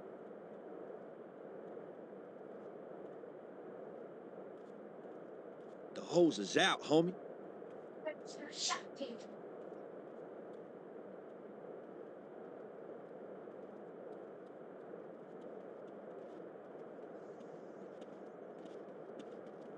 What is this shit what you is drink? those, Homie, man? pass You up look a double G'd D. up. Hey, CJ, I taste your spit. Ooh, she fine as hell. Am I invisible over here? Oh, You gonna pass that, homie? yeah. Well, come put that phone up. I don't think that was me, because I usually spit in the trash. And then, dishes. Got dishes to dry. Look at this. And fool. Izzy Yo, Bear, this is so ghetto. you need to get out of that bed. Why? That Oh, barber no, I was did a gonna good do job, tacos. CJ. You watched enough TV. Your boy deaf or That something. tacos is too much if you're going to the store. Why? Hey, what's It'll going on? all be done too late. Man, We did you a that true last friend. time. I'm not being pissed, but yeah, we did that last time. Something super quick. By the time you get back from the store. Let me get it swag, family. Did somebody just say What is this milkshake? shit you're drinking? Not to be like that, but yeah, it's true. Well, then let's do grilled cheese and soup.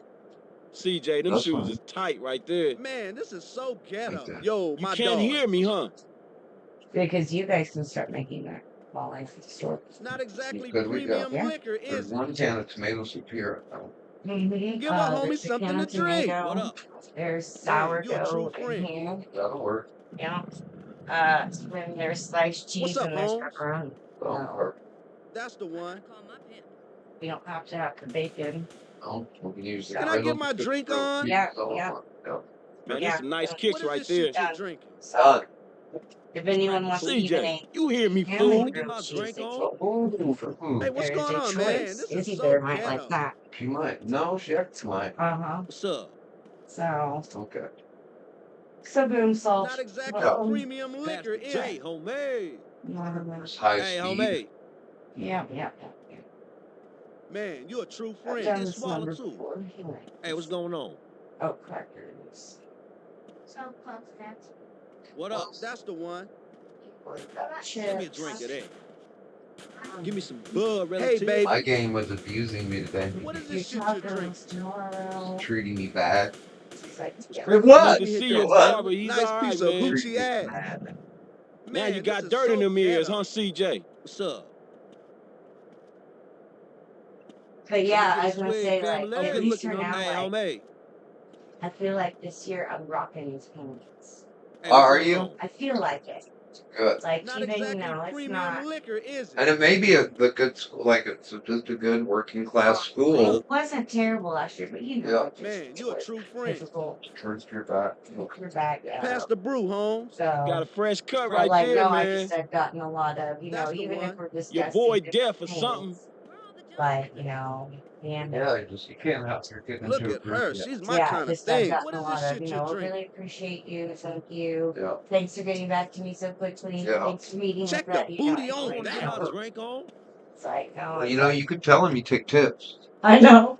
Oh. I feel like, pull up Man, my this app, is so have ghetto. 15, What's 20, up? 25. But yeah, so. The kick is right there, CJ. Them fly. You can't hear me, huh? Hey, Bubs, Hey, true friend. get your coat on and go put a towel back up. Hey, baby. That's the one. You might just scrape on the outside. Yeah. Oh yeah, and these are for everybody, but Izzy Bear loves. Actually, she's already been. That's why they're I was open. gonna say Izzy Bear loves. And that's all she asked for them specifically. Yes. And that's all she wanted. CJ, And then she Mr. wanted more. Clean Yep. Cut. So, and it's a good protein. Like, CJ, but no, you hear me, fool? she asked for a mental story. Man, What happened to your... Hey, what's going on? Give me a drink of that. Not hungry?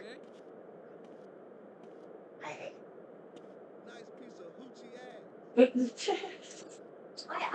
it's because also I found a new way to eat it in the mountains because it's hard to get the chips in there, scoop it. So I put the chips. Not exactly premium liquor, is it? Oh, is that what was going on? Yeah. Oh, okay. I feel you. Your barber is down with Oh, that. and then someone had to have their sweatshirt this morning. Now you got dirt in them ears, huh, After their CJ? brother walked out. With his on? Yeah, we had to find it. We didn't know where it was at. I hung it Mom up. had put it away. Yep. So no, but there was no. No, she did that to me. It was not optional. Yeah. No, she did that to me while we were there because she'd worn it the full day. So I just put it up to it's dirty, you know. And then then on Sunday, when we went to leave, she was like, I need my sweatshirt. And I was like, baby, it's dirty. And then it was like, no, we were gonna cry. No, she's like, but no, I need my sweatshirt. And I was like, fuck it, whatever. Yeah. These Santos bitches can't see me. A downpour right at the pool. Yeah. It's probably 12. Yeah, I just need it to go down. Okay. What's up? Yo. Hey, go to college or get a job.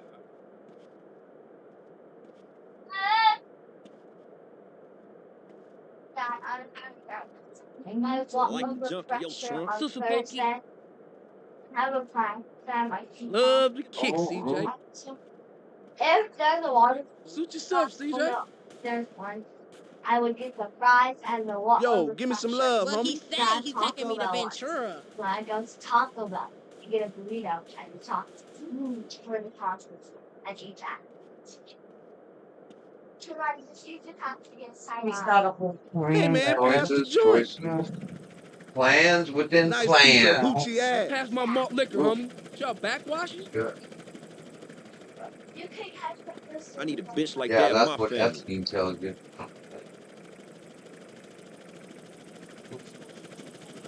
Oh, I swear to gosh, did I tell you my I new need to theory? see your barber. He's alright. Okay, dude, I read this comic book a while ago. Deaf or something. And it was like an underground comic. It was an underground graphic novel that, cartoonist Kayfabe had recommended. But basically, it was kind of about this, the mafia, organized crime, Hollywood, politics, and women. And basically, there was this group of power, like Black Widow type shit, basically. And I read it not thinking anything about it. It was critically acclaimed and all that. And it was a good book, and it was drawn really well. And his women were pretty. But then later, I was thinking about, there's rumors that Trump's wife is an Epstein girl. Oh. And then I started noticing all these people Trump puts in positions all look like Epstein girls. Yeah. They all have that same ex-beauty pageant look. And I was like, is that part of the Epstein thing? That comic book he was a writer and he was hip and he was halfway telling people no, there's a group of people out there that use very mature, whatever you want to call it, women for power. Because, dude, every person, every woman that Trump has put in power looks like a fucking Epstein, looks like an ex-pageant. And it's that Christy Nome, and it's all of them. They all have, like my sister, not bad, but they all, you're telling me not one ugly girl, Trump, is qualified, not one fat girl, and none black, no black girls, Trump? Was cracking, fool. So I was like, dude, I think that might be part of it wasn't just Epstein, it was his girls. Don't I I know you, Like, yeah, he might have been their man or but he ran a network of very high class, powerful. Mm-hmm. And yeah, that's Ivanka. Or whatever, that's, Let me get it but straight, there's, family. and this goes back to Hugh Hefner. Yo, Trump. And then, yeah, there are some competent women out there, actually, dude. What's happening, man? Man, your kicks is real smooth, CJ. Maybe, like, no one would believe, but that's part of their power. No one's going to believe you, a woman that capable. Yeah. Well, that would be a superpower, dude. Look at her. She's my kind of thing. So anyways, it just hit me because he assigned someone. It was like the straw on the camel's back. Appointed some woman to some position. I was like, okay, this is like the 8th or 9th one that looks exactly the same. No, that same look, that same. And they're all now about 40, 50. So they're not in their prime anymore. So yeah, they're not working. What's up with you? Or they're getting paid off, loyalty points. This is for being a good girl. Or I don't know what. Yeah. But they all have that same look, dude. Yeah. Sorority girl, like an aging sorority girl. The hose is out, homie. Those chicks you see on the golf course. No, they all have that same look, dude. Give me some dap, homie. Give me some bud, relative. Like you guys aren't. I think they're. Yeah. Look at this feet. You just can't hide it past a certain point. You can't hide it anymore. Hey, what's going on? I need to find out what year it is. What up? And then that's when people trip out. Like that's how bad it is. They don't even give a shit about trying to hide it. Yeah. That's scary when they don't care about. Damn, you been doing some crunches or what? What's up? Yo. Yo, give me some love, homie. All right, Bob, come put dishes away, please. Check the booty on that.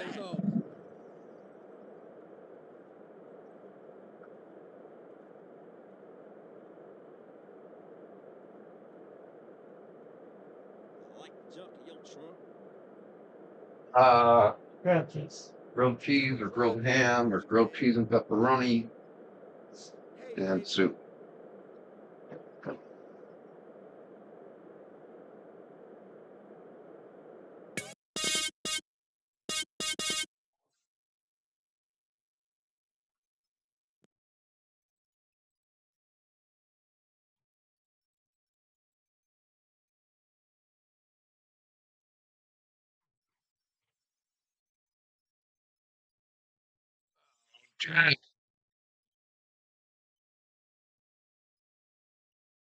Brand new show just dropped. Oh, hours long.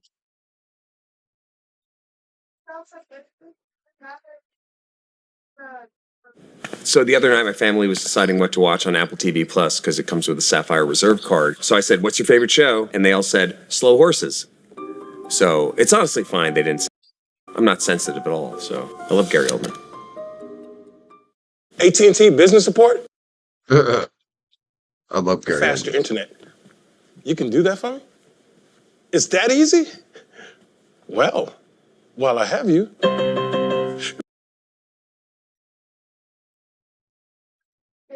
This bizarre picture. The somewhat bizarre picture of a face visible on the carapace of this crab.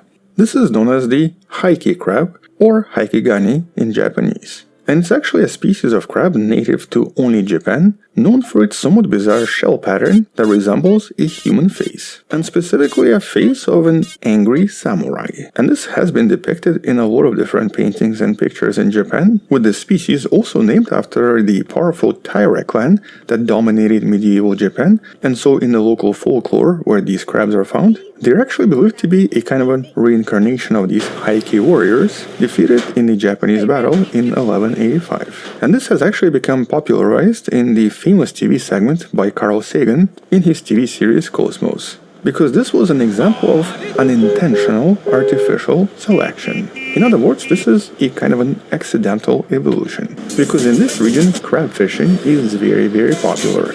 But sometimes Japanese fishermen would catch these specific crabs and would then throw them away, thinking that these are basically reincarnated samurai. Mostly out of respect and also because of various superstitions, which allow these crabs to survive and to proliferate and to basically spread the same gene that allowed them to have this particular pattern.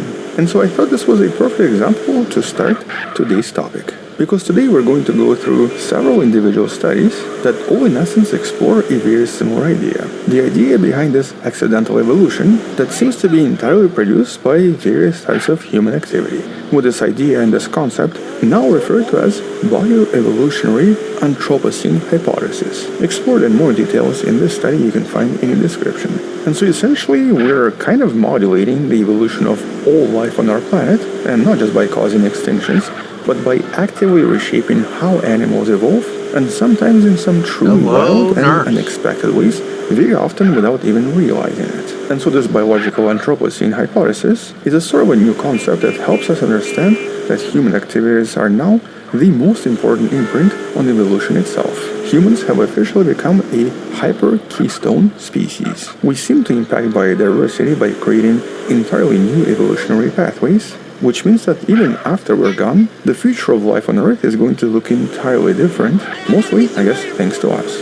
And so in this video, we're going to explore some of the examples of how we're doing this, focusing on some of the more important discoveries from actual scientific studies, showing us how much we're forcing animals to change and how we're affecting their lives. And here, obviously, there are two main ways, either intentional evolution or accidental evolution. And the intentional evolution is quite obvious. This is also known as artificial selection, with the classic example being dogs, with additional examples coming from agriculture. And so here the idea is that we normally choose either animals or plants based on certain traits we like. For example, the fact that this chihuahua looks the way it looks is of course because over the generations, it slowly changed from its original shape, becoming smaller and smaller and cuter and cuter. And this was originally explored and explained by Charles Darwin, even by using examples like, for example, pigeons. This is actually how he explained his theory of natural selection in his main books. And so let's, I guess, briefly focus on our best friends, dogs. Because compared to other animals, their story is directly intertwined with ours, as early dogs traveled with people for thousands and thousands of years, mostly spreading through continents with early farmers. And so here at least one study focuses on how all dogs in Central and South America seem to all come from a single maternal lineage, or essentially a single dog. But they were then eventually bred for various tasks like hunting, guarding, or companionship that dramatically changed their shape in the last 10,000 years. And something very similar happened with things like corn, with this plant being considered to be one of the greatest feats of artificial selection. Because here, early Native Americans transformed this wild grass you see on the left, known as teosinte, that was originally from central Mexico, into actual corn we know today, through deliberate selection over generations. And so something that used to have very tiny kernels protected by very hard casing and contain very long branch stems has now been bred into a plant with an extremely large cob containing a lot of exposed kernels and also with very short lateral branches, with all of this being done by artificial selection by these farmers, with most of this effect observed in a lot of cattle and a lot of farm animals, such as chickens. Because here we have a significant increase in size over the last 100 years, with chickens now being absolutely massive compared to what they were approximately 70 years ago. And this is actually a really good segue into this other part, the unnatural selection or the accidental change that seems to have been observed in this recent study in regards to all sorts of animals that live around us. And here it's actually a comparison between cattle and farm animals and various wild animals that we usually find in forests near cities. And so in this recent article on the 8,000 years of wild and domestic animal body science, archaeologist Cyprien Moreau analyzed over 81,000 physical measurements from 311 archaeological sites in France, discovering that over the last 1,000 years, domestic animals like chickens and cattle have generally increased in size. That of course makes sense. But he also discovered that wild animals, such as for example foxes and deer, seem to have decreased in size, and mostly as a result of human impact. And specifically, as human populations expanded and urbanized, many of these wild animals faced habitat fragmentation. They experienced resource reduction, there was an increase in hunting, and overall they were kind of pressured to have smaller body size and also reduced population numbers. While at the same time, humans were selectively breeding a lot of animals like chickens and cows to maximize products like meat, wool, and eggs. But most of this seems to have accelerated in just the last few decades. So as this graph right here shows us, quite a lot of this divergence and acceleration seems to have occurred after the Industrial Revolution, especially as agriculture intensified and as urbanization increased as well. With this research also highlighting the significant evolutionary influence humans seem to exert on animals, both directly and indirectly.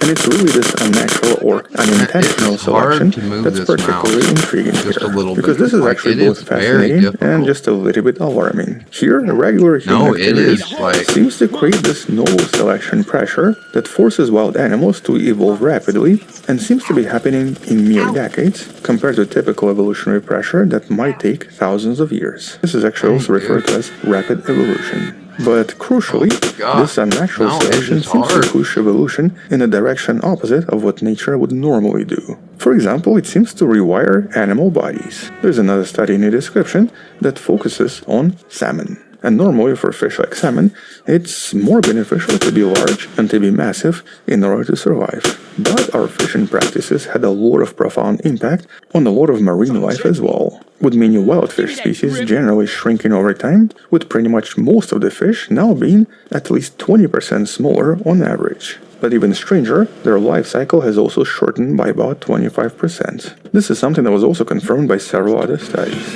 And that's probably the result of overfishing, because fishermen usually take the largest fish out of population, leaving the smaller, faster maturing ones to reproduce. And so this recent study on Atlantic salmon discovered a rapid decline in salmon body size, mostly linked to reduced water flow from various hydropower developments. And this only took approximately 25 years. And in this case, the overall size of fish dropped by at least 50%. You can kind of see the body mass decrease in this graph, with the genetic analysis also confirming a shift toward a very specific gene that promotes earlier maturation. In other words, these fish become adults much faster, but also end up being much smaller in size. And this seems to be the result of human infrastructure that was never intended to affect the fish. And so since this was confirmed using genetic analysis, we know this is a physical effect and not just the result of overfishing or the larger fish missing. Oh yeah, by the way, in real life, most other drivers will try to avoid slamming straight into different animals. For example, African elephants. Here in sometimes it Mozambique's can't be avoided, Gorongosa that's why we National have Park, active following 20 years of civil war and a lot of poaching for ivory, which of course involves killing the elephant for its tusks, bizarrely enough, quite a lot of female elephants started to be born tuskless. These are now called Gorongosa elephants. And so here, because they had no tusks, poachers just didn't really kill them anymore, resulting in a very bizarre evolutionary effect driven entirely by humans. And somewhat similar effects have also been observed in other animals that are usually used for trophy hunting. For example, bighorn sheep that in the last few decades evolved to have much smaller horns, which is once again a result of a genetic transformation and a kind of an unintended evolutionary consequence. But it's not just hunting. Even our cities or our urban environments have become evolutionary hotbeds. One such example based on the recent studies from the crested anoles in Puerto Rico. Here, ecologist Kristen Winchell discovered that these lizards seem to have evolved much longer limbs in order to sprint across concrete, while also evolving larger, more intricate toe pads in order to cling to smooth buildings and to glass. On top of this, they've also become much better at handling the intense urban heat, even staying active at temperatures much higher than their forest relatives, with this bizarre adaptation completely rewiring their bodies, and all of this happening in just a few decades. Once again confirmed through genetic analysis and by comparing their limbs and skin development. With some animals, like for example red foxes that usually frequent a lot of locations in London, evolving their heads and their body shapes to look just a little bit more like dogs. And this also happened in just over a century of living in cities, resulting in smaller heads, shorter and wider snouts, and even different body shape in general compared to their cousins from the forest. And strangely enough, even their sexual dimorphism, or the size difference between males and females, has also disappeared. And the only explanation we have right now is that this is basically an adaptation to survive in a city. For example, by having shorter and wider snouts, it allows them to efficiently sniff out and scavenge food from human garbage, which is kind of what they're known for in a lot of locations in England, and even in places where I lived in Canada. But I guess what's truly remarkable is that a lot of these initial changes are surprisingly similar to morphological changes that have also been observed in early stages of dog and cat domestication, potentially suggesting that adapting to these human environments might actually prime certain animals for what we call domestication, a phenomenon some scientists refer to as domestication syndrome. And so here we have an actual example of how domestication potentially happens, because it looks like we accidentally started this process once again. But we're not just changing physical bodies of animals, we're also affecting their cultural evolution and their behavior. And so here, based on this study from 2019, we know that certain chimps surprisingly started foraging for crops at night in order to avoid humans, whereas other primates like macaques learned how to crack open oil palm nuts after humans introduced palm trees into certain locations. But one of the strangest behaviors observed in Hawaiian crickets. Here, Pacific field crickets lost their extremely loud mating call in order to avoid a parasitic fly that was accidentally introduced by humans sometimes in the 20th century. And so they actually changed their call from being super loud to a much more quiet purring call that the fly is unable to detect, preventing the fly from finding these crickets. And there are, of course, so many other examples, normally involving locations that have been deforested or urbanized, where animals had to transform and adapt in order to survive new environments, which essentially kind of confirms this idea behind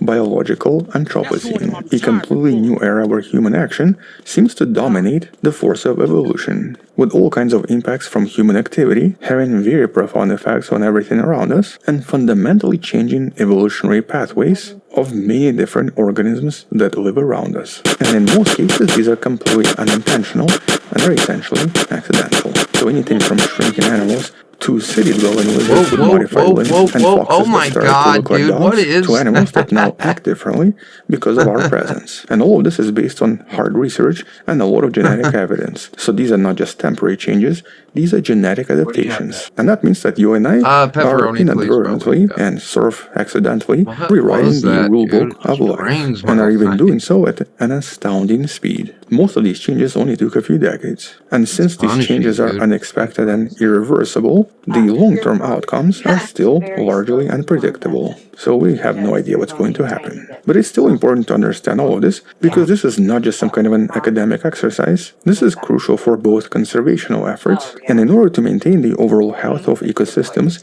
living around us. Since we have such an immense unintentional power over the natural world, we have to recognize this power and of course understand its consequences. But I'm sure there are many more examples of this in action, and if you know of any really cool ones, post them in the comments below. Anyway, we'll definitely come back and discuss this more once there are some additional exciting discoveries.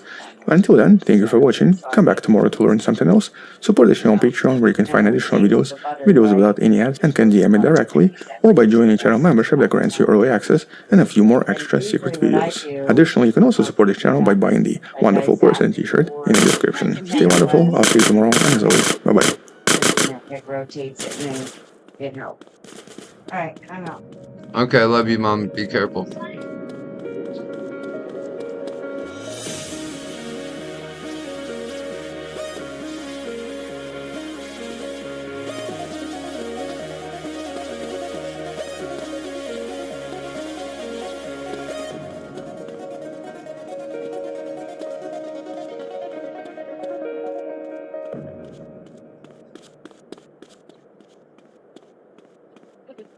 I'm trying, dude. You guys fucking rocking me.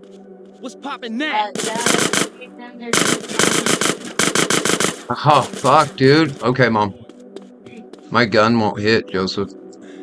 My gun literally just won't fucking hit, dude.